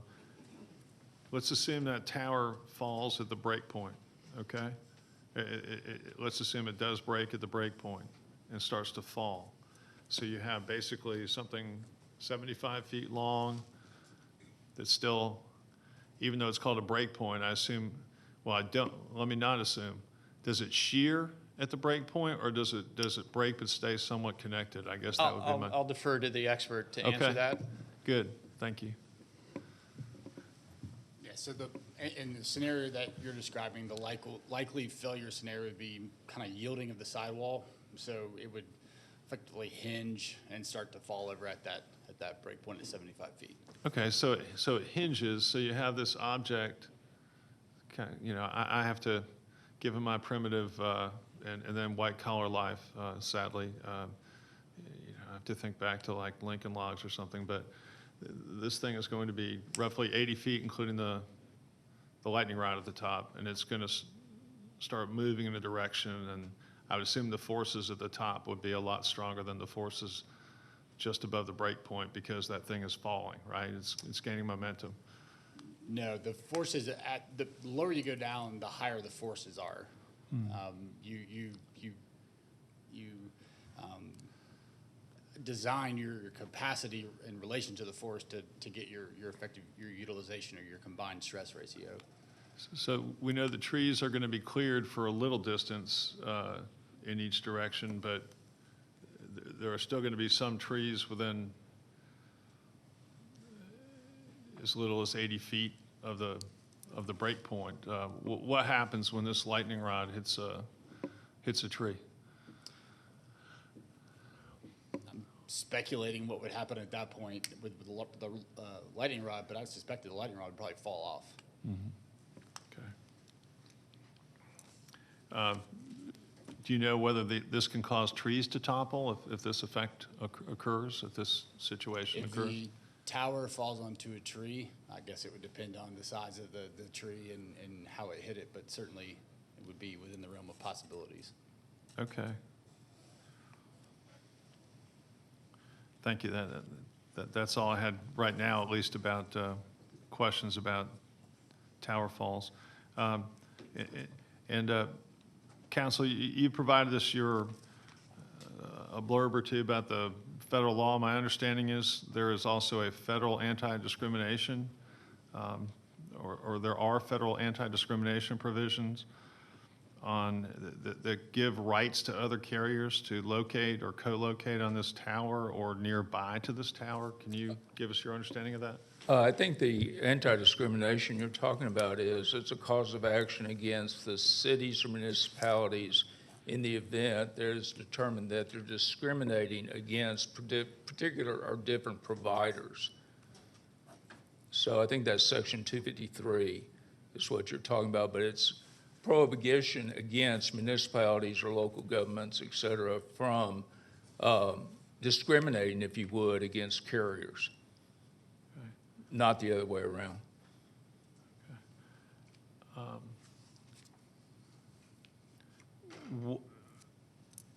What would be the impact? Let me withdraw that. Let me start again.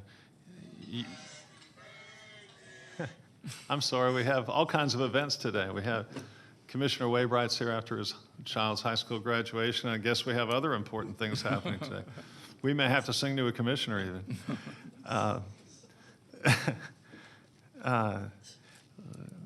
Let me go back to, you're proposing to put a cell at about the 145-foot mark. That's where it would go on this tower, right? That's where AT&T cells would go. You want to address that? That's the proposed. Correct. They have a, that's their antenna mounting line is 145. Okay. And then moving down the stick, so to speak, you got other location points here as shown on C7 as being at 133 feet and 121 feet would be the next two. Correct.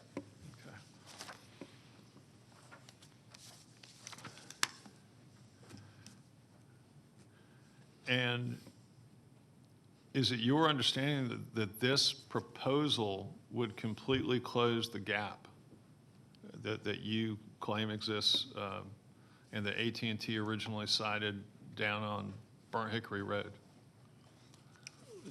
That's why we have AT&T experts here to answer that question, but yes, my understanding is that is why we are here and that's why we're proceeding. We would not be allowed to proceed with a site that did not meet AT&T's coverage needs.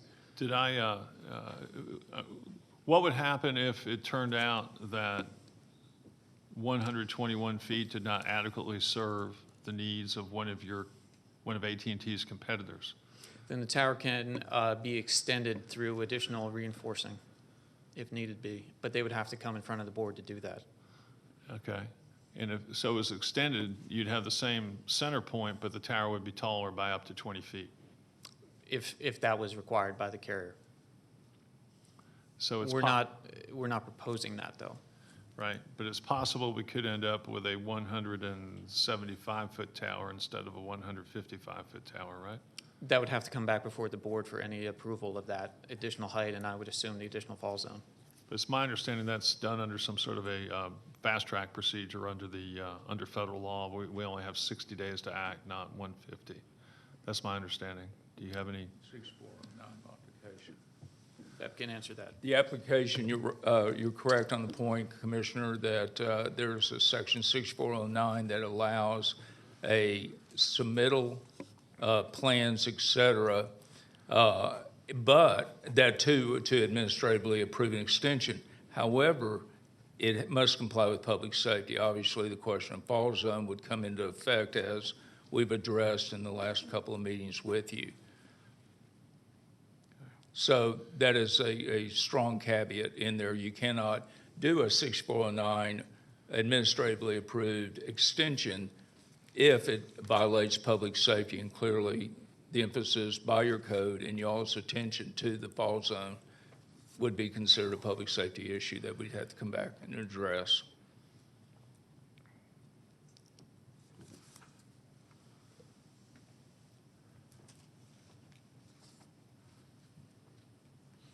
And you want me to direct the AT&T questions to AT&T? I think we've established that.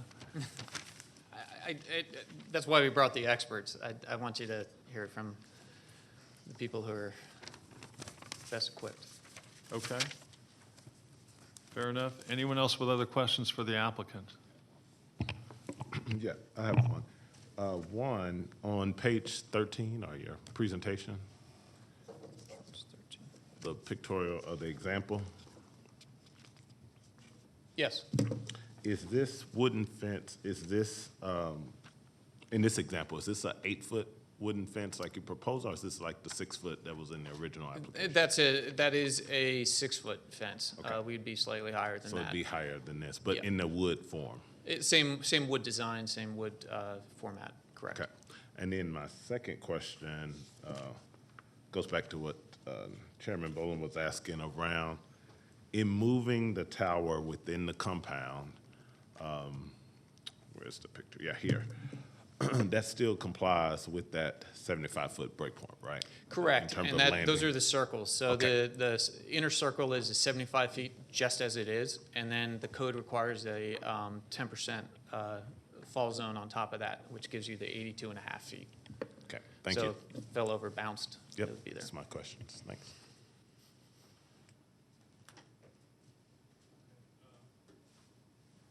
Thank you. Can I, anyone else with questions for the applicant at this time?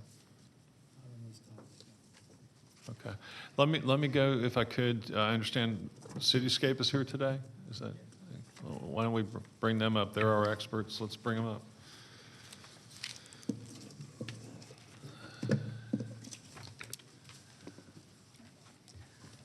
Good afternoon, Rick Edwards with Cityscape, and I'm one of the county's third-party wireless consultants.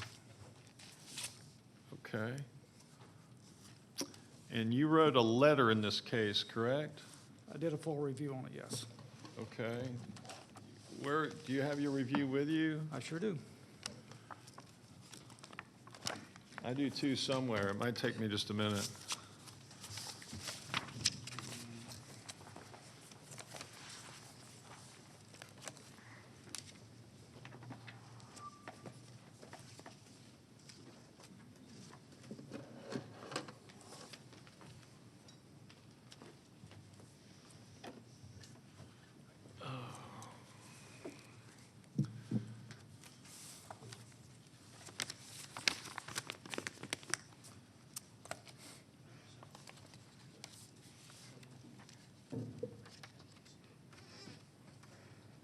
Here we go. Okay, so you were asked by Cobb County to perform a review, correct? That's correct. And you submitted the letter on April 3, 2021, correct? That's correct. All right. You identified the tower as a proposed 159-foot concealed tower, is that correct? That's what they originally proposed, yes. Okay. On page 1, you identify a 20-kilowatt Generac generator as being part of the assembly.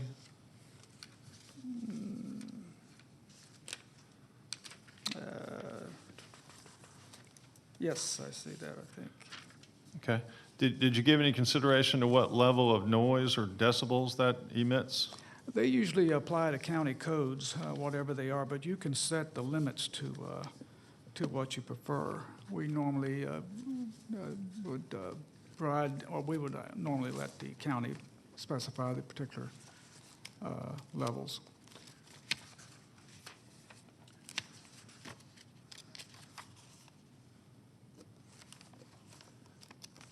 It's usually specified. I don't know if John Peterson would know that or not, what the county, if there's not something in there, that's your ability to actually set some standards, and we gave you some ideas of where that should be. So you didn't make a recommendation regarding any decibel level limits in this case? No, I didn't. Have you done so in other cases? Yes. And when you do so in other cases, what do you typically recommend as a decibel limit? 55 dB at the property line. 55 PD at the property? dB, decibels, at the closest Okay. property line. And that's above a standard conversation, if you want to know of a reference. I'm probably speaking, with an amplifier, I'm probably at about 55 dB as I'm speaking to you right now. Okay, thank you. On page 1 of your letter, you reference insufficient compound details in the application. I know from memory that we had issues with the original submittal. because the data, what we received appeared to be a copy of a fax simile, but we had enough data to work from to make recommendations and to provide our analysis based on our experience in Cobb County and in many years of doing this type of work. I found that the data was insufficient to justify a lot of specific information they were seeking, but we did have enough of our own and could provide enough of our own research using our own data to justify the height. One of the things that we always look at carefully in Cobb County is the height required. And the height required is critical for a number of reasons, one of which is the treetops, the elevation of those, along with multiple co-locations to make sure that you don't require multiple towers in the same general vicinity. We'd like to, like the county, follow the county's codes, which is to limit the total number of towers by maximizing the use of each one of them. That's important to you, isn't it? Very important. It's what your code calls for. So our code is not totally out there then. It has a rational basis. I'm sorry? Our code has some reasons underlying it that are valid? Oh, sure, yes. All right. You state that on page 2 that the applicant must be a licensed wireless provider. That's correct. And that would be AT. In order, so you understand that for the federal FCC applications to apply and for your code, it all specifies a provider. A provider is defined by the FCC as a firm that provides or that generates unlicensed or unlicensed personal wireless services. AT&T is a qualified personal wireless provider, therefore AT&T is considered the applicant. By you? Well, in order to apply with your code and federal law, it would be AT&T. Because all the codes are written toward the provider, and so that's what we look at.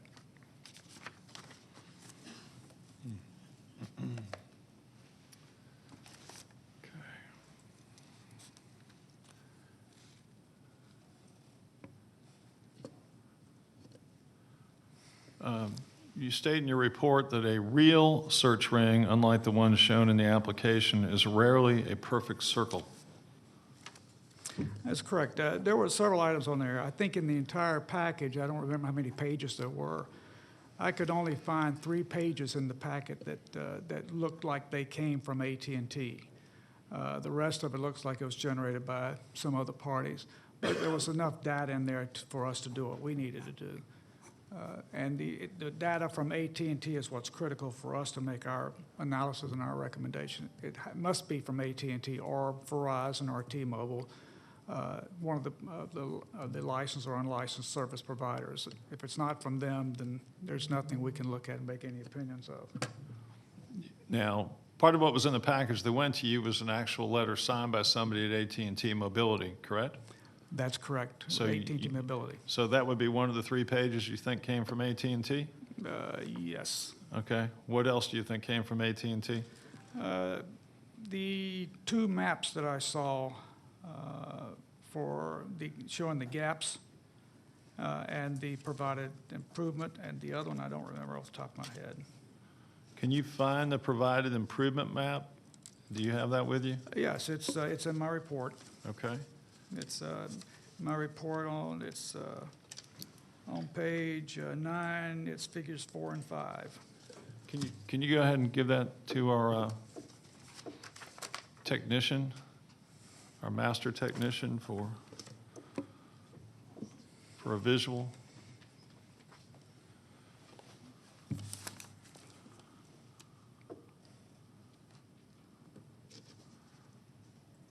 Okay, and then can I get you to slide it up a little bit so we can see the bottom one? Okay. So if I'm reading this right, there would still be a few points in the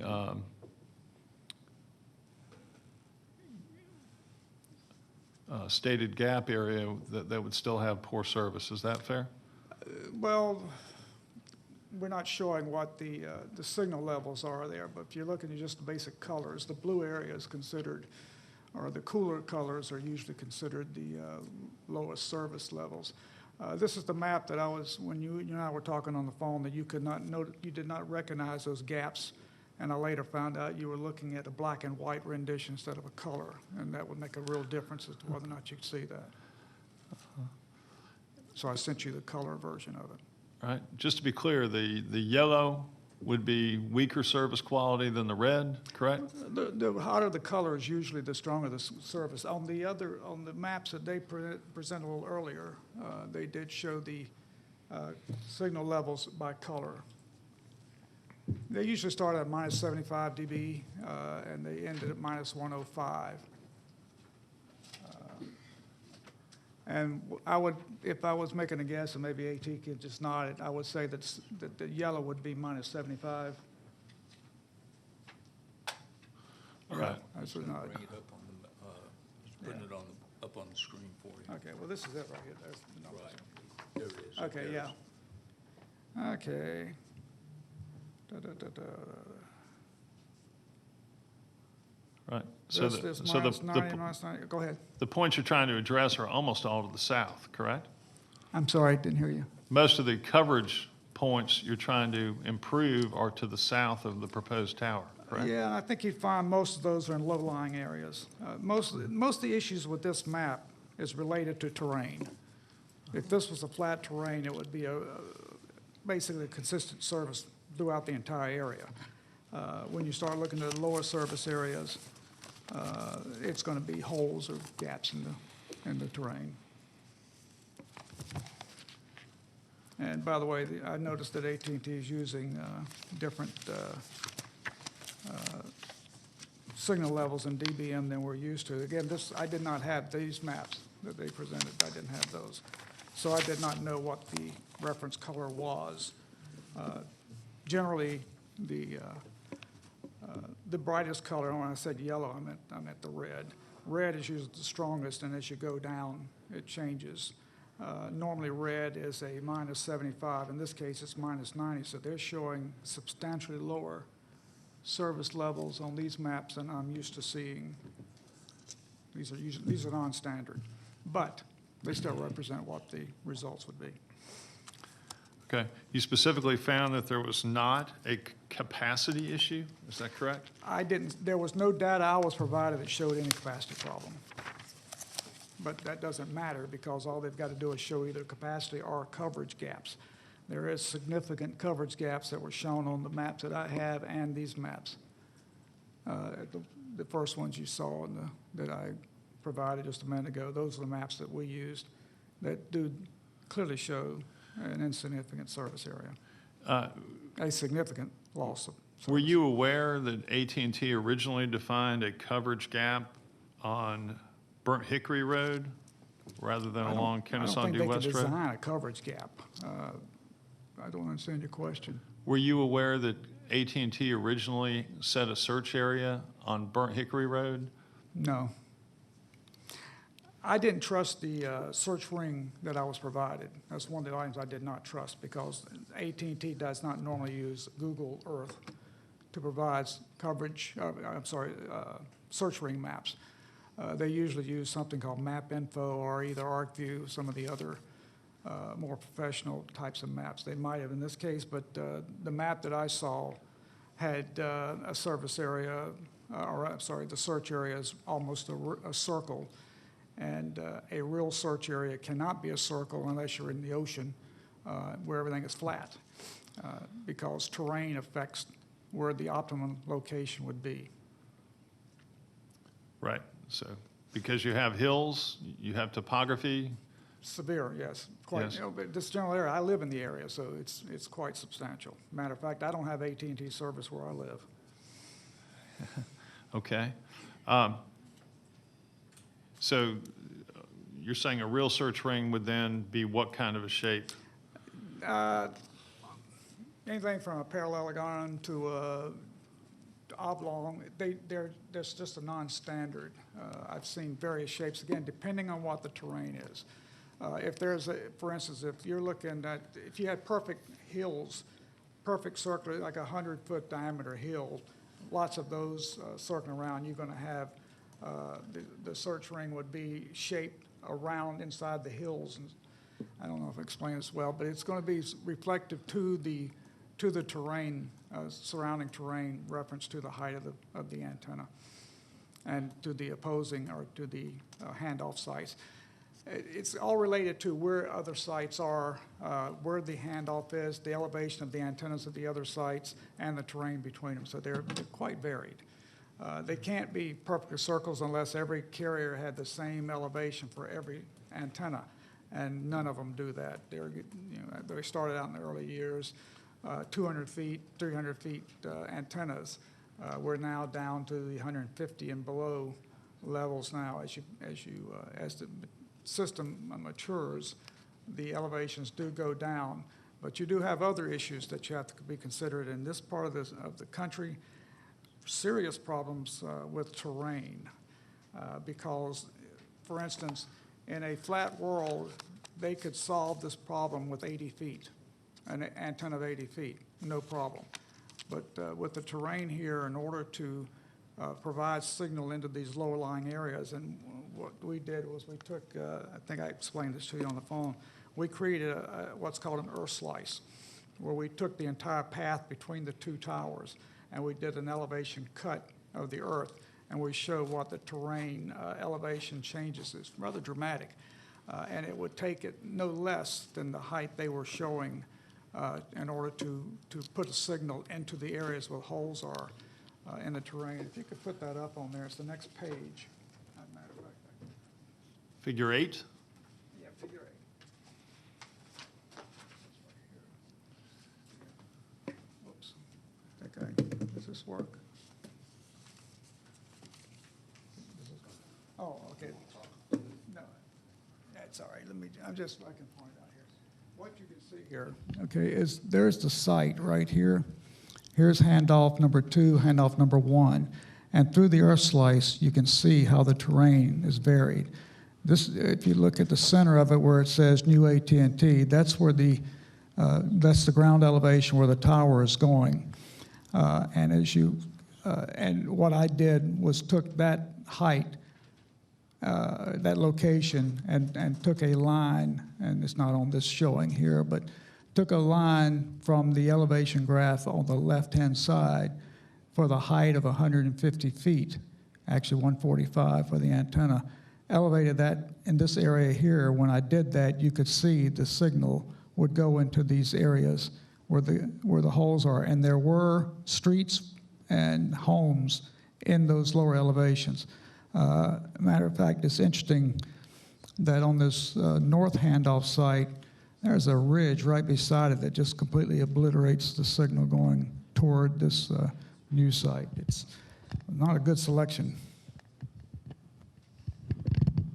Okay, so let me just define, if I could, to try to get back to the math classes I should have done better in, the figure 8 terrain. You went from handoff point 2, which is a cell tower, correct? Yeah, those are their adjacent sites. Somewhere to the west. Is handoff 2 to the west? North is up on this page, so it's to the north. You got northeast here and southwest on this side, so that's in the middle. And again, this particular line is right from one tower to the next tower, straight through. Now, it's going to vary. As a matter of fact, where the gaps are showing on the previous maps in here, I don't show that. I'm just showing from an area around here to there. This is not being very clear, but so if you come down this area here, which I did, in the lower sections, you will see it's actually lower ground terrain than there is along the pathway that I did the earth slice on. Okay, so but it's worse than that. To the south, it's worse. You took one earth slice. I did one earth slice. Yeah, what I was doing was confirming the material. What I was doing was justifying the height. Okay, and And that's what that did. the beginning point and end point of your earth slice were the handoffs, meaning other cell towers, correct? That's correct, yes. And yes. Okay. And then you're saying there's also severe terrain, though mostly dropping as one proceeds to the south from the proposed tower site, is that correct? Yeah, sorry. If you look at at their map, we can put that back up there.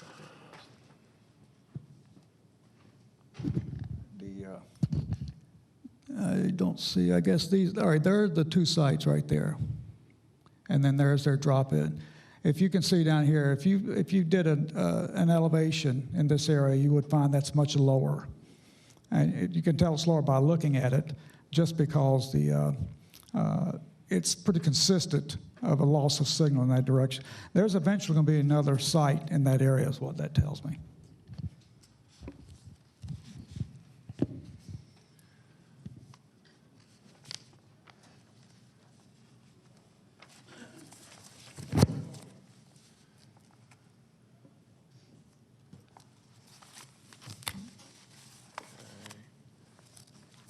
You made a comment that FirstNet frequencies were not included in the FAA determination. That is correct. When they submitted the FAA documentation, you do that to get approval from the Federal Aviation Authority for the height they're requesting. It's really not necessary if it's below 200 feet unless they're near a glide path of an airport. But most of them are doing it now as a courtesy more than anything else to protect their sites for future. In this case, they did the elevation request for 155 feet. They requested the FAA approved 155. The application initially was 159. They adjusted their lightning rod by 4 feet to make it 155. But on that same data, they submit to the FAA. The FAA also wants to know what frequencies are going to be used so that the FAA can determine if there's going to be problems with FAA traffic, RF traffic, or radio frequency traffic, and so they're supposed to list all the frequencies going to be used on the tower. This tower, and on the submitted documentation they sent to the FAA, they did not include the FirstNet frequencies, which is from 750 to 800 meg, and they were not listed on their request. My understanding is they're going to do that, though, but that really doesn't relate to anything with Cobb County. Well, it was just represented to us, we're ready to go for FirstNet, and you're saying there's another step need to be taken there? Well, they can't do FirstNet until they clear with the FAA. That's correct. Page 3, I believe you made a comment that there was something unusual about the language used in AT&T's letter. Can you tell me what was unusual about it? I can't remember off my head, but there was things in there there was terminology and words used that I wasn't familiar with, and now that you bring that up, that's also related to this map that I just saw for the first time here. They're using different signal levels than they normally show. Normally it's minus 75 up to a minus 104, 105, but it really is not. It really doesn't make any difference. It's just that's their internal information. But normally, for best service, minus 75 is considered in-building service. Minus 85 is considered in-home service. In building is related to more concrete type structures. In homes is usually a wooden type structure. Then you have in vehicle and pedestrian. And the normal signal levels used for those are different than what they have here, but it really doesn't matter because they are still in here. They're just in a different reference. At page 3, you state, I believe, correct me if I'm wrong, that your coverage area, the coverage area in question, their proposed coverage area, is small compared with the challenges of providing a quality signal to it. I didn't understand that. I see a significant gap is what, if you're asking for need of the tower, a very significant gap that shows there is justification for a new facility in the area.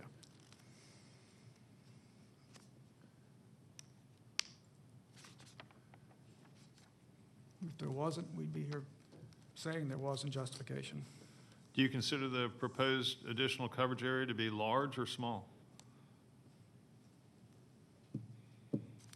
for where they're trying to solve the problem, I think they've done a reasonably good job in satisfying. As they describe what I saw, again, I did not see these maps, okay? The map that I saw are those. And there, if you look on the two, and that's what we studied, that's what this application references. And in my opinion, the solution that they propose is solid. Let me read to you the first sentence of the second to last paragraph on page 3 of your letter. Cityscape has found the ground elevation in the general area higher, semicolon. The terrain is more erratic, comma, and the desired coverage area is relatively small, and providing a quality signal is a challenging objective. Was that your opinion? And that's what I was just been trying to describe to you about the terrain elevation and the erratic nature of the elevation. When I talk about it's a small area, if you remember a few minutes ago, I mentioned that for this coverage area in a flat terrain in a perfect world, you would need more than 80 feet to solve this problem. And so it's a relatively small area.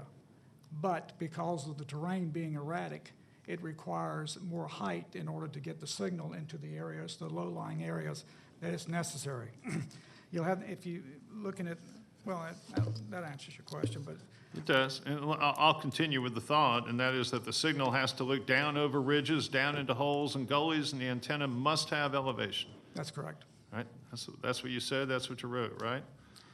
That's correct. And to get there, you also have to have beam tilt, meaning the signal is purposefully aimed down to the ground, right? That's correct. Now, if you don't do that, you'll create interference to adjacent sites farther out.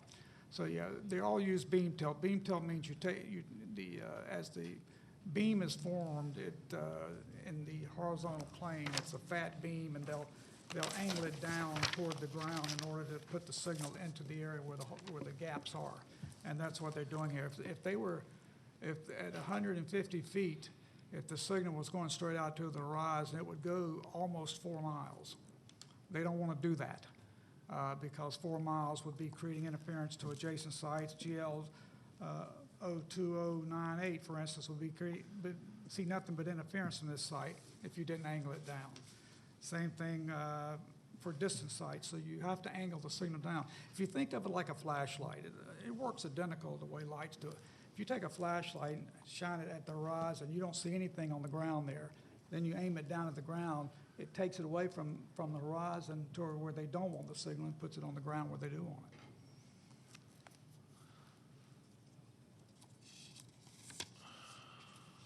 And this is a great example. This is one of the best examples I've seen in a long time of using beam tilt to solve a problem.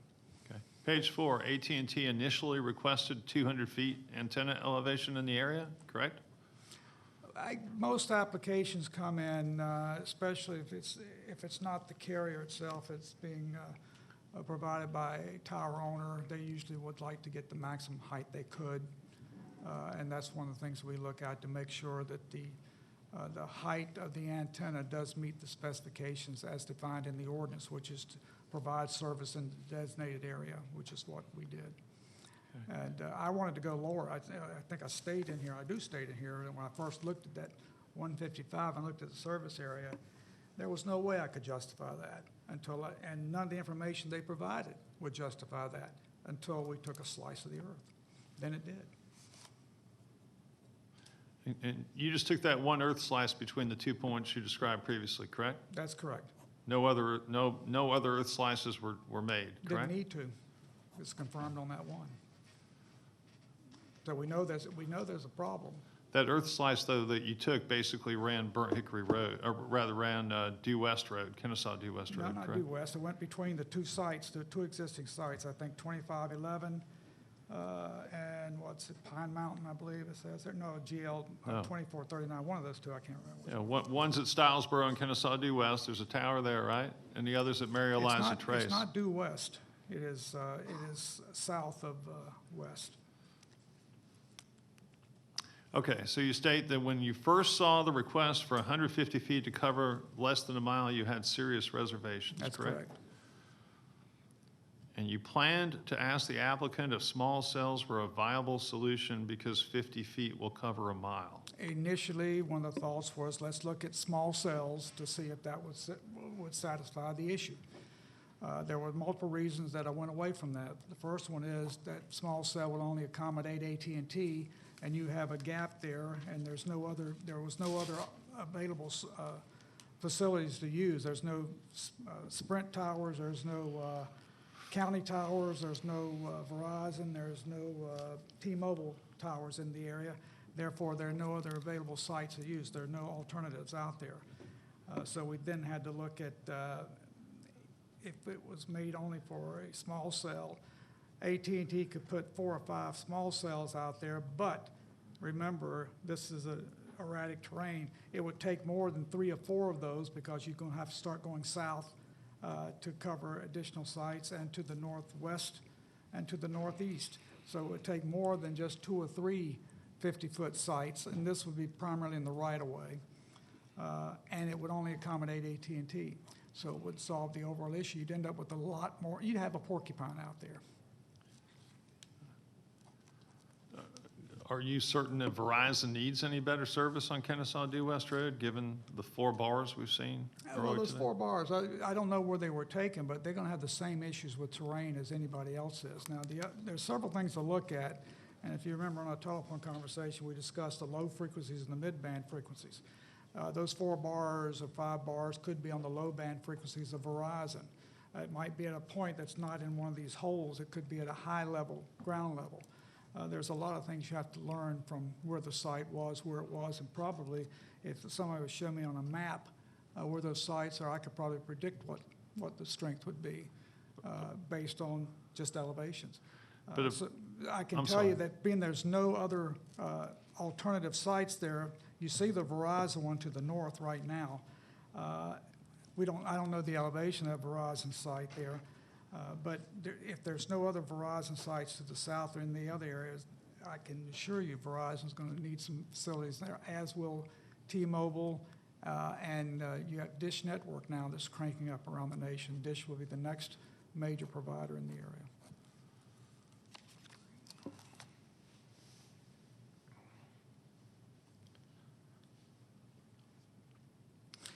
I'll touch on something that you brought up a minute ago about discrimination. Go ahead.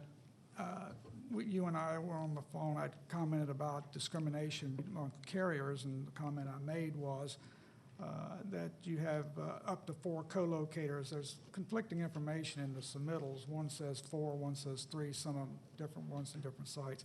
That's really not relative because if a 4th one wants to go on the site, there's ways to get a 4th one on the site. The question was, what's the 4th carrier that's going to be, when you allow 10 feet per antenna, and you're starting out at 145 for AT&T, the next one's going to be 135, 125, and 115. When you start getting to 115, what's going to be the issues with that next carrier having issues getting into these holes in the area? There have been many occasions that we've recommended raising the heights of some of these towers because of that, to make it equal so the county does not get caught in a discrimination issue with the 4th carrier. But in most cases, the carriers accept that as being the 4th one on the pole, and it hasn't caused much of a problem so far I've seen nationwide. Your conclusion, though, in your report is that the ground elevation is so erratic that a 10-foot difference in antenna heights between carriers would create a disadvantage. Good wording. That's correct. It does. I think that's what I just said. The 4th one's going to have a greater disadvantage than the 1st, and the 2nd, and the 3rd. And then you write that disadvantage is one of the matters addressed in 47 U.S.C. Section 332. Right. That's discrimination. There are ways around it. One other thing I want to bring up, that there was a question earlier about raising the height, and it is the Middle Class Tax Relief Job Creation Act of 2012, which was Part 6409 referenced a little earlier, that an eligible facility, anything deemed an eligible facility, which this would be, Eligible facility is defined as a local government's approval of a support structure for an antenna for a provider. Can be increased in height and girth 10% or 20 feet, whichever is greater. You must approve and cannot deny, but there are 6 tests that have to be met in order for that to apply. I don't have those in front of me right now, but that's one of the purposes of concealment. Concealed towers help control that issue. Although you can get some concealed now that do allow creating additional. But I think the county is going to be like most citizens. They want to minimize the total number of towers. So sometimes it's beneficial to have some of these plans are in there because the providers have to be able to provide the service, especially when what we come through recently with COVID.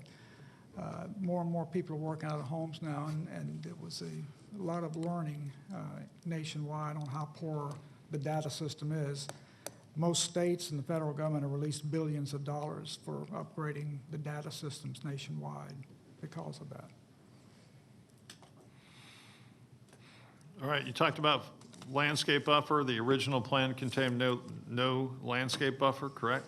That's correct. I'm always sensitive to that because even though this is a surrounded wooded area, you don't know what's going to be in the future. And what you approve or disapprove or deny here holds forever. If they do not do a landscaping plan, even if it's a wooded area now and there be developments in the future, you can't come back and have the landscaping put in later. What you approve now has to be forever. So that's why I always say put the landscaping in now. And so you recommend that counties put in such landscaping as is necessary to minimize the aesthetic impact of the facility, meaning the cell tower, correct? And I believe they've done that, yes. You don't consider cell towers to be aesthetically pleasing? I think that's in the mind of the beholder. Well, that's another reason where I called for a final site plan review, because I think that, especially monopines, you need to make sure that what they provide you as the final plan be what they're putting in, and a photographic representation, and not a artist rendition, because they can be mighty different.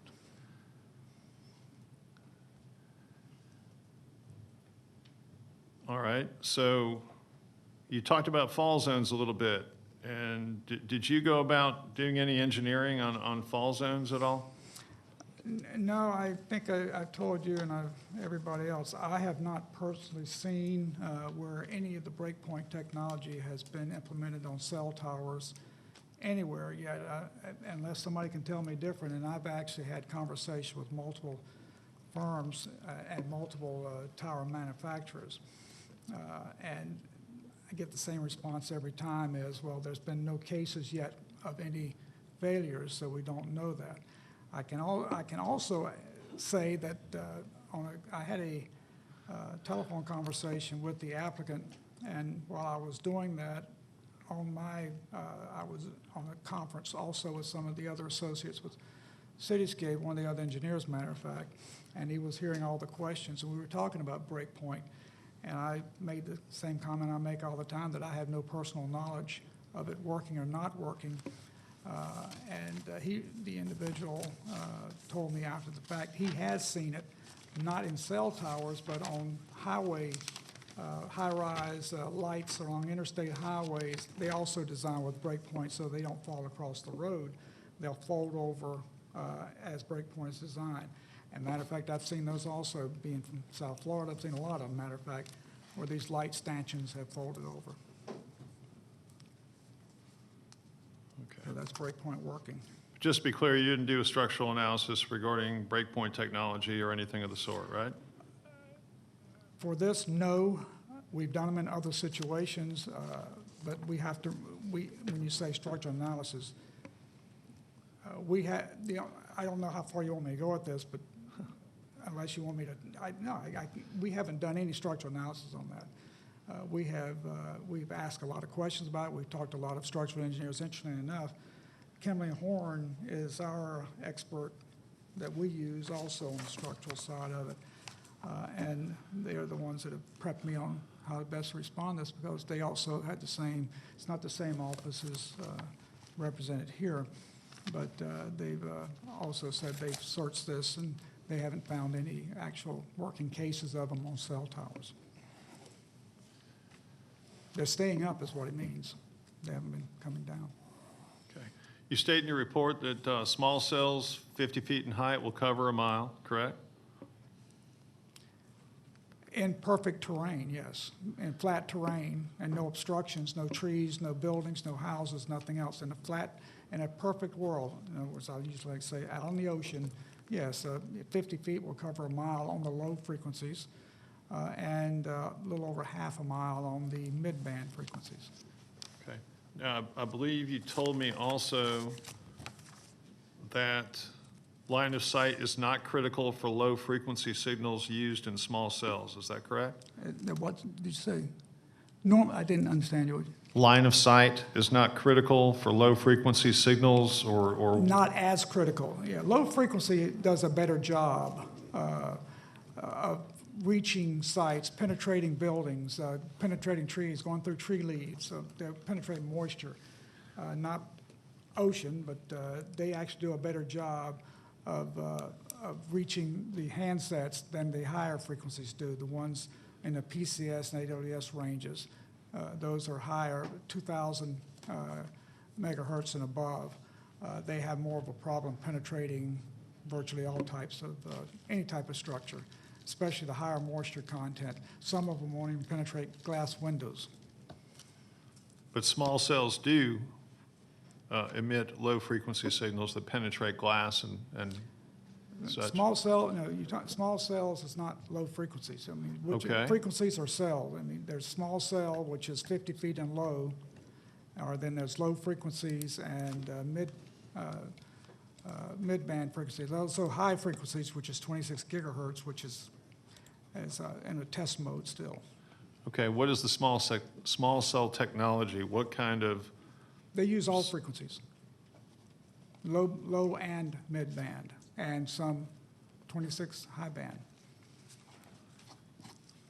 No, so low, I mean, small cell is the elevation of the antenna, 50 feet or less. It can be any frequency utilized.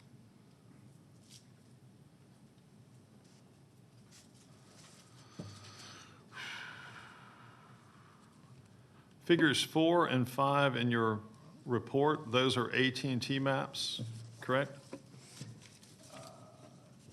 Yes, those are the maps that I was provided, that's correct, which is looks like a copy of a scan. Those are poor quality compared to their maps. Okay. Side by side.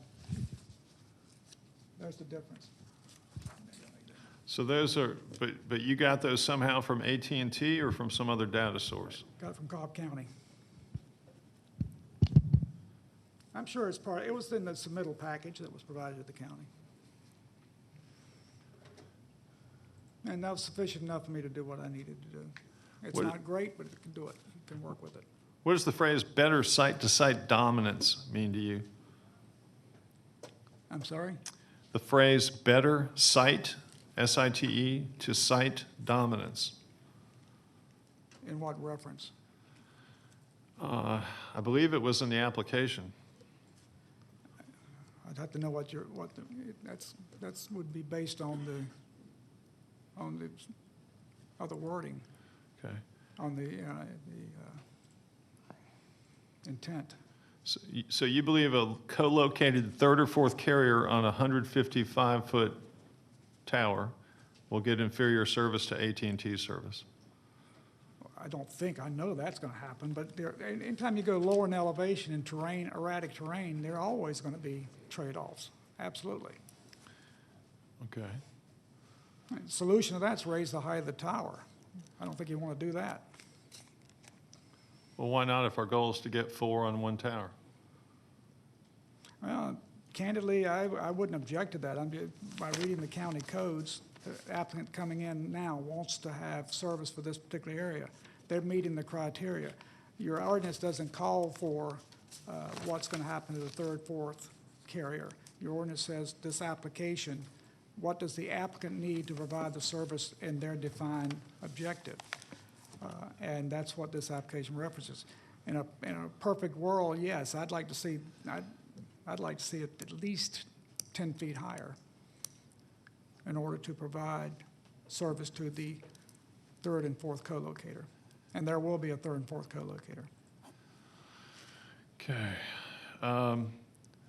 You say that the only alternative that would work here would be multiple small cell sites, and that if the county desired to know more about that option, they would need to, that you would want to analyze that further, correct? Oh, yeah, yeah. In other words, if the county wants to look into some, and they're coming, you're going to have them soon. They're not even in Atlanta yet, but they're being built. We do a lot of work in New York, and they're everywhere up there. We're talking about extensions to telephone poles, light stanchions, that type of facility, but they're only doing a single carrier at a time, which is not good. They should be doing multiple. So, explain how the multiple would work. Just multiple facilities on the same pole? Well, this is where you get sideways with the industry, but from my standpoint, I'd like to see them doing the same thing that FM and TV devised about 30, 40 years ago, which is to have a single antenna and everybody share it. The carriers will battle that for multiple reasons, one of which is they like to contour their signals to do certain things. Like I mentioned a moment ago, AT&T will have to use a lot of beam tilt and angle the signal down for this particular situation. Well, somebody lower than that, if they use the same beam tilt, is going to lose a lot of the more distant area. So they're not going to work as well. So using the same antenna for the fourth co-locator is not going to work as well. They need less beam tilt.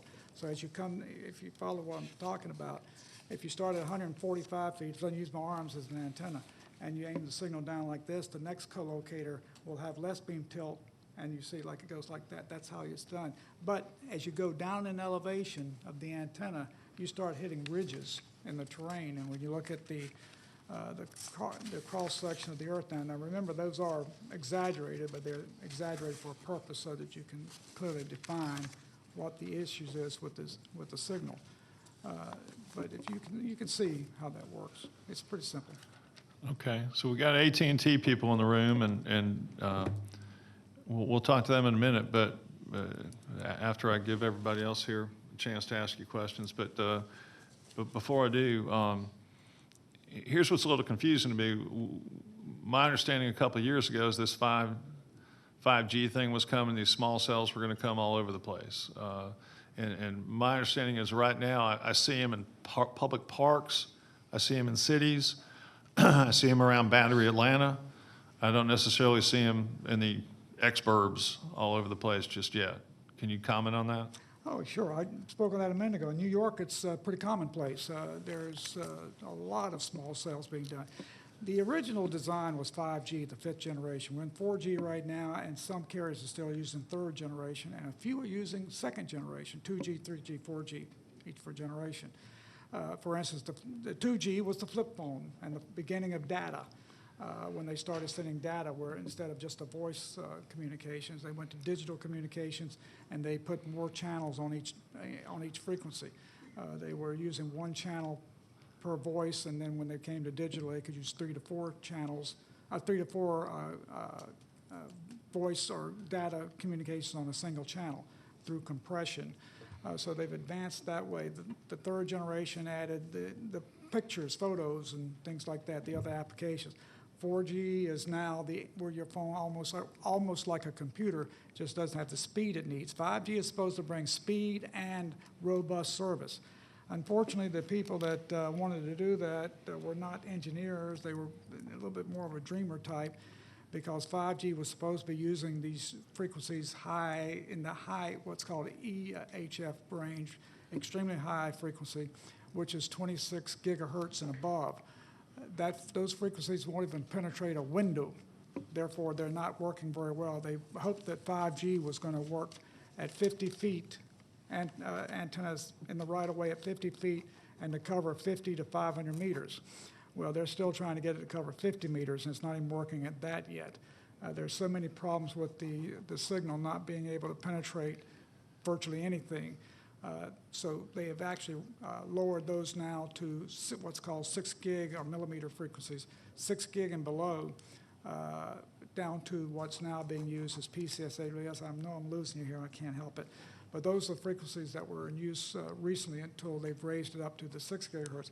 They're actually now invading the GPS frequencies that use global positioning system. They're getting a lot of frequencies. What's eventually going to happen, more than likely, must-carry rule is going to be eliminated. The Federal Communications, which is going to change the way over-the-air TV is done, and probably those channels are going to go to personal service, just like channels 33 and above now are personal communication service. Used to have channels 2 through 69. It's now 2 through 32. That's the highest channel available now. Even though you might see something on your TV dial says something above that, it's not, because all those frequencies above channel 33 are now in the personal communication services. So they need more spectrum, and that's what's happening. The 26 gigahertz is not working well. It just doesn't, it has no distance. It's got great speed, but it doesn't go anywhere. It doesn't work very well. They want to get into a car in most cases. So it's not working the way they want to. What's happening in New York is 5G is being launched. They're using the low frequencies for 5G. AT&T is using 800 megahertz, 700 megahertz for their 5G, which is monstrous because that covers the most area of all of them. They're using those on rooftops now in New York area. We're doing a lot of work in that area. Did the county ask you to further assess the small cell option? No.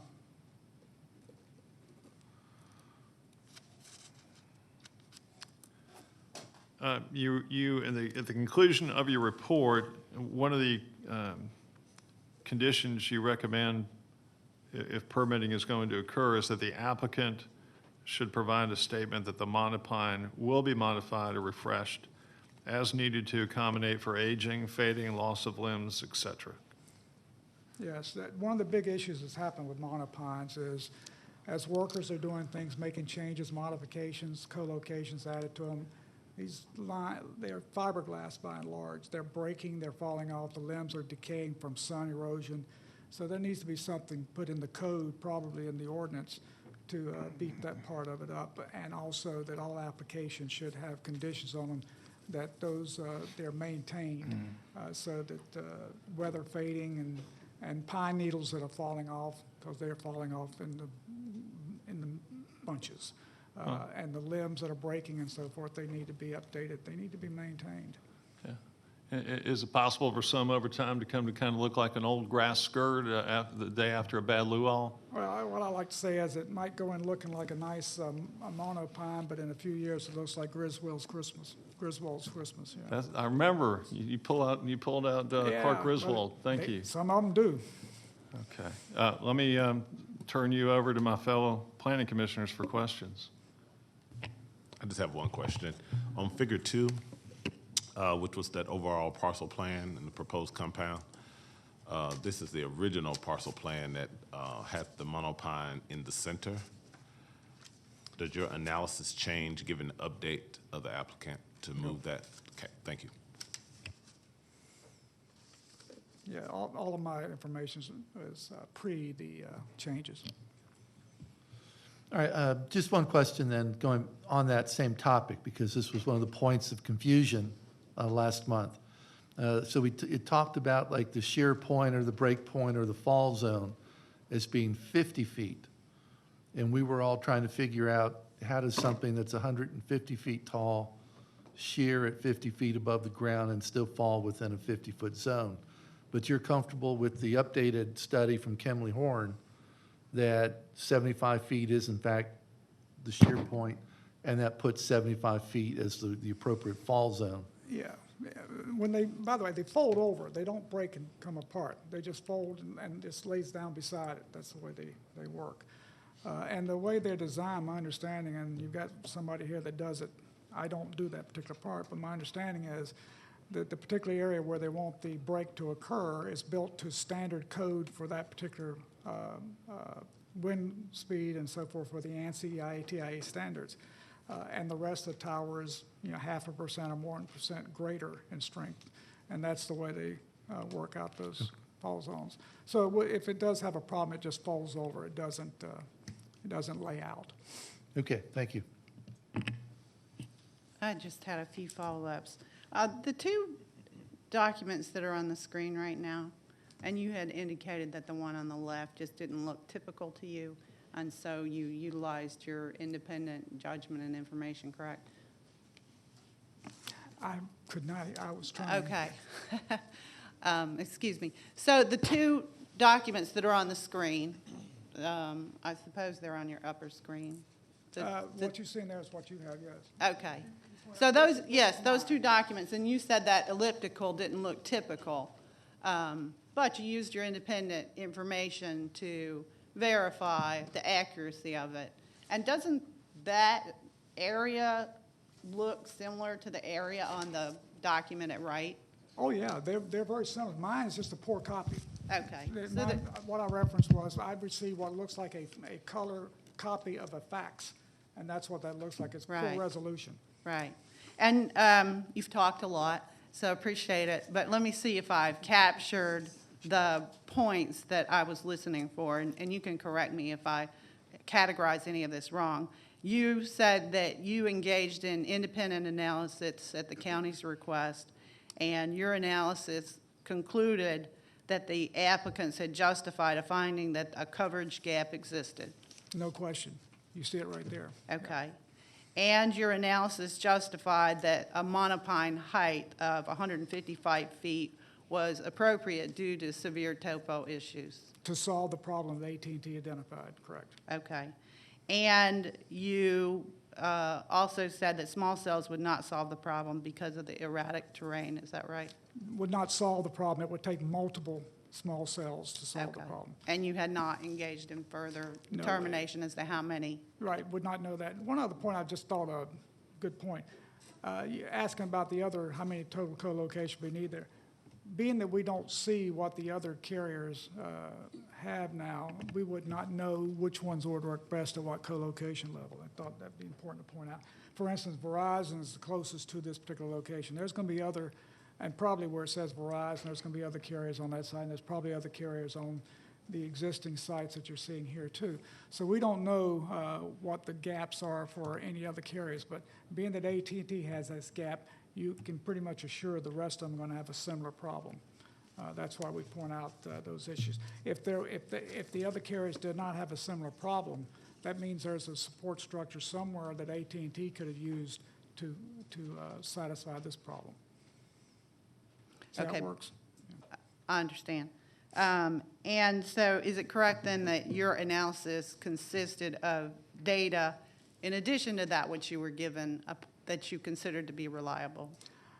Yeah, that's real consistent. The two maps that I used here, the ones I comment on, and there's a third page that I don't remember what it was off my head, that I could absolutely see what came from AT&T. And again, it's only AT&T information that we look at because they are the provider. They're the ones that all this applies to. Anything that comes from the tower company or from anybody else other than the carrier themselves is really not something we evaluate. Okay, and I just picked up in your letter, though I'm not sure it's part of your testimony, that you have said that the surrounding trees are 80 feet to 120 feet high. I researched that. I did a quick search on 80 to, I think whatever the number was there, I did an analysis in the area. And also, terrain has a factor of that too. Okay, and then finally, when you were talking about the landscaping, you stated that it was your opinion that the updated landscaping plan was, in your opinion, aesthetically pleasing. Is that right? Yeah, I think that, as a matter of fact, it's better than what I expected. So yes, and I really do emphasize going forward, no matter what any of the applications come before you, always put landscaping in it because you can't come back later and add it. Very good, thank you. Appreciate it.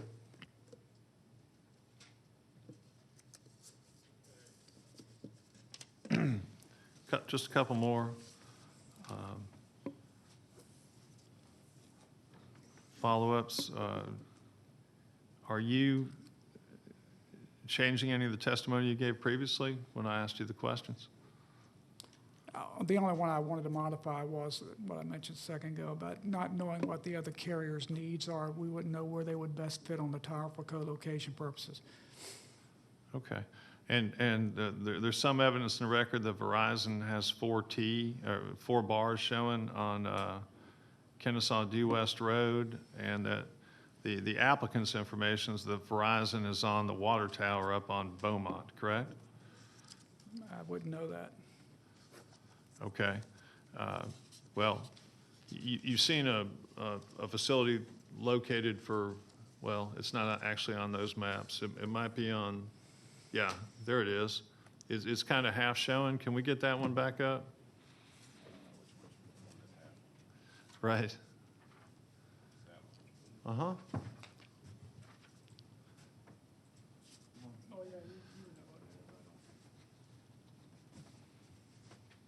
Commissioner, you're looking for the RF map that we did in response to your question about the Verizon antennas on Belmont? Yes, sir. That would be on our PowerPoint. Okay. Yes, that is it. You see the BC, well, here, you can probably see it better. Right. Put on the So, other desk, I can see it. Oh, if we're getting older, you can't see it. Here you go. It'd be right Oh, there. yeah, well, yeah, I pointed that one in the beginning, yeah. I mentioned that earlier. all right, so you see that Verizon tower, right, or cell? It's really a Verizon cell on a tower, right? Am I using the right terminology? I would assume, yeah, if they've shown a site there, that would be, if it's a water tank, it's a water tank. Okay. You've had somebody suggest that with Verizon, they have perfectly good service up and down Kennesaw Due West Road. Do you have any reason to dispute that, given the location of that tower right there? Well, when you have to, you know, you're asking a question that's difficult to answer because I'd have to look at where, I know where Kennesaw Due West Road is, but of course it's not clearly defined on this map. Sure, it's gonna be some service from there because if you look at that, the road goes along just south of that site. I'm gonna best guess at that elevation. Now, see, here's something else. AT&T generated this map. AT&T does not have Verizon's parameters they use for coverage maps. They're going to be guessing, I guess, what particular service area that would be. I doubt that Verizon's going to say that's their minus 90 dB signal. I'm sure AT&T generated this, but AT&T would not have the particulars as to what signal level coming off of Verizon. You can only tell from the height. In other words, there's no way you'll know what signal level Right. it is. This was, if I may, I'm sorry I'm interrupting, but to Go answer, ahead. Commissioner, this is you had asked us to look at what would the coverage be, AT&T service, if they co-located on the Verizon. This is not purporting to show the Verizon wireless. We don't have that data. So to answer your question. So that's what AT&T would If look we at. were to locate at a rad of 110, I believe it is, what would our coverage look like? And you can see it falls way short of north and south of Kennesaw. Yeah. Then on the next slide, like Tom indicated, if we were to theoretically increase that tower height, drop and swap, if you would, to a 200 and, right, it's in the up wrong direction. with the rad center 195 is still done, but this is AT&T data. It's not Verizon data. And this also confirms what we said earlier, that this is the service area is in a low area. It's low gap, low elevation. And that's, whatever you do at that Verizon locations, it's not gonna help anything in that gap area because it's too low. Unless maybe 1,000 feet, maybe it'll help it, but you need to do something more more south of that location. Did you look at those alternatives? I never saw that. All I saw was the maps that I provided. That's all I got. Did you look at any possible locations on Dallas Highway? We did a search for any support structures that could be used as alternatives that would solve this problem, and we found none. Okay. That would solve the problem. Any more questions for this witness? And then I'll get the AT&T folks up here. Can you get us the AT&T folks?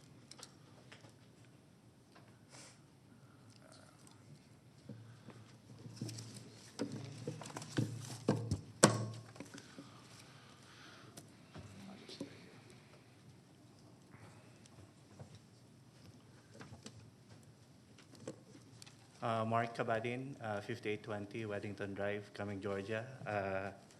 AT&T Senior Run Design Engineer.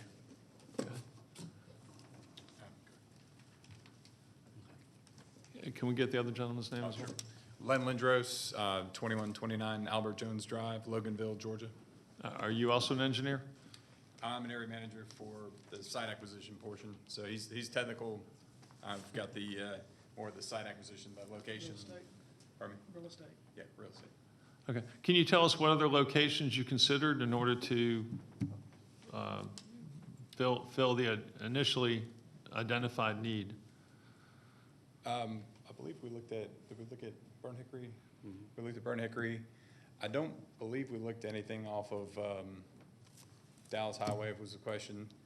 But ultimately, I mean, we've got to look to see what best solves our location, where we're going to be able to actually physically locate a tower. That's what brought us here. Is a heavy, dense residential area. So per the code, we've got to find a spot that's going to suit our needs. Okay. Tom, I don't know. I know you can probably speak a little bit more to the actual specific locations if you need the specific data. We employ them to do a lot of the search and look for us. So if you need specific locations, I think it's already been addressed in the package.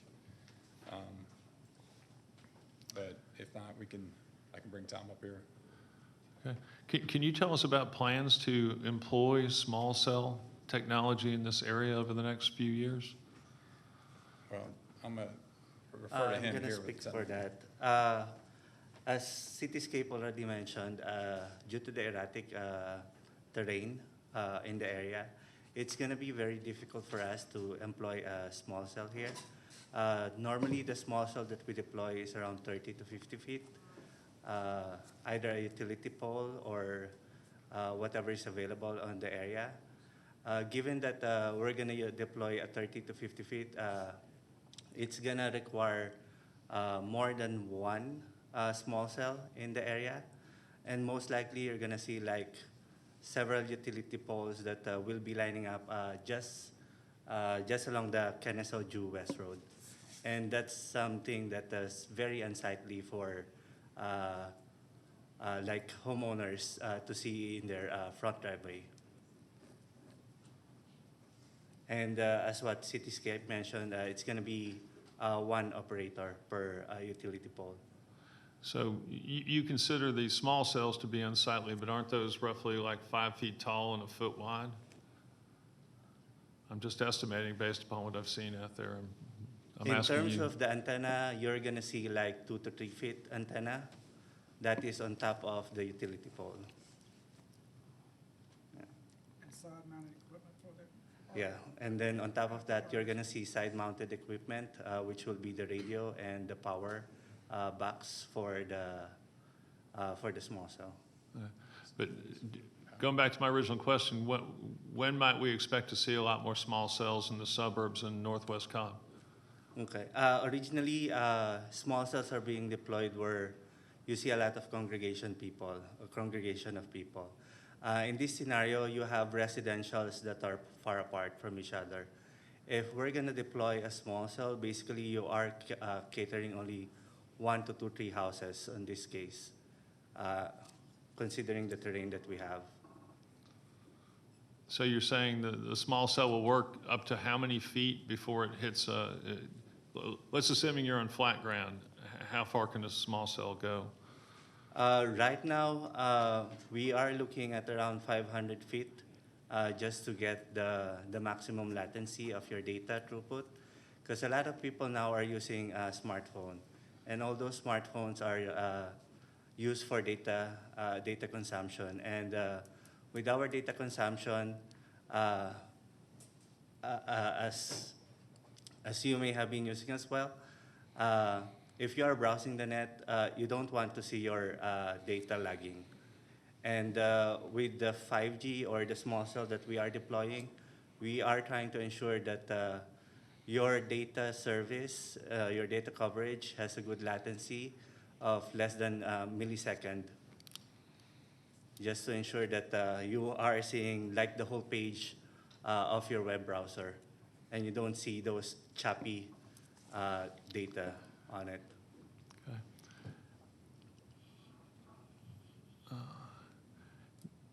When you're showing these blue-ish and greenish spots here on a map, does that mean that AT&T has no coverage there whatsoever?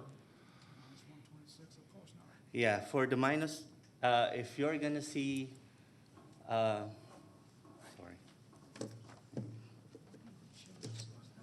Okay. So anything that is neg 118 to neg 126, that's where your coverage start become poor. So neg 128 is where you almost have no coverage at all. You can barely connect to the cell site. Okay, give me that number again, where there's no coverage. Neg 128. So neg 118, you start to deteriorate already. And neg 126 and below, that's where you're not able to connect at all. All right. So most of these data areas here appear to be in the lighter shaded blue, which would indicate that there would still be connectivity. Is that correct? Yes, then minus 113, you will still be able to connect. Okay. And I'm just looking at the threshold. That's right. Oh, okay. You're just working off the legend. Does anyone else have questions for the gentleman from AT&T? Just one follow-up in terms of the last question, ability to connect. So is it safe to say the lighter the color, the more choppy or spotty it would be your connection? Well, warmer or cold is a better way to. Cold. The colder color, is that The cooler it is it indicating that data would be spotty or I'd have problems with consistent data? Mm-hmm. Okay, thank you.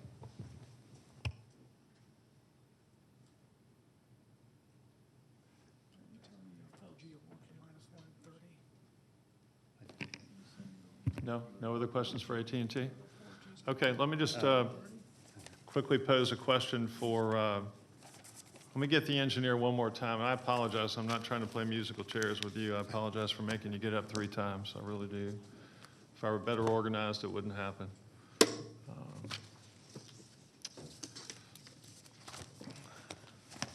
I'm trying to find the letter from the lady. You can probably find it faster than me. The engineer up in the Midwest. Yeah, the original would be great if we could find it. Or has handed it around so much.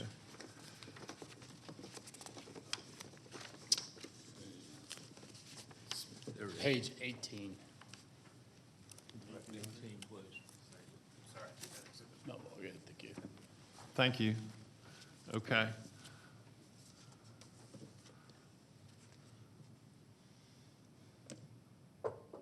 So this is the May letter, right? That's correct. All right.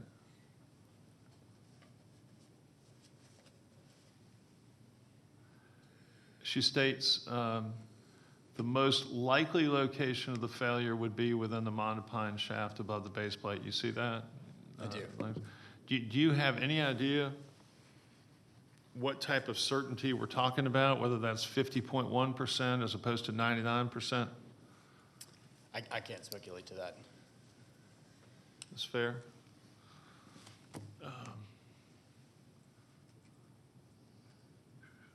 That was the only additional question I had for you. I'm trying to just figure that out and get a comfort level with that. But anyone else have any questions? The third time I've pulled this poor gentleman up. Okay, that's it. And then the expert on value, I have a couple questions for.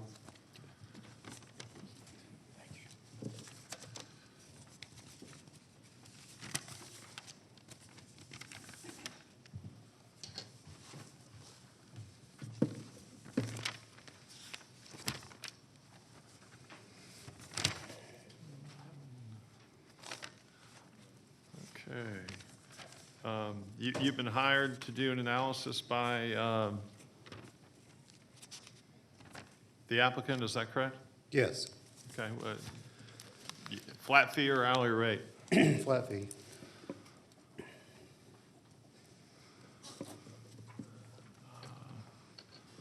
Are you willing to disclose the total amount paid to your firm by the applicant? Well, this one, $4,000. Okay. How many times have you testified in favor of cell phone applicants?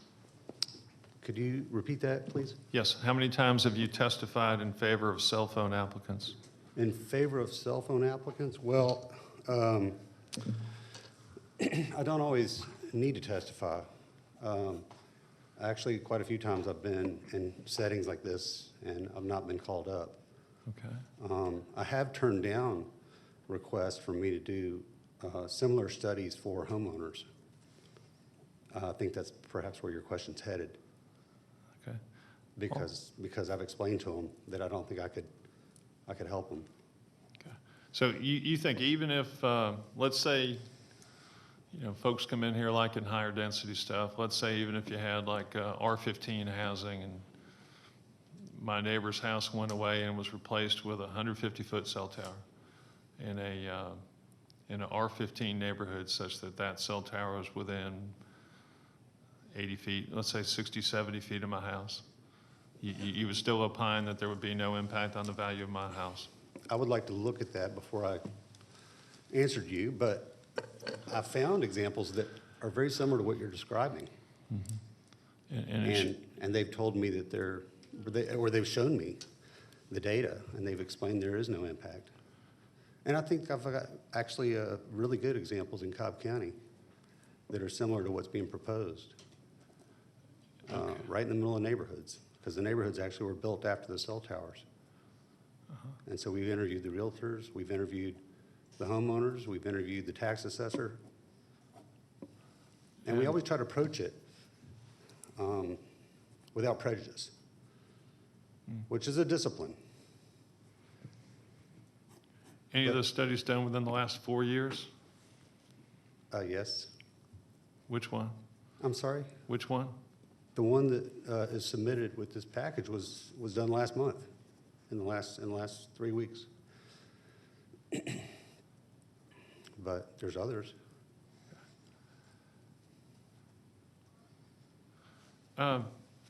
You gave an initial opinion letter on the 18th of May, is that right? That's right. And what work had you done by then to support your opinions? Quite a bit. In specific? Well, I went and looked at the property, and I went and drove the neighborhood.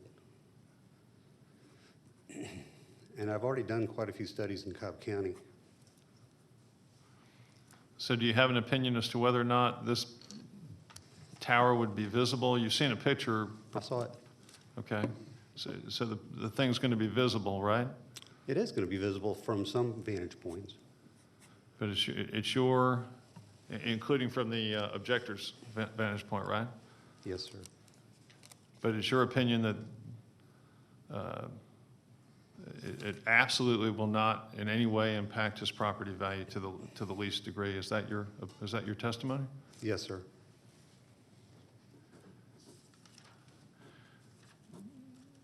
Did you perform an appraisal on the applicant's or the objector's property?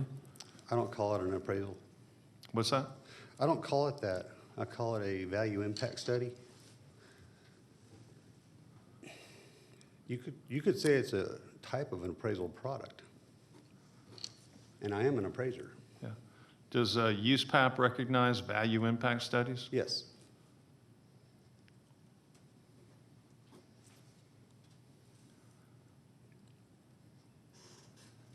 How many times have you given favorable testimony in favor of a cell phone applicant?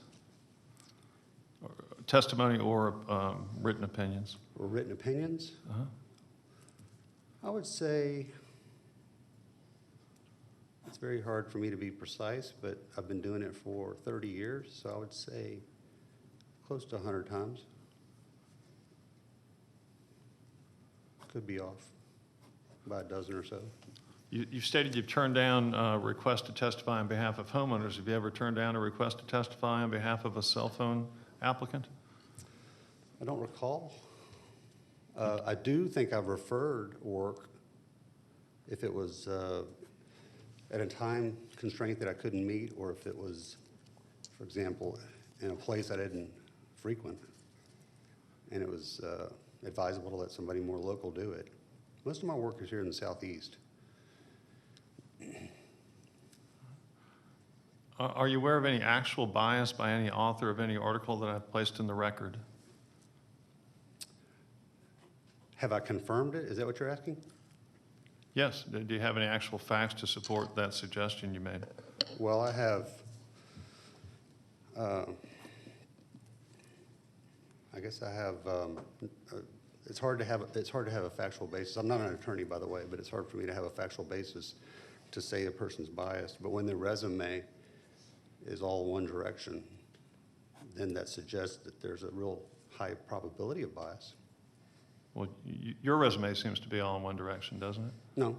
I see. But, so, in this regard, given the fact you've I think I wrote down 100 times, but I thought you said 1,000 times. Which one was it? 100. Okay, 100 times you've opined in favor of a But that's not all I do for a living. I see.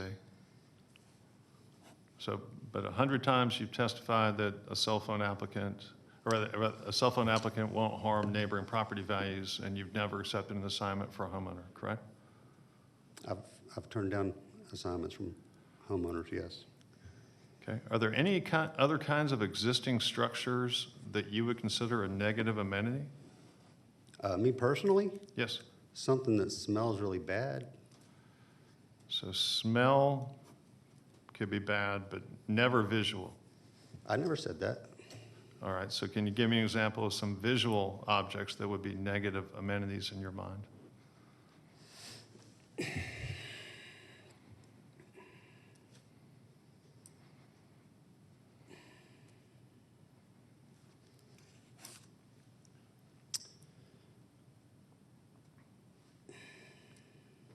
Well, I guess a lumber yard might be a negative.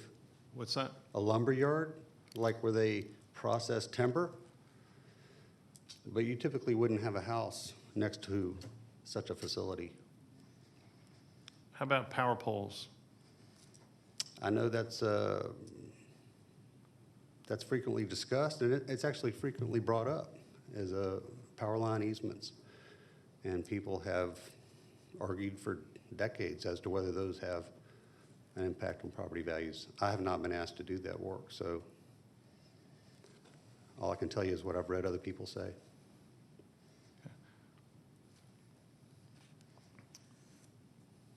Do you consider a 150-foot concrete tower with artificial limbs starting at about 90 feet to be virtually identical to a 90-foot pine tree? To be virtually identical? In appearance? I guess it's possible. Possible? Are they the same color? Interesting. You're asking me to define the hypothetical on whether or not there's a good color match between the pine needles on the real trees and the artificial pines. So let's start with that possibility. I don't actually know. I think here's what I think. If you have a house and it's for sale, and there's a structure nearby, in this case we're talking about a utility pole, but any structure, and a person comes to look at it, it's highly possible that person could say, I don't like that. And I think that's maybe what you're asking me. And I've seen examples like that where I think, wow, what do people say about this? Well, what the data seems to tell me is there are examples where people prefer not to have it, but it doesn't end up having a negative effect on the property because the next 3 people that come and look at it don't seem to mind. And they start bidding on the property and they buy it. So this is good. So economics is a world of supply and demand, right? Right. You could say that. Okay. So the supply of interested bidders will drop when they perceive something as being a negative or a disamenity. Is that correct? It can happen. Okay. And that may or may not then lead to lower sale prices, correct? I'm still looking for that example, and I have not found it. That would be something of an empirical question? Well, and I Is that- use empirical data, and I've actually compiled quite a bit for this case. What did you control for in that data? Well, there's other homes in the neighborhoods that are away from the tower, that don't have a view of the tower, and so we grouped the sales and we compared them. But it's hard to have statistical relevance when you're talking about home sales.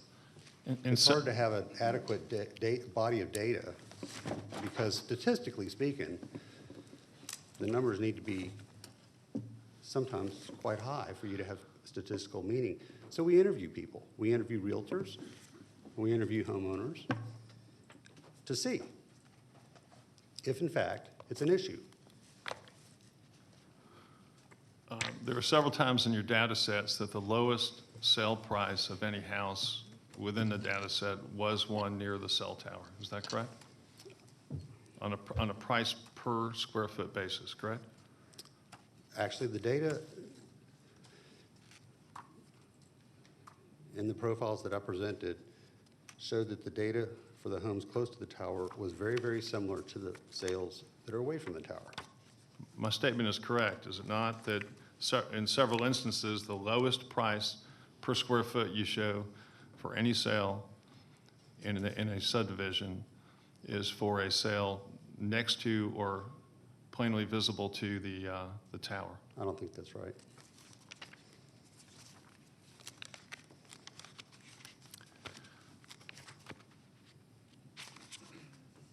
Your report is filed in the record here, correct? Sure. Okay. As far as I know, I didn't file it. Okay. Did you adjust in your data sets? No. For the condition of the interior of the homes? No. That's something you would always do in an appraisal, correct? You often would. Have you But ever? a lot of these data sets were homes that were newly built. These are subdivisions that were built after a tower was already there. And so they were very homogeneous, if you will. The builder built them, the builder sold them, and they were fairly uniform, which is what we really like to find. But we're not satisfied with that. We go ahead and we interview the realtor, and we interview the homeowners, and we ask them, what discount was given for this house that was close to this tower? And they look at you and they say, what are you talking about? And you say, did you discount this house because of this tower? And they say, no. So That's a confirmation process. Have you ever interviewed any applicant, or rather any realtor, who said that a house price was discounted due to the presence of a cell tower? Never, not once? That's a no? No. Okay.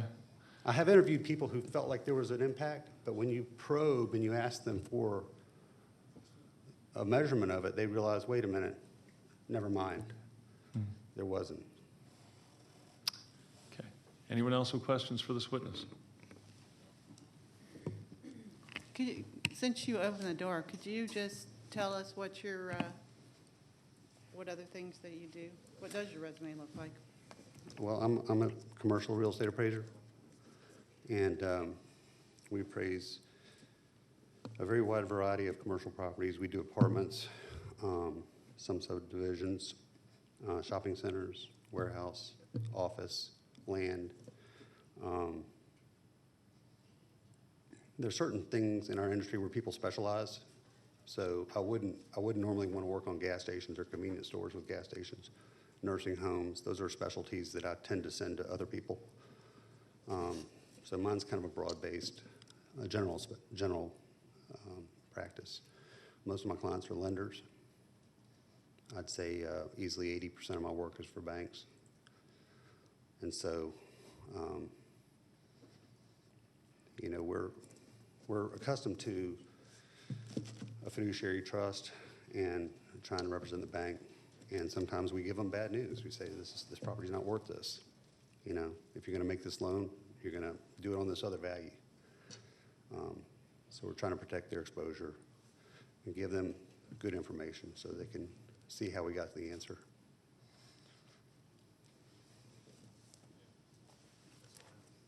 Thank you. My mic's off.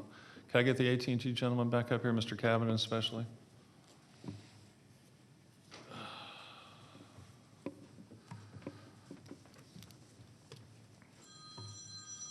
The phone works. We're in a good coverage area. You claim you need a minimum mounting height of 145 feet, is that correct? Yes, You cannot accomplish your objectives at a lower mounting height, is that correct? that is correct. Originally, when we issued the search ring, we are requesting 200 feet because of the difficulty on the terrain that we have in the area. Okay. And original, I'm sorry, I interrupted you, I'm sorry. But in order to provide the coverage that we needed for our subscribers, the lowest that we can go is at 145. So we give that range between 145 to 200 feet with our SIRAC folks. Okay. And originally, the coverage area you proposed, the original search area that you sent to the applicant, being Diamond Towers, was for Burnt Hickory. a very small area, 1/10 of a mile in diameter on Burnt Hickory Road. Is that correct? That's correct. Okay. Anyone else with any further questions for AT&T? All right, you can have a seat. Thank you. Thank you so much. Thank you for the continuing adult education. I guess it's back to me to make a motion at this point. And my concern now is that I do believe that there is an area in what I believe, based upon what I've heard, is that, let me start with that, is that on Kennesaw Due West Road, the Verizon tower, the point where Verizon is, would very adequately service that area, that AT&T could get very adequate service there. The problem is that that would not resolve AT&T's desire to have better coverage on the original search area, which is a small area on Burnt Hickory Road. Based upon my own independent research, I believe that that same small area needs, that Verizon and others would probably also like to enhance their service in that small area, unless they have already put small cells in or come up with boosters or some other way to get better service in that area.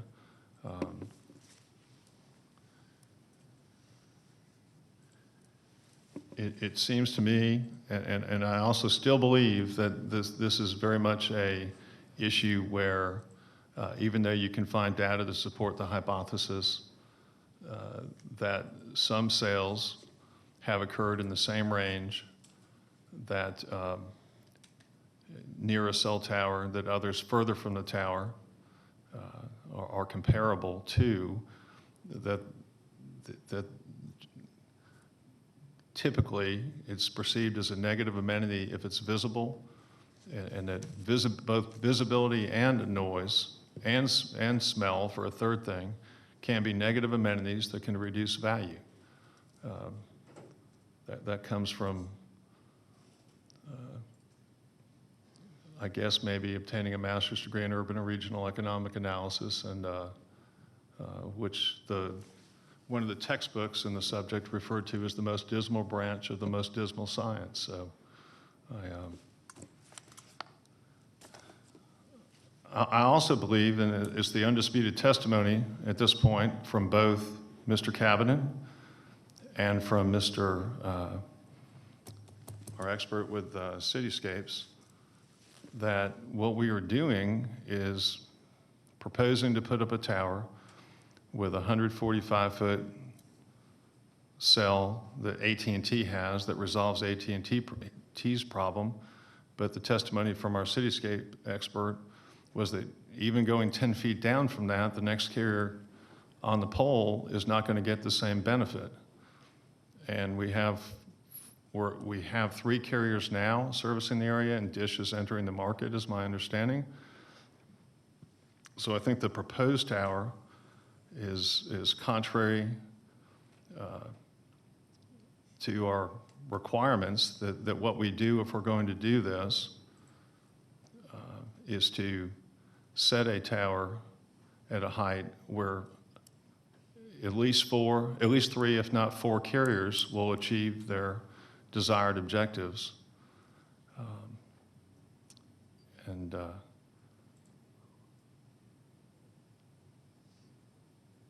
That's what I believe we should do, is to do that and do it at a time where we also analyze the net impact of the alternative, which is apparently 3 or 4 carriers putting up small cells in an area. Those seem to be the two alternatives. And we just really haven't received any definitive expert report on what we're going to be left with. The question is, do we disadvantage a couple of people by having to look at a large cell tower? Or do we have a whole lot of folks who are looking at some small cells? Those seem to me to be the questions that we're really facing. Our code is written in such a manner, and I've been criticized for asking too many questions already, but our code is written in such a manner, it's actually in the code specifically.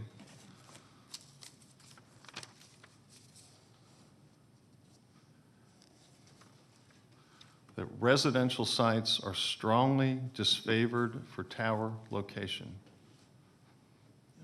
It seems to me that that's our code, that's subsection H, the very first sentence within 134-273.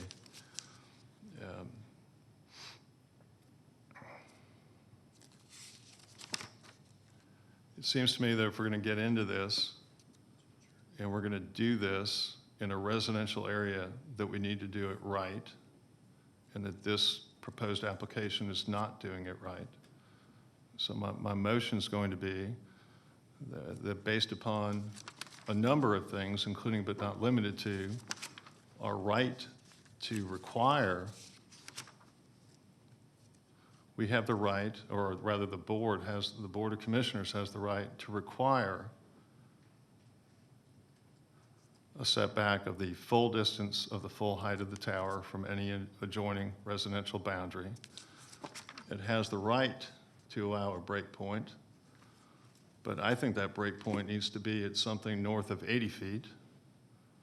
I think that tower, if we're going to build it at all or allow it, needs to be at a point, our experts said it needs to be, or it should be at least 10 feet taller if we're going to have it and co-locate.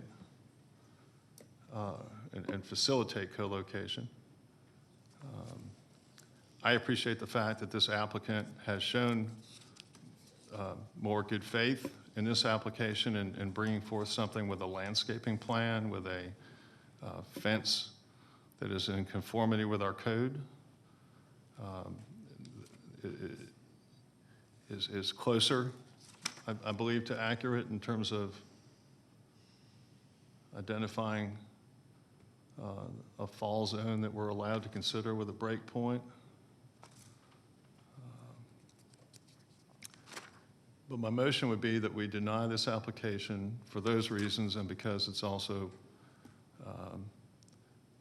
not in aesthetic conformity with adjoining properties and harmful to adjoining property values, but that we do so and for the other reasons I've cited already, but that we do so without prejudice to the right of this applicant to file an application for a cell tower of not less than 165 feet in height. And I would ask, and I would make it part of the motion, that if they're going to do that, that they also provide an analysis at that time that includes floating a drone or balloon to a point 170 feet above the ground where their proposed center point of their tower is going to be, and showing us what one would see from there. Also, that they would provide an analysis as to why doing that and facilitating co-location there would be preferable to employing small cell technology in the relatively small area, as stated by our expert.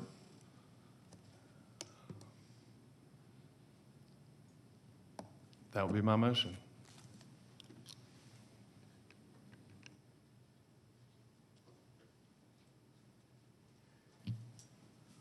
I will second the motion. It's unusual that we do something because we think the proposal isn't big enough. But I think in this case, as we're looking at service and looking at fulfilling what really is the idea behind our code, you know, as intriguing as it is to be doing this, I think it provides an opportunity for the applicant, provides some clear direction on what can be done to correct. I would like to also see something done to address the valuation issue. Maybe it's screening, maybe it's buffering. We do have competing opinions on that. I don't know if the applicant received this in time to even have a chance to look at it today. So I know that may be a new issue. But it's not uncommon for realtors to be out there, you know, creating a market value analysis to determine what a home should be listed at and what a reasonable sales price might be. So I think that has to be taken into consideration and addressed. But I like the opportunities this creates for the applicant to come back in, have all these things amended. And I think a taller tower, as you've noted, if we address what the visuals are going to be, will create some opportunities for everybody, regardless of the cell service provider they use. Can I do some discussion on that? Or were you about to do? Absolutely. So I hear the motion, I hear the second, and I get it, and I think that's in favor of the applicant. However, I want to bring back up the breakpoint piece of the discussion, because we spent a lot of time talking about breakpoint. And so now we're telling this applicant no less than 165 feet. Are they going to, without prejudice, but are they now going to come back in and the breakpoint becomes the issue again, right? We are talking about the fold over or how it falls and the land space needed for such a breakpoint. And so with that, I'd find that a flaw in the motion since we spent so much time on breakpoint. Why don't we try to address that before we move on? I would assume if the tower goes to 165 feet, the breakpoint would be at 82.5 feet. But I'm not sure that's fatal to the I don't think that's fatal to the application. I wouldn't make that suggestion if I thought it was.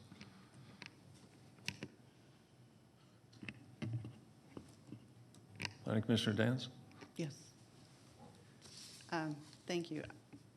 I have to keep going back to our statutory duties as well as our local code and the governance of the Telecommunications Act and the information that we have been provided as to that, that talks about if we are going to deny a matter, then we should deny it based upon substantial evidence. My challenge here is to question how it is substantial evidence that they've chosen a tower height that is lesser than what this board wants to entertain.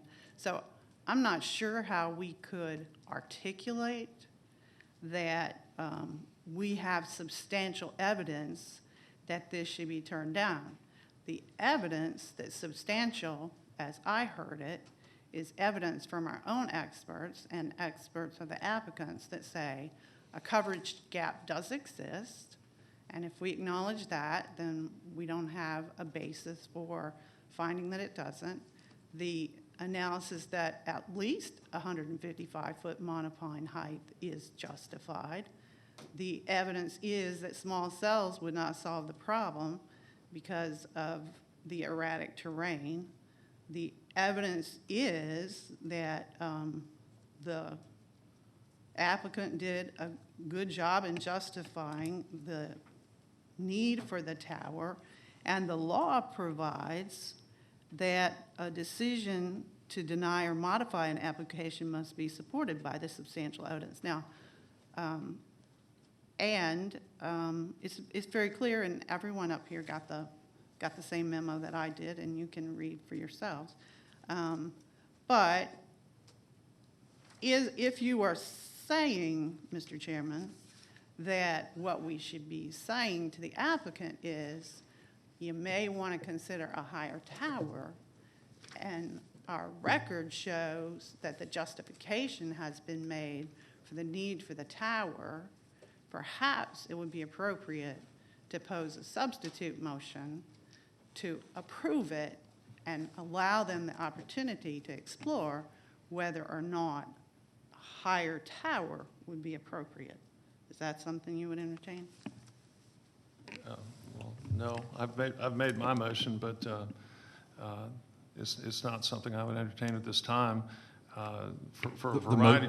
The motion's actually, after it's made and seconded, it's belongs to the board, so it'd be if somebody wanted to make that motion, and they seconded it, since the motion belongs to the board at that point in time. Thank you, but I also disagree with the characterization of the evidence. The testimony I heard was that small cells would work. The question was the number. The point was that one would not work because of the terrain problems. That would take 4 or 5 was the testimony when I asked the question. Then the evidence is further that he offered the county to engage him to look into that issue, but the county did not request that anything further be done in that regard. And part of my motion was that alternative be explored and explained to us as to what it would mean, how many small cells would go up as the alternative to potentially needing a taller tower. Additionally, our code contemplates that the height be sufficient to reasonably accommodate facilities of other carriers. So I'm not making that up out of whole cloth. That's what our code requires that we consider. That's also the interface between federal law and our law. That is what is required. May I be addressed, Chairman? I thank you for stating the code around it must accommodate other carriers. I think what we were presented is that the tower as presented in this application would be able to accommodate other carriers. Now the question is, I guess we can talk about the appropriateness or how they are there, but right now what's in front of us is this particular application for AT&T and their ability to have other carriers, and I think they've shown that. You think who's shown what? The applicant. Has shown what? Sorry, the ability to accommodate other carriers. On that poll? On that particular poll.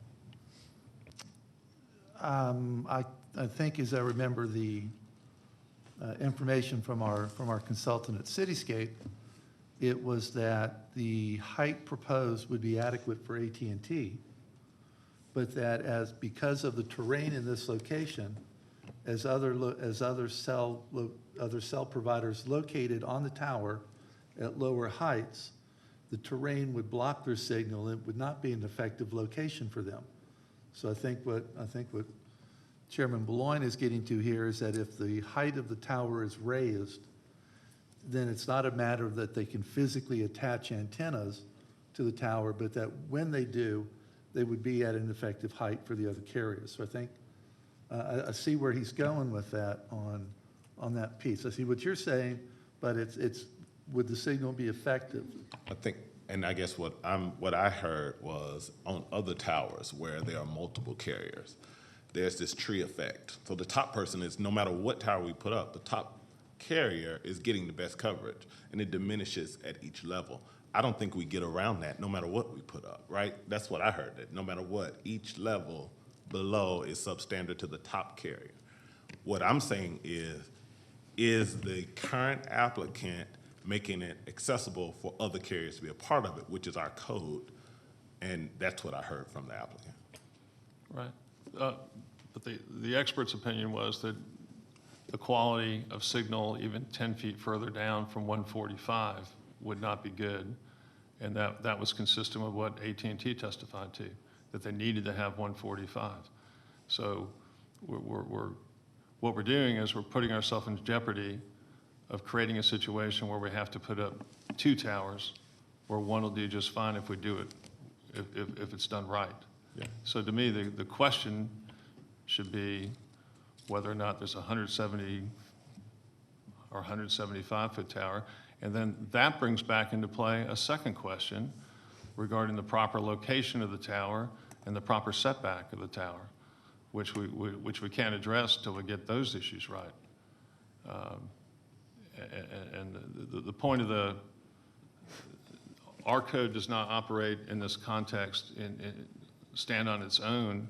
It stands in conjunction with the federal law, which we've been reminded of several times here today, which also favors co-location and disfavors discrimination against other carriers.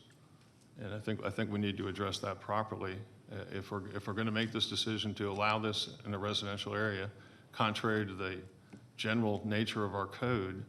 It needs to be done right. Is my point. No, and thank you for that clarification, Chairman. I completely agree with you. I go back to my fellow Commissioner, Commissioner Dance. Were you making a motion when you suggested, or were you asking a question around allowing for a higher height with approval?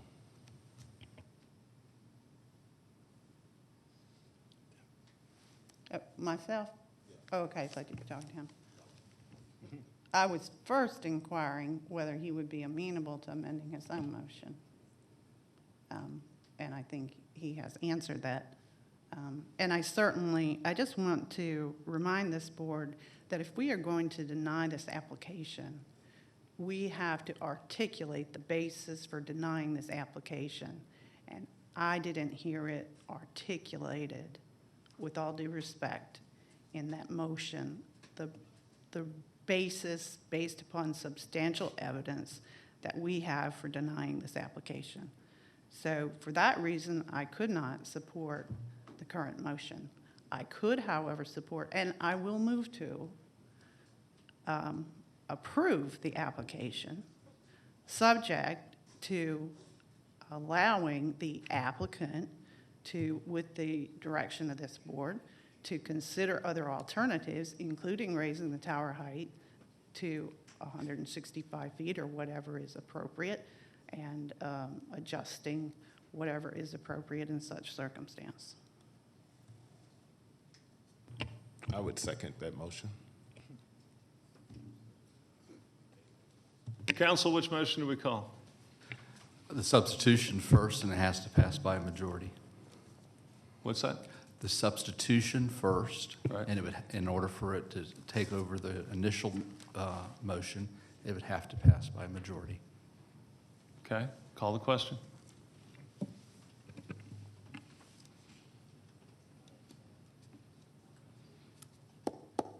So then you're back to your original motion. Any further discussion about my original motion, or are we talked out? All right, call that question.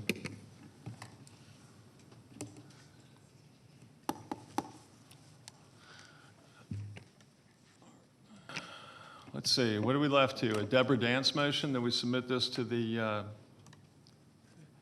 before I make my substitute motion, I just say that I continue to believe that there's more than ample evidence based upon both the case law provided to me, the case law I've read.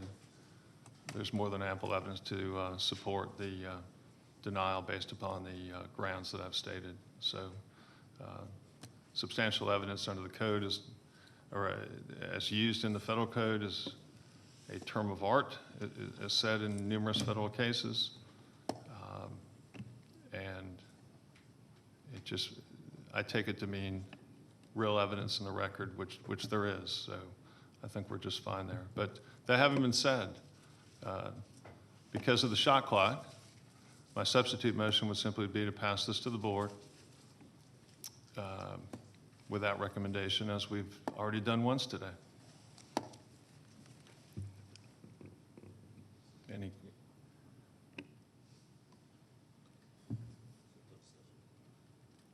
Second? Okay. We have a second. Any discussion from anyone? Call the question.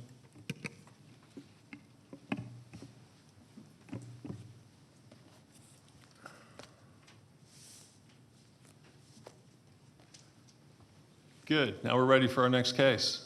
Thank you all for your continuing adult education efforts directed at me.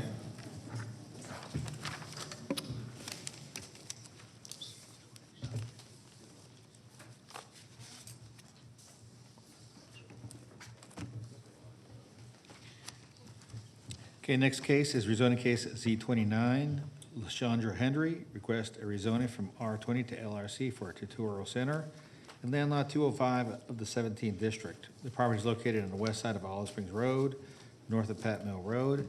The applicant is present. Is there anyone here opposed to rezoning case Z29?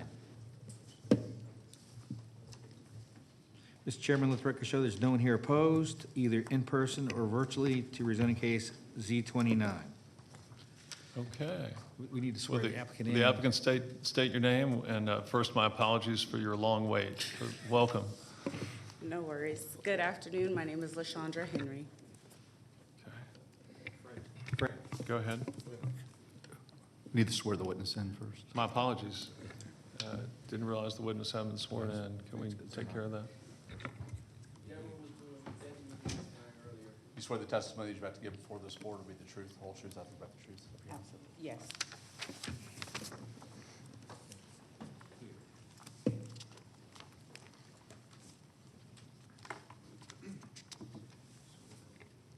Go ahead.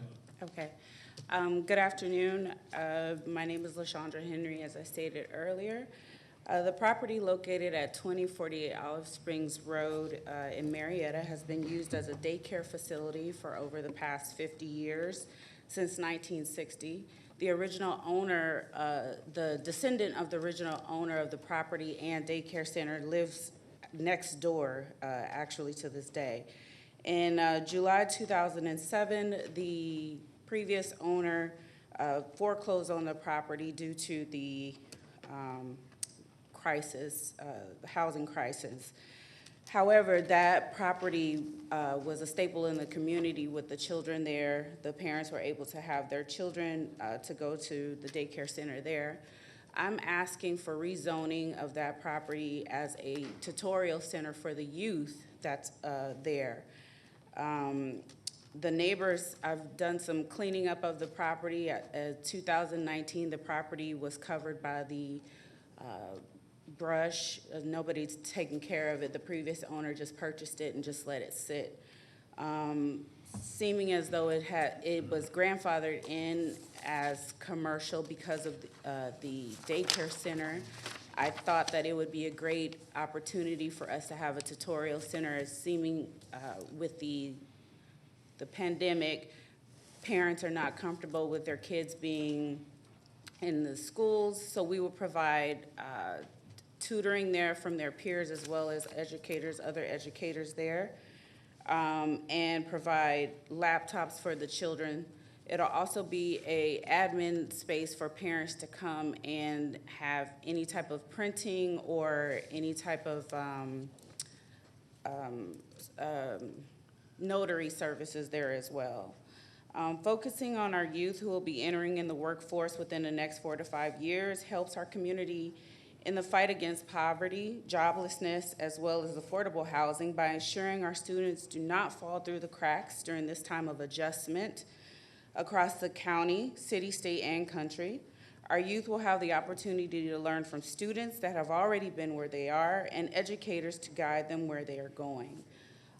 It is not only developmentally essential for our students to access such an environment, but to the citizens of the community who will be interacting with these students as adults in the next few years. Thank you.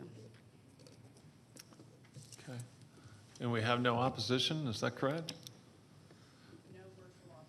No virtual, no in-person, no nothing. Okay, well, that closes the public hearing portion of this case. So it looks like it's District 1.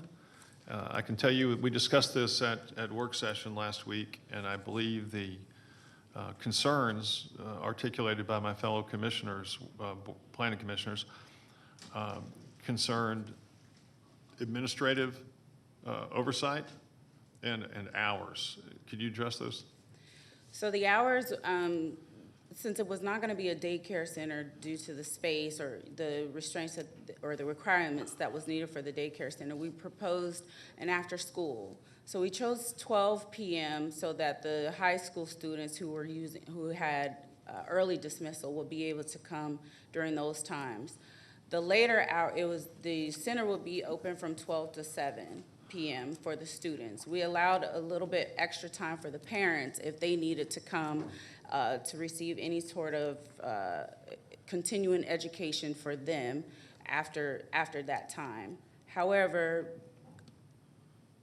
if whatever pleases the board, if we need to close earlier or whatever the time frame according to that neighborhood works, then we would be welcoming that decision. Yeah, that addresses hours. Can you tell me about whether there's going to be an administrator present, somebody there to monitor things? Yes, sir. So there will be myself on site as well as another administrator during opening hours. So the entire time we're there. So that addresses that, yes, sir. Okay.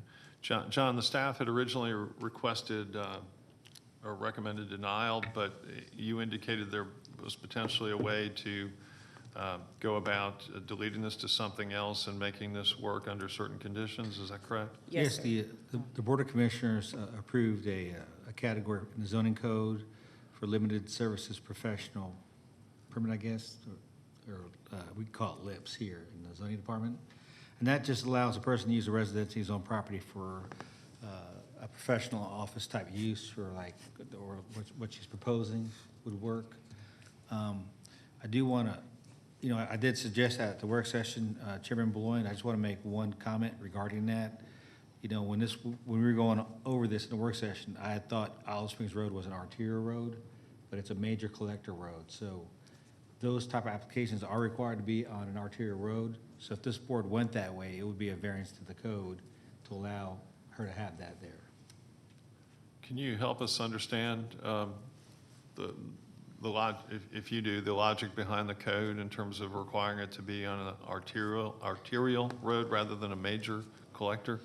Well, at the time we were considering that code, we were more concerned about, older houses along Dallas Highway, Macklin Road, Canton Road, and Powder Springs Road, just the major corridors.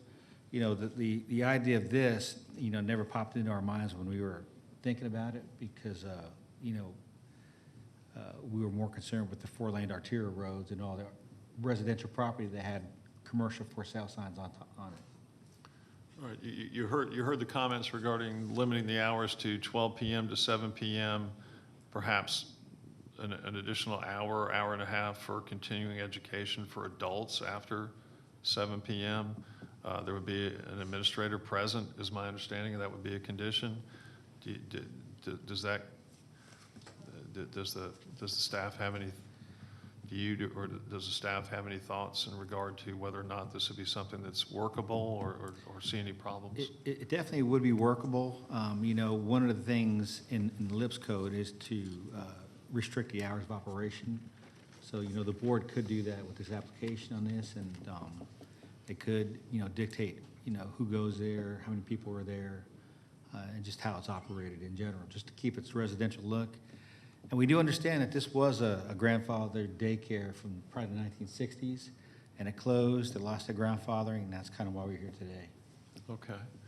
Can you address that one point before I turn this over to my colleagues to ask you questions regarding is there any limitation on the number of youths that would be attending at any one time, or is that open-ended more or less? How many can the room hold, I guess, is where we start, right? We will get that information from the fire department, so they weren't able to give me, I believe the last one was a total of 40 people that would be able to occupy the space. So I don't know if that means, like I said, it was a daycare before, so I don't know if the size of the, as far as the children ages, if that mattered. So I would just, from prior recommendation, say 40 or less. Until it's verified by the actual fire department. Is that 40 throughout the day or all at once? I believe a total occupancy all at once was 40. Okay. Yes, sir. And that would be up to the fire department? Yes, sir. And then state of Georgia too? Yes, sir. Okay. Are you comfortable with the limitation of 40, or do you think we should require some further limitation? I think 40 is fine as long as they can come up with a plan for drop-off and pickup, so not all 40 kids come at one time. Right. Well, now we have another issue for you. What are we going to do about drop-off and pickup? Can you tell me about that? Do you have a plan there or no? Well, we would have to limit that. If we can't have 40 all at one time, then we definitely would have to limit that based off of the recommendation of the board. Well, let me get the thoughts and questions of my fellow planning commissioners. So for this tutorial center, I think I heard you right, just correct me if I'm wrong. The actual, I'm gonna quote this, air quote, staff is other students, so peer tutoring as well as, well, help me, I guess, tell me, Yes. because I Yes. did the administrative oversight, but help me with the. So it would be 2 administrators there that are full-time staff. Are they teaching as well? Are they tutoring as well as administrators? Well, I won't be, because I do not have an education background. I Okay. retired from the military last Okay. year, and it's not education. So the other person, yes, they would be an on-staff tutor, as well as admin. The other tutors would be the actual students that belong to the facility. So that it would be peer-to-peer tutoring, and then we will have volunteer educators as well. Are you mentioned the 12 o'clock for your older students, to like your seniors.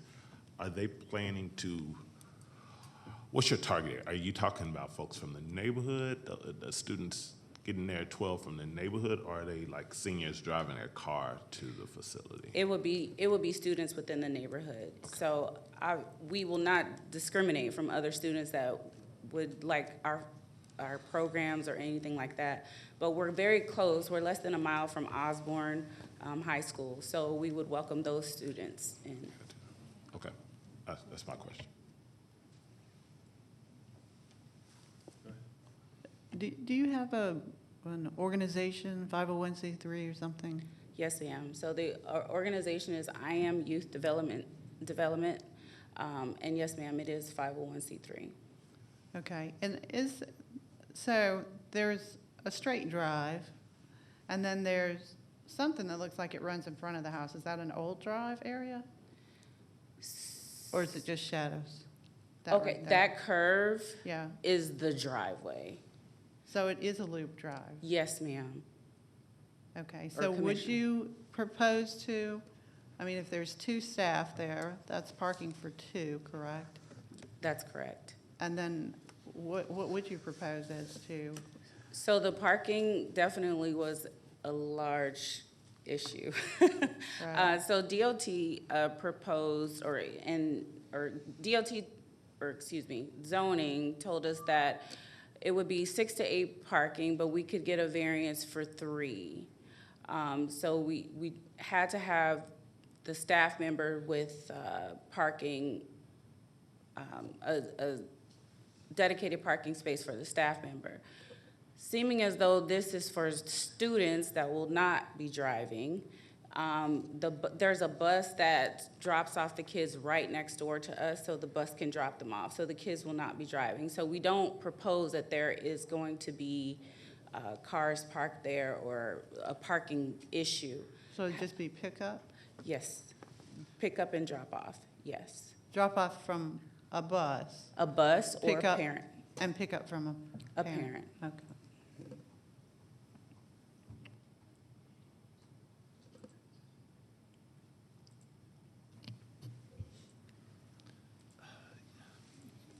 this is certainly unique. I will say that I have volunteered at Osborne High School.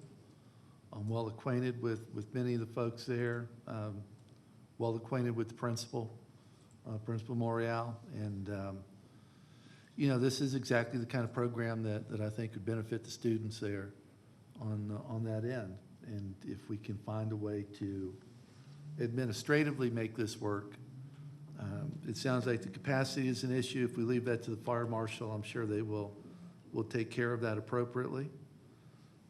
I am concerned about the hours going too late. You know, so I would think 6 o'clock makes a good time for the students, and that you know, anything after 6 o'clock would be the adult-oriented services discussed. If the bus drops off, that handles that. On the age bracket, are you thinking just specifically high school students? Yes, sir. Okay, so rather than age, can we specify that it would be high school students enrolled in high school? Yes, sir. Would be the folks served, and then that way, if someone happens to be 19 or something of that nature, that we know we're staying academically oriented to high school students, and then we don't have to specify the school. That'd be the only thing I would add. You know, just to avoid mixing middle school students with high school students and the issues that can come with that, because you can have middle schoolers that are 14 also. Mm-hmm. So if that's okay with, Yes. okay. That's a great point.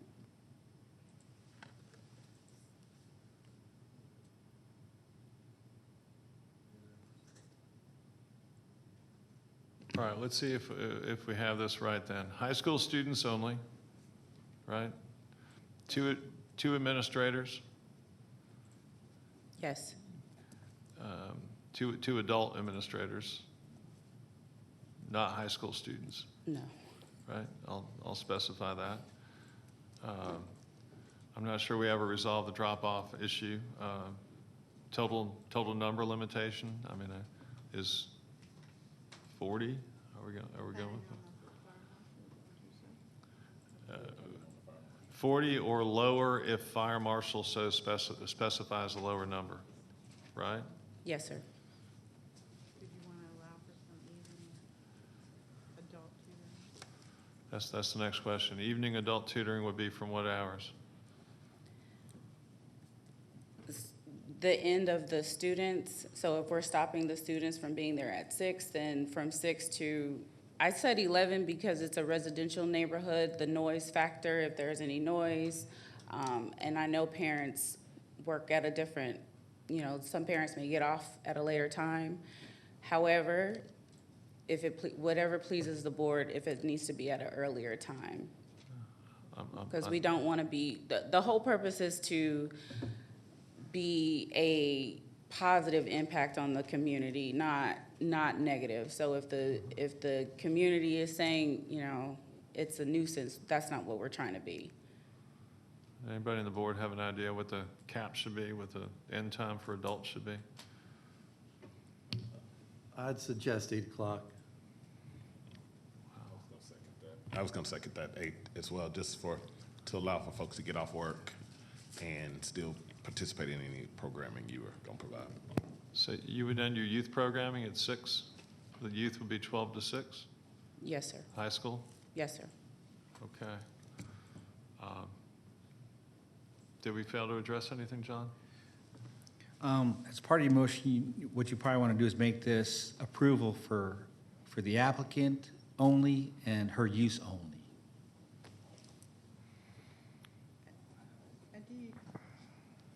Do you have some kind of safety lighting there? I didn't hear the question. Do you have some kind of safety lighting on the site? So we will add that. I have a picture of the proposed look of the building, because currently it's dilapidated. We're not keeping anything that's there. No. It just seems like for safety purposes, lighting would be helpful. So the middle picture is what is existing right now, and then the top picture is what we're proposing, the top right. So that's a lot of, I like lights, so That looks good. it's a lot of lights. Okay. Are we ready? Anyone with any more questions or comments, thoughts, anything? Okay, let me try to make the motion and see how this one goes. So we would delete the request to the LSP, Limited Service Professional zoning category, and provide a variance for the fact that it is not, this particular center is not located on an arterial road. I said it. Conditions are high school student use only from 12 noon till 6 p.m. with 2 adults serving as administrators, and they cannot be high school students. The number of students in the room is limited to the number of 40, the lower of or the lesser of the number of 40 or such lower number as the fire marshal specifies. Adult tutoring will be allowed from 6 p.m. to 8 p.m. And the high school student tutoring and use is from 12 noon till 6 p.m. This rezoning, or did this start as a rezoning or permit? Rezoning. Rezoning. So this rezoning is for the benefit only of the applicant and for her use only, and those that she. Specified services. Yes, those that she allows to the property under these conditions. Anything else? Any amendments to that motion, or? Okay, that's the motion. I'll second that. Do you want to put that on consent? It's fine. All right. So should we call the question? Or do I have a second, right? Call the question. All right, that passes by a vote of 4-0. We're on to the next case. Congratulations. Thank Good you. luck. I hope you help a lot of kids. Thank you. And please come back in 2 weeks for the Board of Commissioners hearing. Okay, thank you. All right, next one. Okay, rezoning case Z30, Bonaventure Investments LLC, David F. Cooper. Request rezoning from R20 TS NS and LI to RM12 for multifamily residential and land lots 593, 594, 603, 604, and 605 of the 18th District. The property is located on the south side of City View Drive, on the north side of I-20, and northeast of Riverside Parkway. The applicant is present. Is there anyone here in person opposed to rezoning case Z30? Mr. Chairman, Board, there is no one here in person opposed to rezoning case Z30. We do have 2 people virtually who are opposed and wish to speak at the time that they are allotted. So at this time, I would ask the applicant to come forward, be sworn in, and then they can start their. Solemnly swear or affirm the testimony you have to give before this board will be the truth. I do. Please state your name. Thank you. Mr. Chairman, members of the commission, good afternoon. I'm David Cooper, here representing Bonaventure Investments with respect to the application that is Z30 2021. I'd like to take a minute before I start to introduce you to our team. You have Jeremy Moss, who's the Vice President of Bonaventure of Legal and Entitlements, and we have a fine engineer, Lauren Guerin, also with the Kimley Horn firm today. They've gotten full employment here today on a number of matters.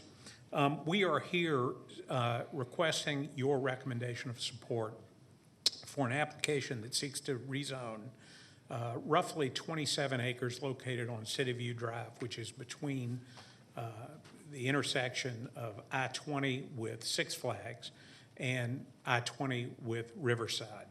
To help guide our discussion, I've handed out today what we believe are some materials that may help get us to that recommendation of support. This is an area of the county that has been yearning for revitalization for decades. What I put up on the board for you to review is a map. That map is what resulted from the 2005 study concerning the revitalization efforts for South Cobb in its revitalization area. As you can see, I've put a star in the area where this acreage is located. And the blue portion indicates an institutional use. The yellow to the right of it indicates multifamily use, and we are in this application seeking to rezone from TS, NS, R20, and light industrial to the RM12 district. The point is that this application is consistent with the strategy vision that came out as early as 2005 for the revitalization of this area. We are consistent with that strategy. Now, we seek to build on this site 305 multifamily units. That is roughly a $60 million investment in the area, and we believe that it will serve as a catalyst for a property and make this property a catalyst, even though it has sat fallow and undeveloped for decades and decades and decades. This is a very, very difficult site to develop. Let me tell you, it borders I-20. It has topography that is substantial. There is, in the pre-development phase, 178 feet of drop from the crest at City View to the lower point along the axis of I-20. It has wetlands, it has floodplain, it has a gigantic sewer easement that traverses the site, which makes almost all of the lower part of the site undevelopable, and it has substantial rock at the crest, particularly in the northwest quadrant where that higher elevation exists. It is not a perfect application. I heard another applicant speak of that today, but it is a worthy application and it deserves your support. As I indicated, we have hardships that justify the height variance that we are also seeking, which is to take the building height to 60 feet.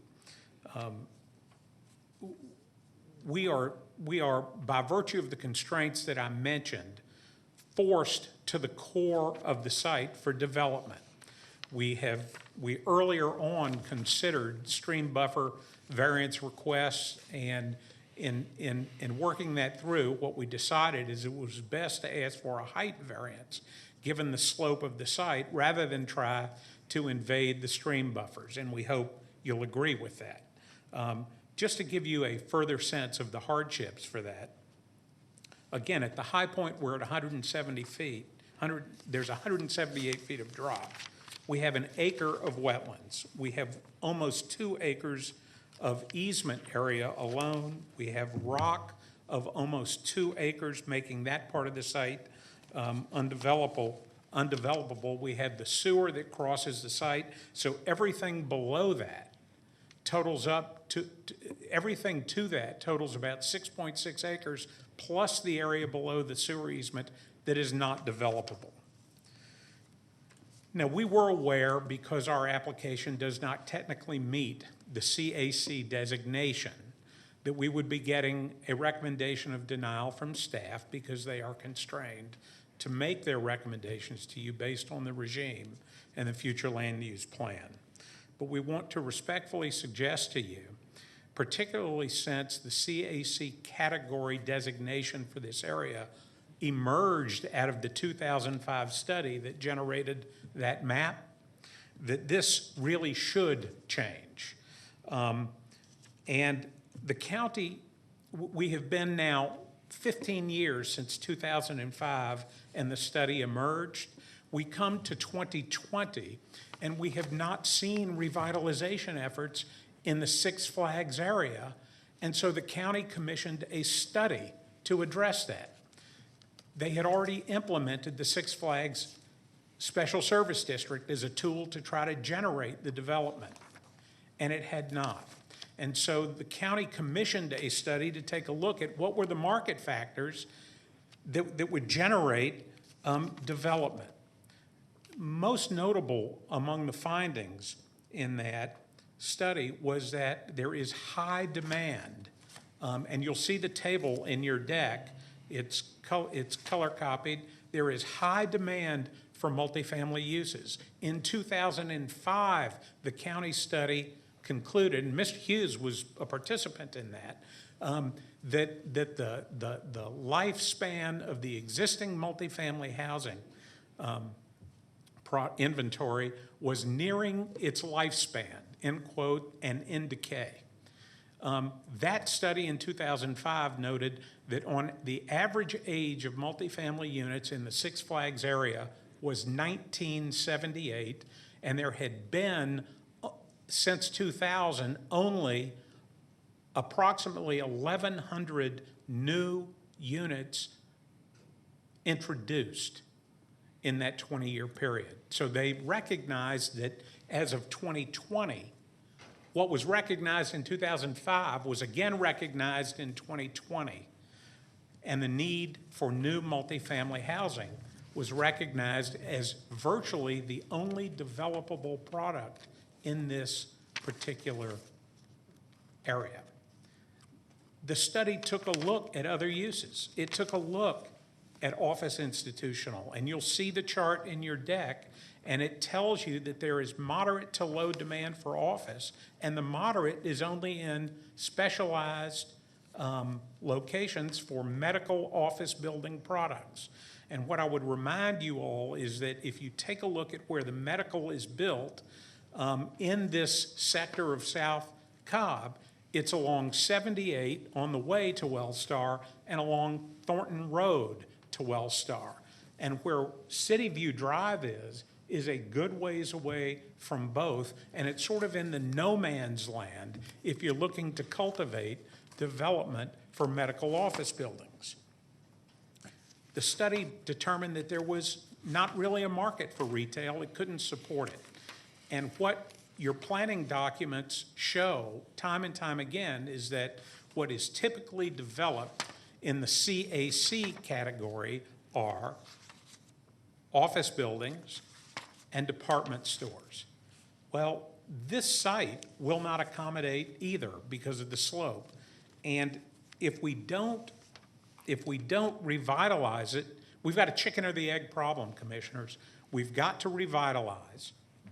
And there has been some concern expressed about multifamily, but your own market studies tell us that's the product that needs to be built here. And the topography of this particular site makes it the only product that can viably be built here. So we have a history of zero development interest, and we have submitted a letter to that effect from the owner under any and all of the existing zoning categories.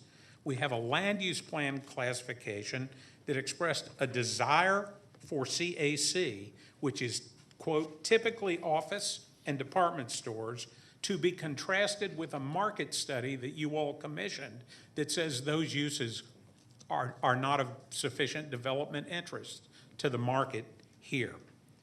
So with that framework in mind, we are mindful that the staff is constrained with a denial on the multifamily request, but we think that it is time for us to make changes so that we can implement the revitalization. Sir, your 10 minutes is up. Really?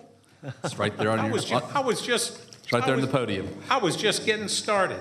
We were mesmerized. Thank you, He Chairman shocked us Malloy. back into reality.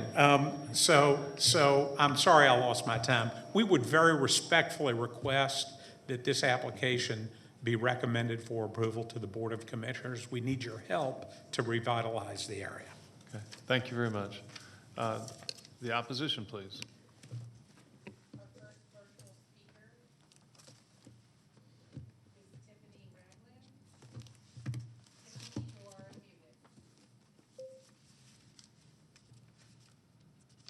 Good afternoon.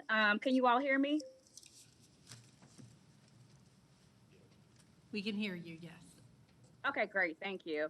I am Tiffany Ragland, and I have resided in the Park at Silver Creek Townhomes, which is directly across the street from the proposed development, since 2005.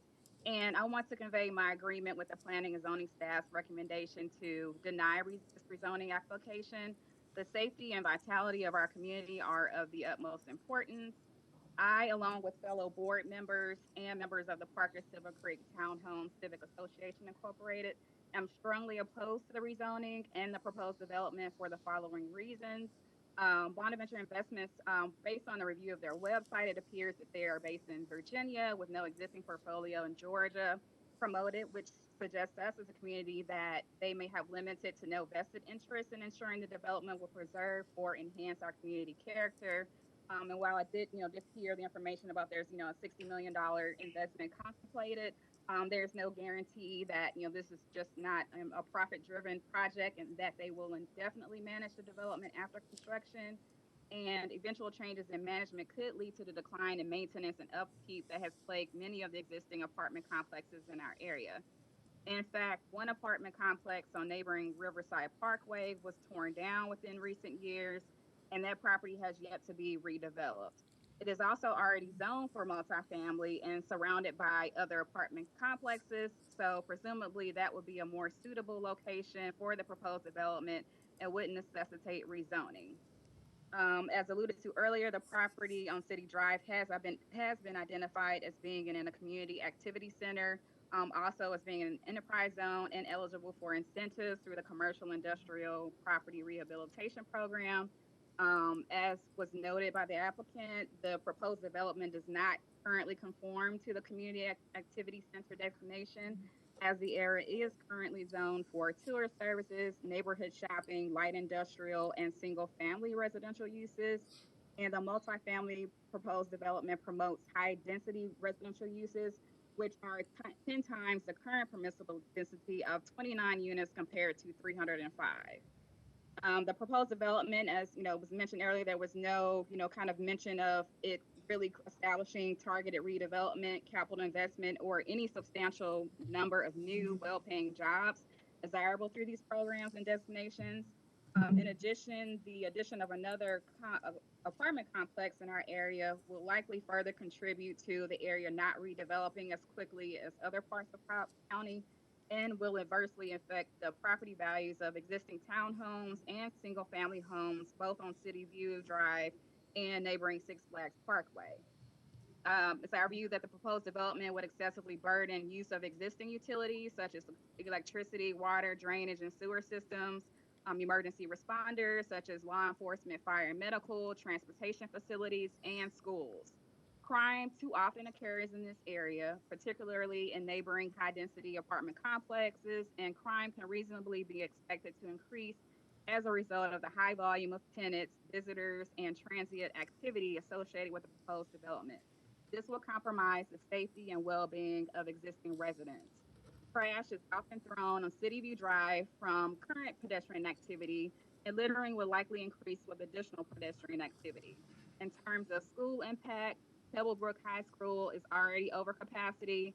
City View Elementary School and Lindley Middle School are currently under capacity by only less than 25 students and would easily become over capacity based on the 305 units contemplated under this proposed development. This will create a more challenging and learning environment for both educators and the student body. Based on the 2005 traffic counter data taken from Cobb County DOT for City View Drive, 5,300 average daily trips were calculated. The development alone is estimated to add 2,378 daily trips, with further growth of 1.5 to 2.5% estimated in future years. Traffic has undoubtedly increased over since the 2005 calculation, so these figures are probably underrepresentative of current actual traffic activity. Freight trucks frequently travel on City View Drive, and increased traffic on this two-lane street would further burden road conditions, traffic, and the probability of accidents, particularly since there's steep photography, as was mentioned earlier, in the area, and limited visibility on eastbound on City View Drive between Gold Mine Avenue and Golden Pine Road. Entrance for proposed development would be located. Noise nuisance will also be enhanced, making it difficult for residents to work remotely from home and sleep comfortably.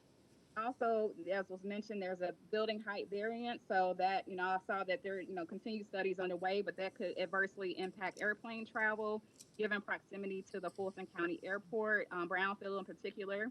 Also, there are environmental concerns associated with this development. The park at Silver Creek Townhomes has already experienced unanticipated erosion over the years, which has resulted in lawn deterioration and exposed rock. And per the storm water management document that was posted, the property on City View Drive has steep topography and tree coverage, further erosion that can be anticipated during construction. Also, part of the proposed development is located in a floodplain and wetlands, which was mentioned earlier, and increased volume of stormwater runoff could be generated on existing drainage systems. So there's extreme concern that construction and the development in general will lead to further erosion within our area, the Park Street Townhomes, during construction and over time as the development ages. And so, those are our concerns that we have as a community. Thank you for the opportunity to express our concerns. And we hope that you will sincerely take the above considerations into account and ultimately deny this rezoning application. Thank you. Yes, our next and final speaker is Travis McComb. Travis, you are unmuted. Thank you. Good afternoon, Board of Commissioners. Approval of this petition will cause concern for Cobb County School District as it will result in an impact on the enrollment of one of the schools already overstaffed. Thank you. Thank you. That's it. Would you please, hopefully the first speaker has not hung up. The second speaker. Tiffany Ragland is still here. We can unmute her. Oh, who do you have a question? You have a question for Travis? Oh, Okay, I'm sorry. well, are we closed then with the public portion of the meeting? No other speakers, right? No more additional speakers, but Travis and Tiffany are still All right. standing by. Well, it's back to this board, so just make sure they stay on the line, because this thing is going to Planning Commissioner Stephen Vault, but Planning Commissioner Waybright is anxious to question one of the... Yes, Mr. McCombs, Commissioner Waybright here. Pebblebrook is listed as being over capacity. Can you tell us about the total planned capacity with the undergoing expansion and renovations at Pebblebrook? Travis, you're unmuted. Yes, sir. There is currently a plan for expansion, and that's in the works currently. And do you know what the completion date of the additions and renovations would be so that the school's capacity is increased? I do not know that offhand right now currently. Okay, thank you.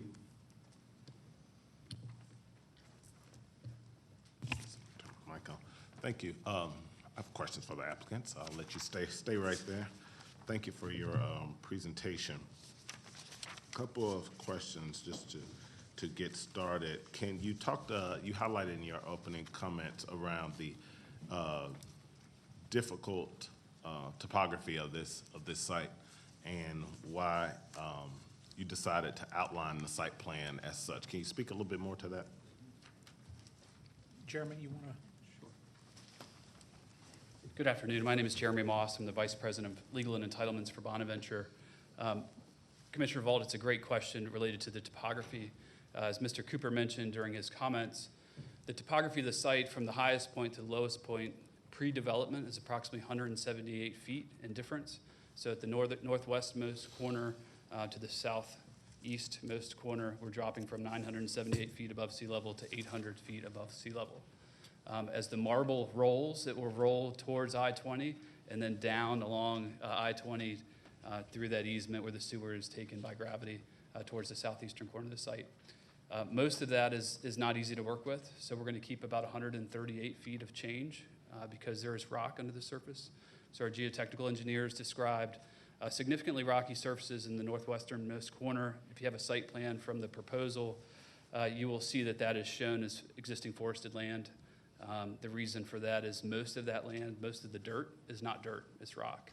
So from a construction standpoint, it creates significant cost constraints. What multifamily allows us to do here is develop in what we call strata. So you can see we've got 3 buildings that are running perpendicular to City View, roughly. And we're able to do that to use the topography in a way that's efficient We're doing a 4-5 split, which means on the westernmost side of each building, we've got 4 stories. On the easternmost side, we've got 5 stories. As you will see from some of the renderings that are including in the materials that we distributed today, the eastern side's at 5 split. You'll see how it just slopes right with the topography of the site. It doesn't really help with like an office building. It's very hard to do those in a split level and to do in these kind of strata, but it does work in multifamily. Thank you for that. Can you show us, I don't see it in this presentation, but you did have some in the application with the side elevation to kind of show the height difference that you're talking about, the difference in floors?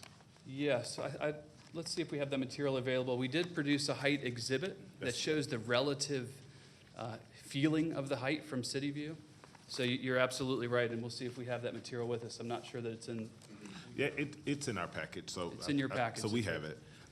My main question is getting to that height variance, and given then where you are in proximity to Brownfield and the airports in the area, do you see any issues in the height variance that you've requested? Yeah, relative to the airports, the answer is no. We've got an FAA letter that says we're clear. I know that was an issue when we applied. We had not yet received that letter. We have that letter as of last week. So you do have that final? We do have the final letter. I'm looking at Kimberly Horn to confirm, yes, we do have the final letter. And then to address your question about height. Has that been submitted? Have you submitted the letter to us? Do you know if we submitted? No, we have not. Okay. But my understanding, Commissioner Volt, is that the county was also undertaking independently We are. its own review and was getting that check off itself. Okay. Thank you.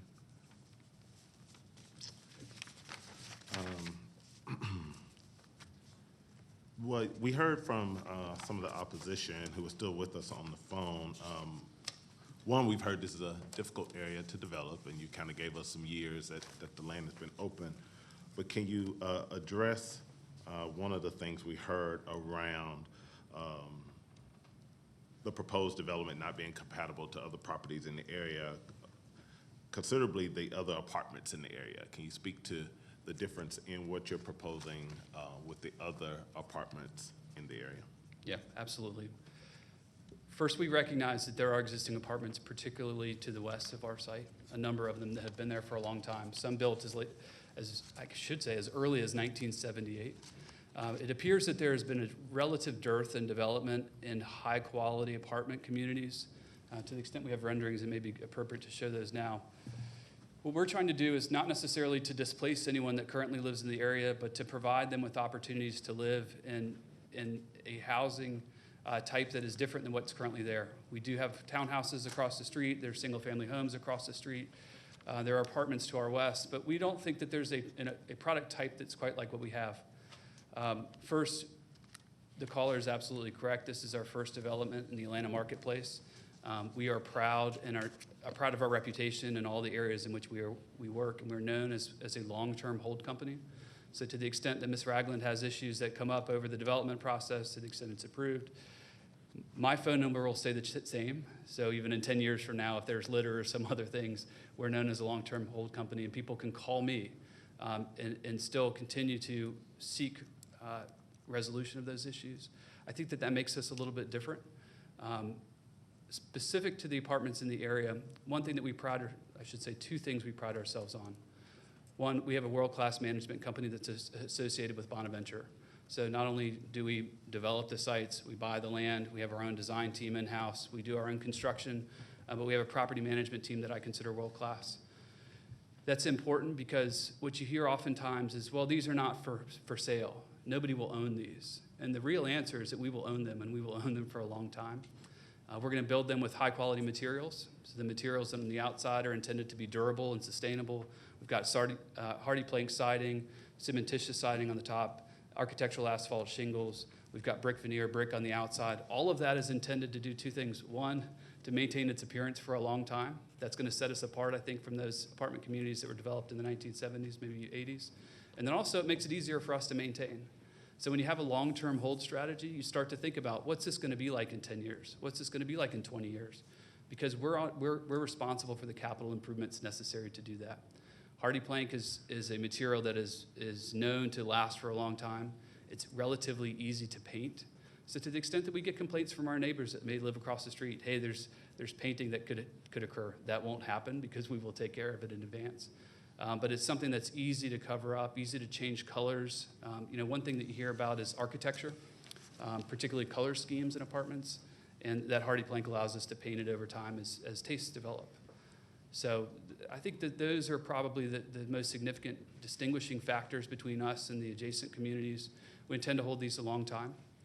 Ms. Ragland's absolutely correct. It's our first development. We're excited to be a part of the Cobb County family. We're excited to be a part of her neighborhood. We're excited to participate in things like trash cleanup, adopt a road along City View Avenue. I noticed that it doesn't have somebody that's adopted it. There are residents currently that are doing it on their own. And I would imagine that with our maintenance team in place and then our corporate team, we will be able to make sure that that neighborhood is better than it is now, sitting as a vacant lot and has, as Mr. Cooper alluded to, for 40 years. Yeah, thank you for that answer. You alluded to my next question, which is really how do you, as the applicant, and you heard from, at least one neighboring property, or residents in that area, and some of their concerns, one being crime associated with the apartments, just noise volume, different things. How do you plan to partner with the community? I know you just mentioned adopt the street, but how would the applicant plan to partner with this with the neighboring community? It's a great question. The safety and security of our residents and the residents around us is as critical as any other thing that we can possibly rent to people, right? We are renting people's homes for them, and that includes that bundle of rights, including quiet enjoyment and the ability to be safe and secure on your property. One thing that's different than what it is now is we've got an extended stay hotel to the west of us, right? We've got a handful of restaurants that are used periodically, it appears. But we are going to provide a stable group of tenants and people that live there. Sure, we are transient in the fact that people have year leases, but the reality is that people will normally stay for several years. And hopefully what it will do is it will allow a pipeline of folks that are renting low barriers of entry to be able to want to stay in the neighborhoods that they learn to live in and grow and love. The other thing I will say is we give people pride in our communities, right? Our amenities are top notch. We've got a dog park, we've got fitness facilities, a pool, we will have outdoor recreational areas. I know that the site plan that we had up a moment ago shows even a passive recreational area located as close to the right-of-way as we think we can put it. And that gives a pride of community that sometimes doesn't exist where there's nothing currently sitting. Relative to what we're going to offer to the community, I know that's your specific question. First is we've dedicated the ability to build sidewalks, curbs, and gutters. That's always helpful. To the extent that the community is interested in entertaining a neighborhood watch, for example, our residents are happy to participate in it. Our general manager will be available by phone anytime something that happens in the neighborhood. We want to know about it. Participate in Next Door, for example, to be sure that we understand the pulse of the community.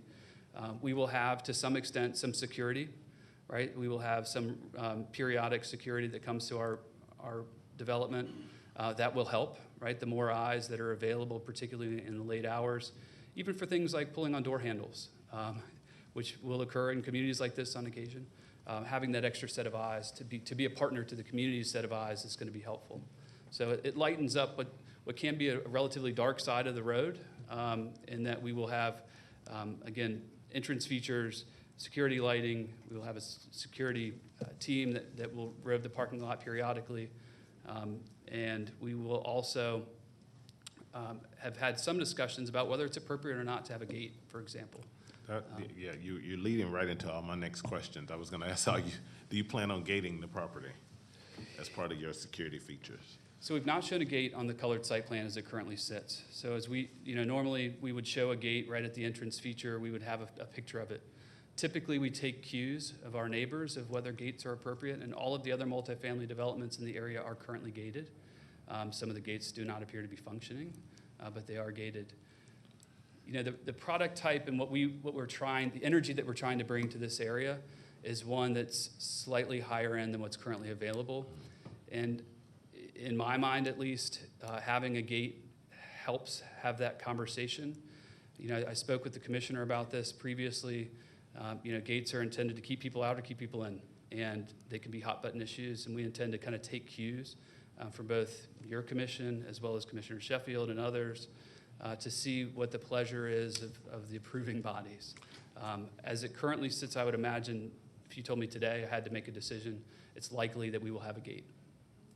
That gate, whether it's open full-time or not, vehicular in nature, it's not going to be, we're not going to build a huge fence. There's not a fence proposed or a wall. Right now, the plan is a vehicular gate only. Okay. Thank you for that answer. You mentioned being beholden to this body and speaking to the commissioner. Has the applicant made any inroads with the community in terms of, for instance, the Park at Silver Creek Townhomes or any of the other surrounding communities? Has the applicant reached out or tried to meet with the community? We have reached out to the adjacent communities. We've sent out the mandated letters, right? We drew the big circle and we sent out all the letters. And honestly, have not heard much response. So sometimes we will see very active communities around us. We'll get a tremendous response. We'll call a neighborhood meeting, for example, and we'll get people in the room. Not seeing any response prior to today.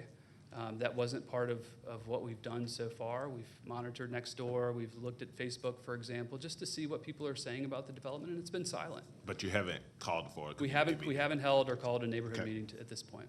That's correct. Thank you. That's all the questions I have for the applicant at this time, and then I'll have some future questions, but I want to open it up to my fellow commissioners. Thank you. Who's first? Or second? I'll jump in. So looking at the height and considering that there are residences across the street, what do you expect to be the, and as you said, you've got a lot of topography that you're working with, but if we looked at the buildings that would be to the building that's the most northern and west kind of leaning. Sure. What do you anticipate the finished floor elevation to be there? Okay. So that we can try to figure out where's the floor, where's the roof, and then where does the curb fit in? Curb sit. Okay, so for purposes of reference, let's number the buildings from left to right, 1, 2, 3, 4. So the building that you're referring to is in the center of the site, closest to City View by proximity. We'll call that Building 2, closest to the front entrance. Building 2, based on our analysis of City View, has what I will call a 37.9-foot relative height compared to City View. So City View sits higher, and as you look out towards Building 2, across our front gate, et cetera, you will see 37.9 feet of relative height from City View. Again, that's part of that significant topography drop. That will be true for Building 3 as well. In fact, that one has a relative height of almost 30 feet. So it's even more significant of a topographical drop off of City View. Now, Building 1, the bottom left, furthest away from that residential community across the street from us, that's the one that really shows its true height, right? So it shows an effective height of almost 58.5 feet, which is close to what the average height of the 2 stories is going to be. You know, again, we've kind of gone back and forth with staff to address the height issue, to talk through it. I think that we're being safe with the 65-foot because we're getting some varying measurements of how height is measured. If we measure it from the 4-story front elevation, it's much lower than if we measure from the 5-story back elevation, for example. So for our purposes, we were as safe as we could be, and we have included a elevation that shows the median heights, including both sides, in the application. Okay. I see you've got like a dashed, if we look at the rendered site plan. Okay. You've got a dashed line drawn in there. That, I assume, is the setback? It's the stream buffer. Are you talking, I'm sorry. The dashed line that parallels City View Road. City View, that's the building setback. Okay, and that's how far you're providing on that? That's 75 feet. 75 feet to the dash line, correct. And would that all remain mostly undisturbed then, other than what looks like a corner of the road that goes in there? That's right. So that up kind of top center piece for where the entrance feature will be is going to be disturbed, of course, to put the roadway in response to some comments by Commissioner Sheffield in particular about having a passive recreational area. Again, that's where that kind of grass lawn area was carved out of it. But the reality is that the rest of it's going to stay relatively undisturbed. Okay. So you talked about the finished floor and the height relative to the respective points on Lanes. City View. Right. But if I'm at the, say, the far eastern end of the property, at the lower end of City View, where the elevation's only about 800, 810 feet, then if I'm looking up the side of the hill, how imposing are those buildings going to look? And what's the view shed for people in that area looking back up towards the top of the project?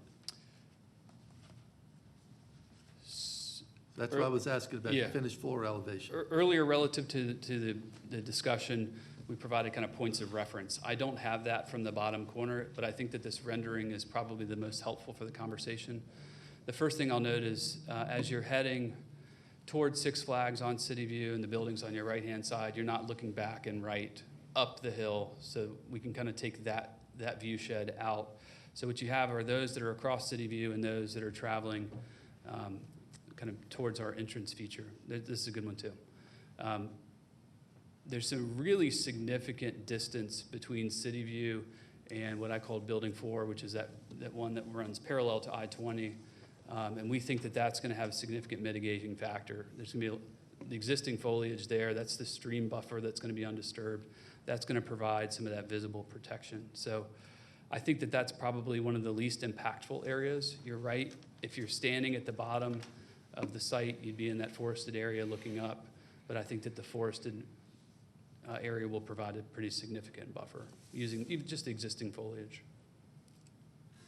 Okay. On the units themselves, what is your mix based on size? 1 bedroom, 2 bedroom, 3 bedroom? So, let me pull that up here. I think, Commissioner, I think we have 88 one-bedrooms. We have 169 two-bedrooms. And the balance are, I think, 40. It's 48 three-bedrooms. 48 three-bedrooms.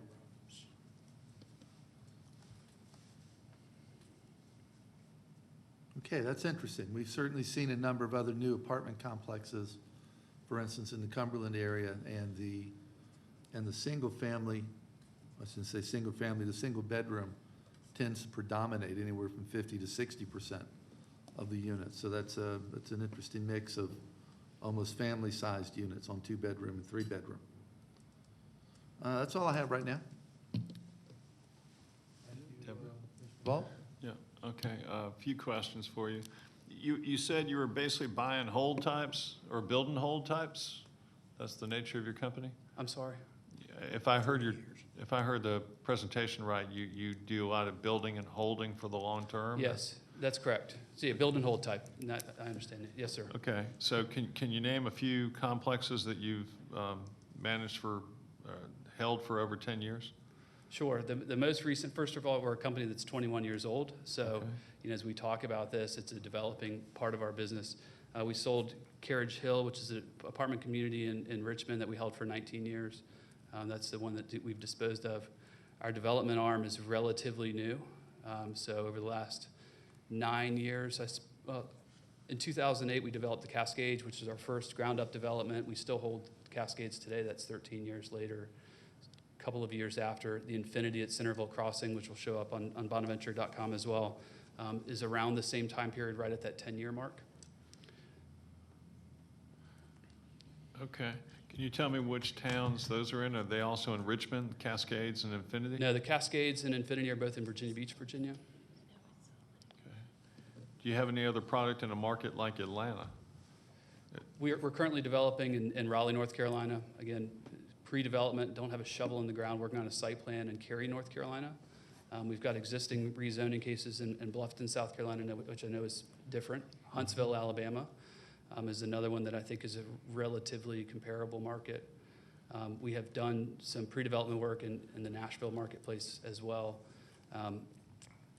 You know, Bonaventure is at a point in our corporate life where we realize that it's time for us to grow and expand. We have been, as Ms. Ragland mentioned, based in Virginia for the last 21 years. But I think much of our ground-up development is going to occur south of Virginia moving forward. And in fact, all of the markets that we have looked at are predominantly in the southern states as well, with Huntsville being a south and west as we've gone so far. Okay. Going back to Carriage Hill in Richmond, when did you acquire it? When did you sell it? My understanding, it's one of the first that we acquired in the early 2000s. We sold it in 2019.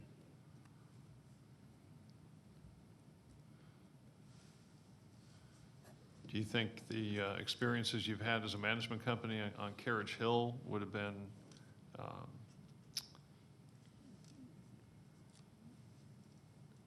something we can look to anticipate what kind of safety experience we might have on this project? Do you think that would be? I think some of our more recent ground-up developments, Cascades that I mentioned earlier, Infinity at Centerville Crossing, are more like the development that we're building here. First of all, we built those from the ground up, so you'll not only get our property management experience, but you'll also see the construction experience, the type of product that we're building. Carriage Hill was an acquisition as well, so it's one that was aged even when we purchased it. And just like the apartments near us, you know, once you hit 35, 40, 50 years, the useful life of a lot of your capital components start to wear, and it requires significant investment. So Cascade you built in 2008, and you still own it? We do, that's correct. Okay. And that's in Virginia Beach? That's right. Okay. Do you build any product that is not apartments, or are you solely apartments? We do. We are currently developing a self-storage facility, just as an example. That's in the Cascades development. It was a piece of property that was kind of off to the side of the apartments that was not being used. So we're building that. Cascades also has a retail component, which is set off on the corner. So it's first floor retail, offices above, some residential units as well. So kind of a mixed use product type. You know, I think that the reality is we understand our strength as multifamily. It's what we spend a lot of our time on. It's what we spend a lot of our analyst time on, studying the markets, studying where people are moving, studying where our product types and prototypes will fit. So the short answer is yes, we do other products, but our specialty is exactly what we've proposed here. 300 unit, surface parked, multifamily, heavily amenitized, just like we have here.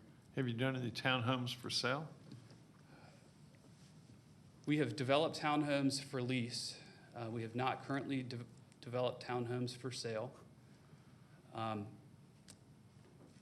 the reason that I pause is I know that we are looking at a site that requires townhomes for sale as a potential development opportunity, but the reality is our property management and our long-term hold strategy doesn't have us just sweeping in, building and selling. So even in a townhouse style development, our preference would be to hold those townhouses as single family rentals. And we have started a pilot program to that effect in other areas. What's your oldest townhome for lease? The Infinity at Cascades includes townhouse front-end loaded townhouses as kind of the mix of units.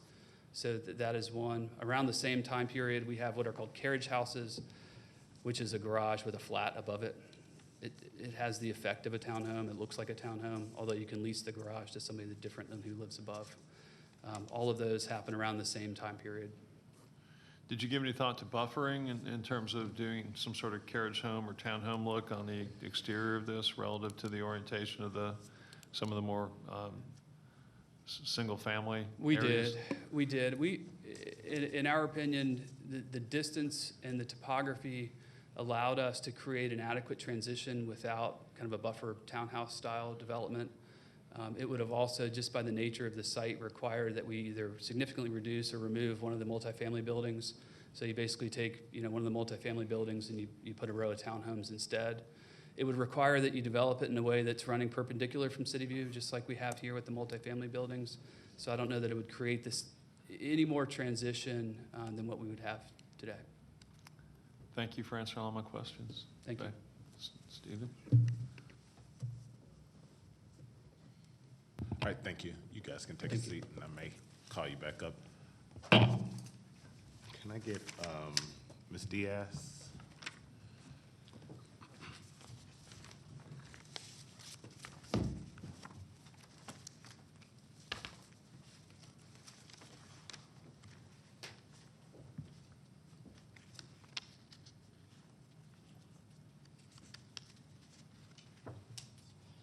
Sorry, I'm a little stiff. I know.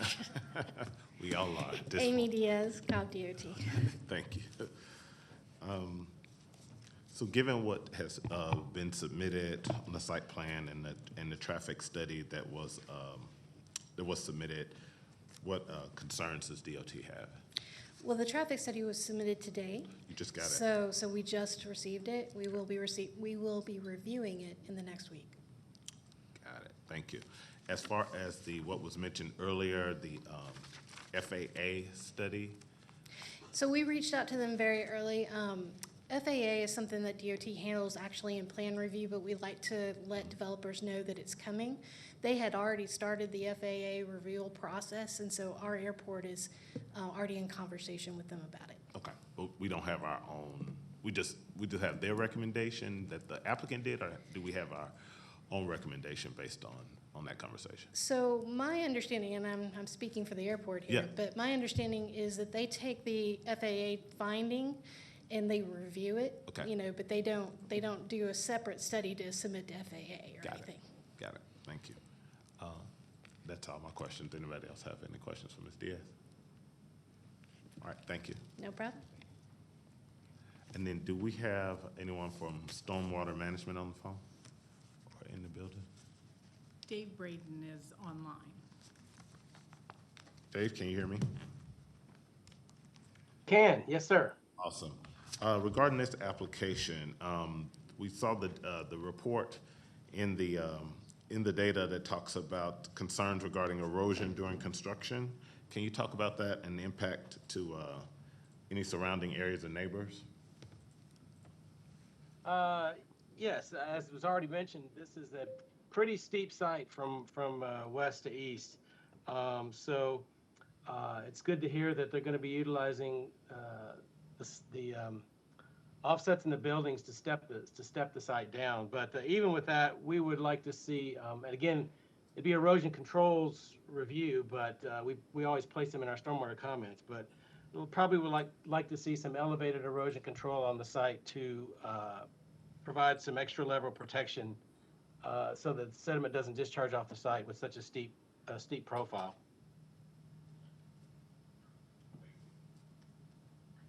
Any other questions for stormwater management? Okay. That concludes my questions. Anything else from the other commissioners before I make a motion? One, again, thanks to applicant for putting the packet together and presenting today here, and thanks those who opposed for sticking with us today as we got to this. This is a very interesting site. I know that the staff has recommended denial for reasons regarding that CAC and future land use and those surrounding areas. That being said, this is also an area that is and a piece of land that's been in need of development for quite some time. In meeting with the commissioner over the past week and hearing from some of the residents, there's still some issues there. And as we heard from Tiffany Ragland, who joined us today from surrounding communities. With that all being said, I see some positivity in this and also some issues that still remain open. I would propose that or move that we hold this in anticipation of the applicant reaching out to the community and having that community meeting with those surrounding townhome properties and neighbors, and including even the Word of Faith Church and other surrounding neighbors that have a vested interest in the community.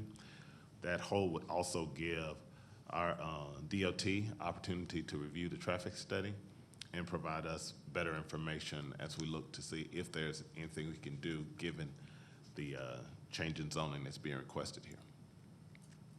So that's my motion. Is there a second? Second. Is there any discussion?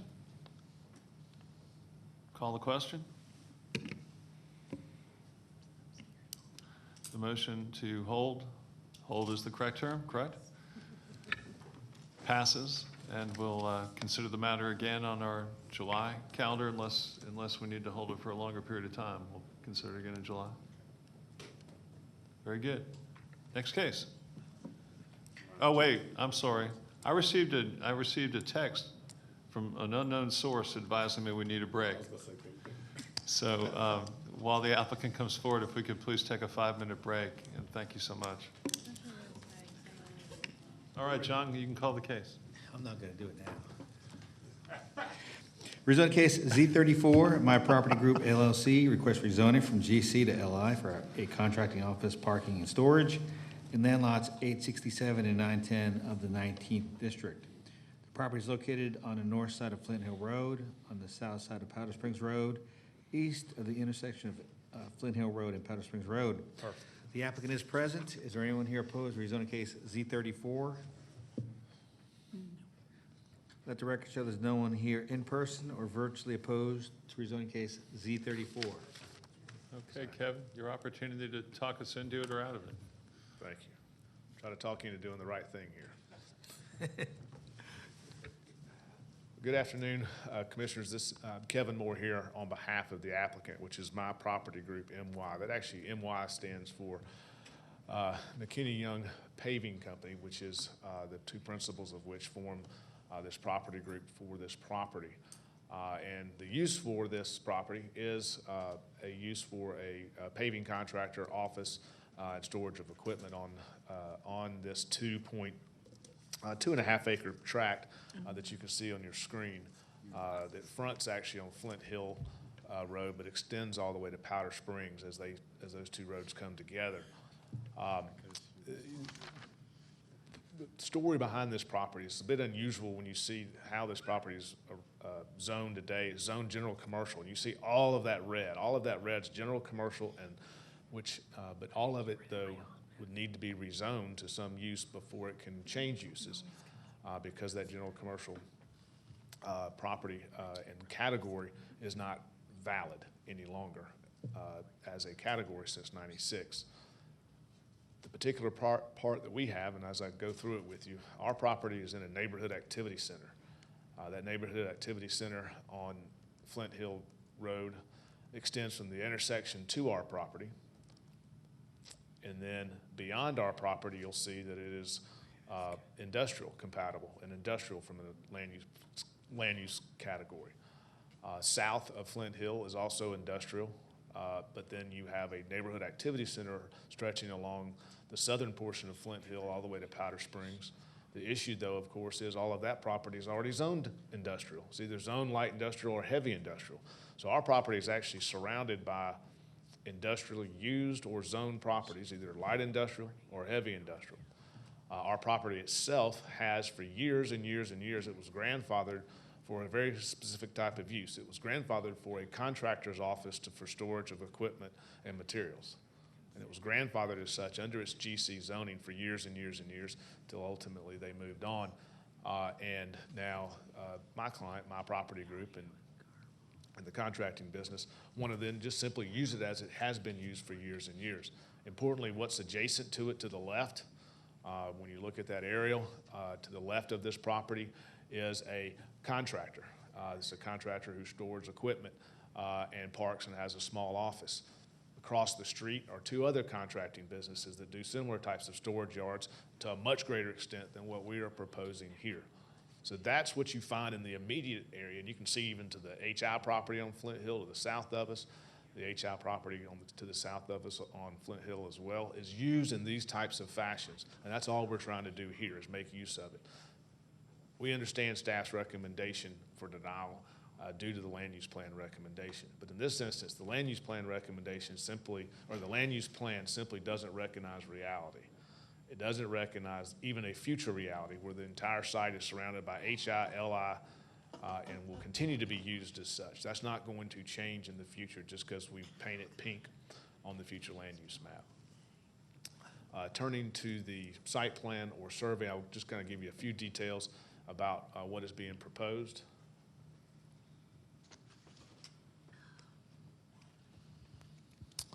This again shows you the 2.26 acre tract. Flint Hill is here on the bottom. This is Powder Springs Road. What we are proposing to do is utilize the existing office structure and building here that will be renovated for the office. Coming in off of Flint Hill, this would be repaved and fixed up through this area here. The area to the rear, which would be for the storage, is gravel today, and it would remain gravel for that storage here. There's a big power easement that runs along the rear of this properties, runs along all of them. But beyond that power easement, as it fronts along Powder Springs Road, is a very extensive stand of trees, and you could see that in that aerial as well, which will remain, and that's part of our stipulations as well. What we are proposing to do is to fix up the fencing, fix up the paving through this area here, as well as provide for landscaping along the front to provide for even better visual screening and just an overall better look than what you get from all the other industrial uses of a similar nature that are across the street and next door to this property. And this type of use is not a high-impact use. Primarily, most of the equipment is on site at a job, but there are times when it needs to be brought back when they're going to transition to a new job or stored overnight for a brief period of time before they go out the next day. But it's not generating noise or excessive volumes or excessive disruption or intensity during the day of any type. Simply, it's a place for them to start their day and end their day and then move on. We think it's extremely appropriate use given the nature of the fact that you have the exact same type of contracting businesses and uses, be they utility contractors or a grading contractor such as what we are proposing, that are next door and across the street and even to a greater extent than what we are proposing. It's obviously consistent with the uses of properties in the area. It's consistent with the heavy industrial and light industrial zonings in the area. And we respectfully request your recommendation to approve rezoning of this from GC, general commercial, to light industrial to allow for this use, or some other category or combination of categories and variances that would allow it, but ultimately to allow a use that this property has been used for and to allow that use to be consistent with the surrounding area as well. Again, Mr. Alan McKinney, principal, is here and can answer any questions about the business itself that I might not be able to. Thank you. Thank you very much, Kevin. Thank you for being so efficient, and Planning Commissioner Stephen Vault will handle this. I just have a couple of questions, Kevin. One, can you confirm that that there will remain an undisturbed buffer on the Powder Springs Road side? Yes, we can absolutely confirm that. Okay. We heard that from a community meeting, and so thank you for that. You said it's not generating noise or extra volume on the site, or how do they transport the equipment being stored on the site? Is it transported by truck or? Yes, either truck or trailer, depending on the size of the equipment. Okay. And my intent with that statement is there's not a, They're not processing on that site. I got it, yeah. No, I got it. Great, thank you. Let me see. You answered my major question. That's all I have for Kevin. Anybody else have anything? Thank you, Commissioner. Anyone else? All right, back to you, Stephen. No? Okay. I don't have questions about anybody else, but except for John. In terms of the staff's denial, we have the notes from the staff in front of us, and it is based on future land use and the land use plan. But given what Kevin has presented in terms of the surrounding parcels and how they're currently being used, with surrounded by industrial, how do we remedy that in terms of any kind of specifications we need to look at? Well, if the board's going to consider to approve it, you probably want to do it to the site plan, restrict the hours, where they can have the storage. I think Kevin said they're going to pave the driveway. Right. The front half? That's correct, to the building. That way it needs to be. And maybe leave that swath of property that's adjacent to Powder Springs just as an undisturbed buffer on the north side of the power line easement? That's correct.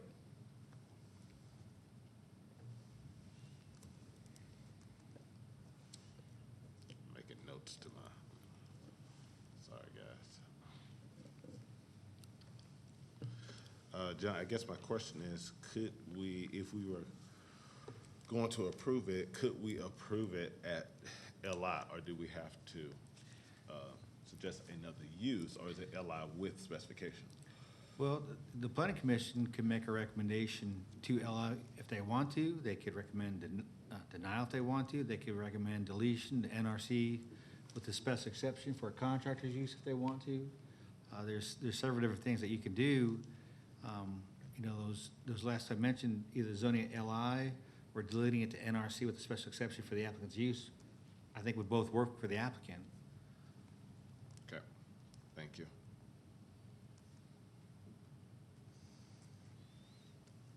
Okay, I think I'm ready to make my motion. So I'd like to move that for Z34, we make a deletion to NRC with the special exception for the applicant's use with some express specifications and stipulations. One, that there is pavement to the existing building off of Flint Road up to the building. Second, that undisturbed buffer north of the power line easement as it abuts to Powder Springs Road remains in place and intact. Third, that the area that is going to be parked, that we make that less visually disturbing, looking at some type of screen fencing or something around that.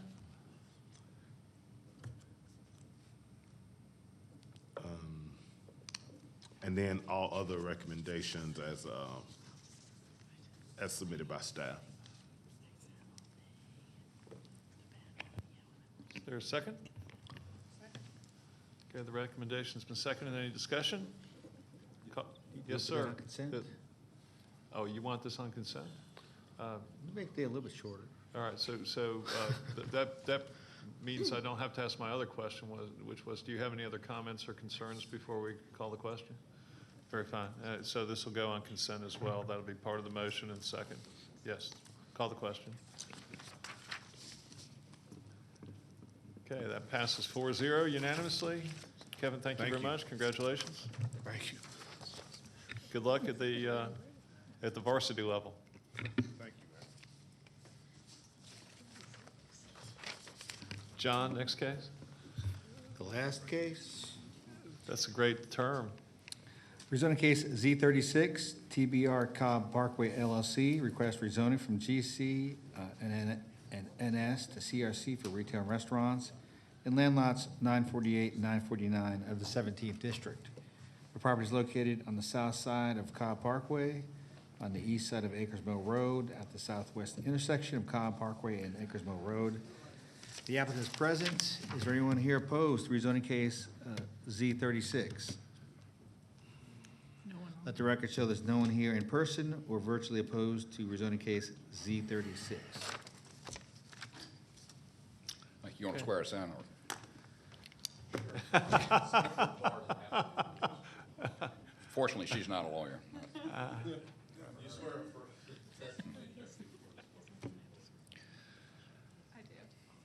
Okay, thank you very much. My name is Carl Westmoreland. My address is 3343 Peachtree Road, Atlanta. Annie Astle is here with Tribridge, Tribridge being the applicant in this case. This case involves the Barnes & Noble site, which, as you see, is at the corner of Cobb Parkway and Acres Mill. It's zoned GC and NS. Similar to the last case that you heard, we're having to request a rezoning to consolidate the classifications for redevelopment, and because you don't use either of those classifications anymore. The site plan is for 2 restaurant buildings. As I said, it's the Barnes & Noble site at the back of the property now, a Starbucks to the north, and a Raising Cane restaurant would be the second parcel to the south. The benefit of those is the Starbucks, that Raising Cane is only open for lunch and dinner, so Starbucks has most of their traffic, obviously, in the morning. Is consistent with other properties in the area. We will remove one of the access points on Acres Mill. We've asked for 2 variances. One is to reduce the distance between the property line and the adjoining and the driveway, simply to keep the existing driveway. Nothing changes there. And secondly, to reduce the width of the northern lot. at the front building setback from 75 to 35 feet. The reason there is to allow it to be sold as a separate parcel and not on a ground lease. It was not an issue before, obviously, because you only had one tenant. Staff had recommended approval. We are fine with staff conditions. Mr. Waybright has raised a couple of traffic concerns lately. I appreciate his interest in this. And in particular, I think any conflict between vehicles accessing the two restaurants for a drive-through function, I think that'll be somewhat ameliorated by the 100-foot setback without a drive, which is a GDOT requirement that we got last week. I've talked to Ms. Diaz about that. I talked to our engineer this morning to ask if he thought that there were any other, if he had any other suggestions for redesign. He said he did not, but would be willing to work with the Cobb DOT to try to come up with any changes that would address this conflict. Obviously, we have to get GDOT approval because Cobb Parkway is a state road as well as that of the county. So what we would like for you to do is make it as explicit a condition as you would like to direct us to work with Cobb DOT in the next 2 weeks to try to address that. I know that Mr. Waybright and I talked about a deferral of this. Unfortunately, under the contract, the applicant does not have time for a 30-day deferral, but either she or I will be happy to answer any other questions, and I believe that really is about the only issue with this site. Thank you. Okay. Thank you very much. Would you like to speak as well, or has everything been said? Everything's been said. Okay. And is there any opposition? No. No opposition. Okay, before I turn it over to Planning Commissioner Waybright, I just want to note that we're not supposed to talk about cases at lunch that are coming up in the afternoon, but 2 members of this board are very concerned that our Barnes & Noble's going away. Did we not buy enough books would be the first question. Well, I didn't think I needed to get into an explanation of the problems that brick-and-mortar bookstores are having these days, but I can if you want me to. I'll take that as a statement that, thank you. Planning Commissioner Waybright.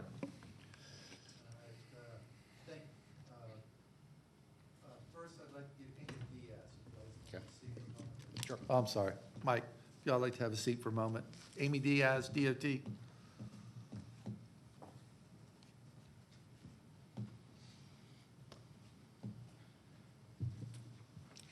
Amy Diaz, DOT. Amy, can you explain the requests that Georgia DOT has for changes on this site? Yes, so we reached out to them since, as mentioned, Cobb Parkway is their roadway.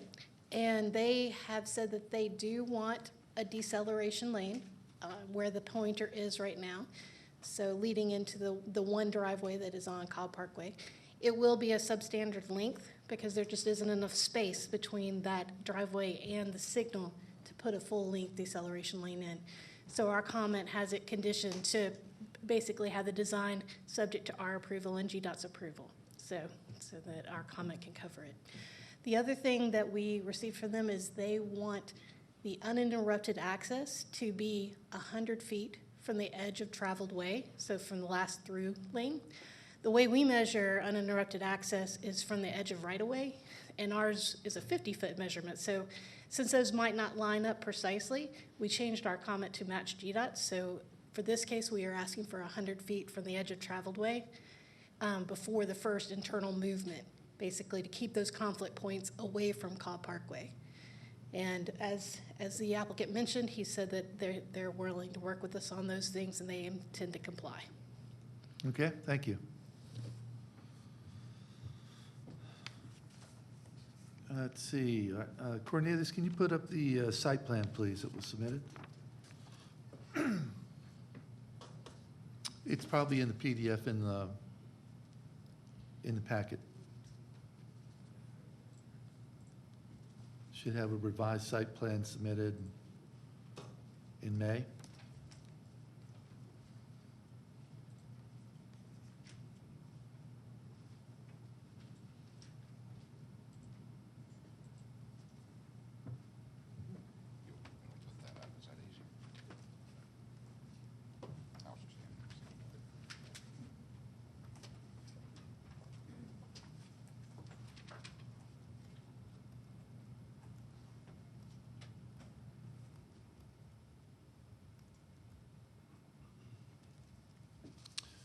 Thank you. So as Mr. Westmoreland pointed out, we've had a couple of conversations. The site plan did start off with 3 restaurants, and it's now down to 2. But Amy Diaz explained the GDOT requirements for changing the access. But once we get onto the site, then it's sort of our responsibility. So what they talked about is the 100-foot uninterrupted access. If you look at the top of the site plan where it would join into Cobb Parkway, you would have to have 100 feet from that line that you see going across that existing driveway all the way down into the property, which would tend to force the building further south. Both or just one? Just the one closest to 41. So when you push that south, it moves it as GDOT wants, but you still have the same issue that you have 2 drive-through lanes exiting. You have the pass-through lane to the right of it coming around the property. You have the lanes from the rest of the site coming in from the left. And all of that traffic is trying to interact with the traffic going in and out of the site. So you can imagine if somebody's in the right-hand drive-through lane, but they want to exit back onto Acres Mill, they're going to be turning left in front of the other drive-through lane. So the conflicting motions there and the movements really create a great deal of concern. Also, if you look down to the bottom of that portion of the project and you see the 2 drive-through lanes when they enter, there's very little space from where the drive-through lanes begin until you get up to where you can see the little breaks on the curb that would be the kiosks where they order. So very much like we deal with, we deal with private schools and things and daycare centers, trying to figure out how many cars can queue up. And, in the carpool line, we've all went by fast food restaurants now. We know how many cars can queue up in the line. So there's no place for the cars to queue without pushing back into the travel lanes for the rest of the site. And then if you bring the building down to accommodate GDOT's request, then you have even fewer spaces for cars to sit before they get to the payment window and the pickup window. So I understand they can make the most, they can change the building to conform, but I think we're really creating an issue that's going to be a problem on the site, problem for people getting in and off of 41, and it would not be unsimilar to what some other chicken restaurant, has going on right there, because they have their site right there on 41 with no room for their carpool to queue and those types of things. So I see that as just being the problem with this. I certainly don't think we want to be in a position of creating a lot, knowing that they want to split the lot into a non-conforming lot with only 35 feet of frontage, where they need 75 feet along 41. I understand the issue that you say under your contract you don't have room for a delay, but I don't think we can take a plan like this and send it to the board with anything except a recommendation for a denial, given the problems with the on-site movements and a non-conforming lot that would be created when it's split. So my motion would be a recommendation for denial.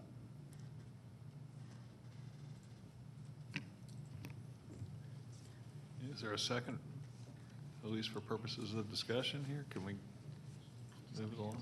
I'll second for discussion. Okay. Do you have some comments?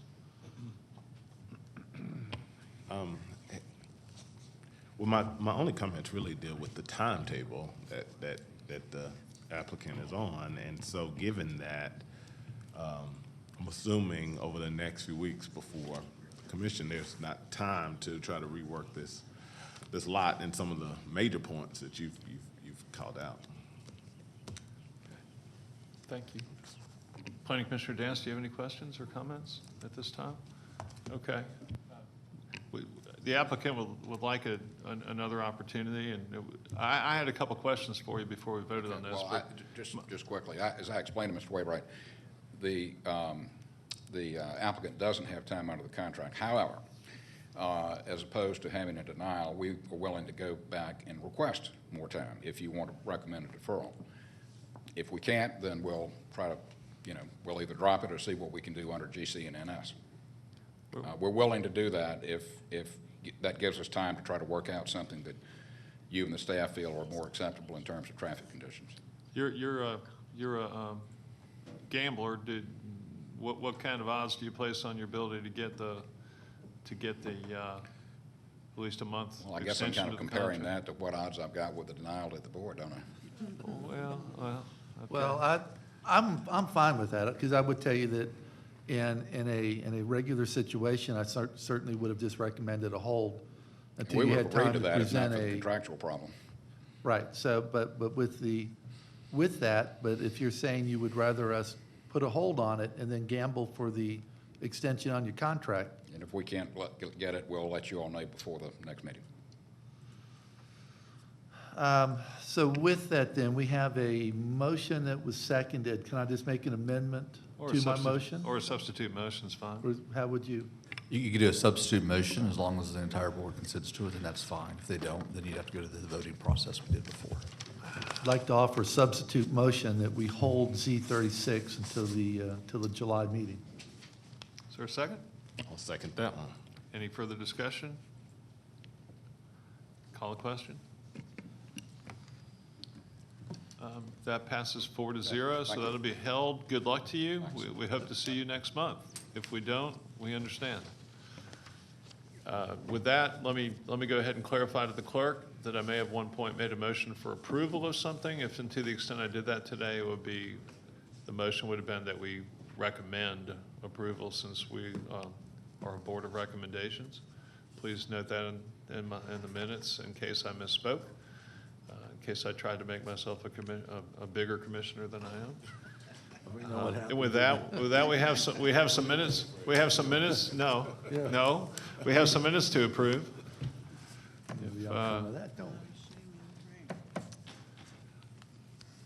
All right. Well, I'll go ahead and just make the motion on those. We have two sets of minutes. Make a motion that we approve the minutes of the special called meeting on May 12th, 2021, as written and submitted. And I make a motion, I should say the motion also includes approval for the minutes of the special called meeting and the agenda review work session of May 24th, 2021, as noted and submitted. Is there a second? Second. Any discussion? Call the question. Thank you. Carries 4-0. And with that, I believe there is no further business. John, is there any further business? Council, anything we need to take up today? Okay, thank you so much for your patience. And anyone still watching at home, congratulations.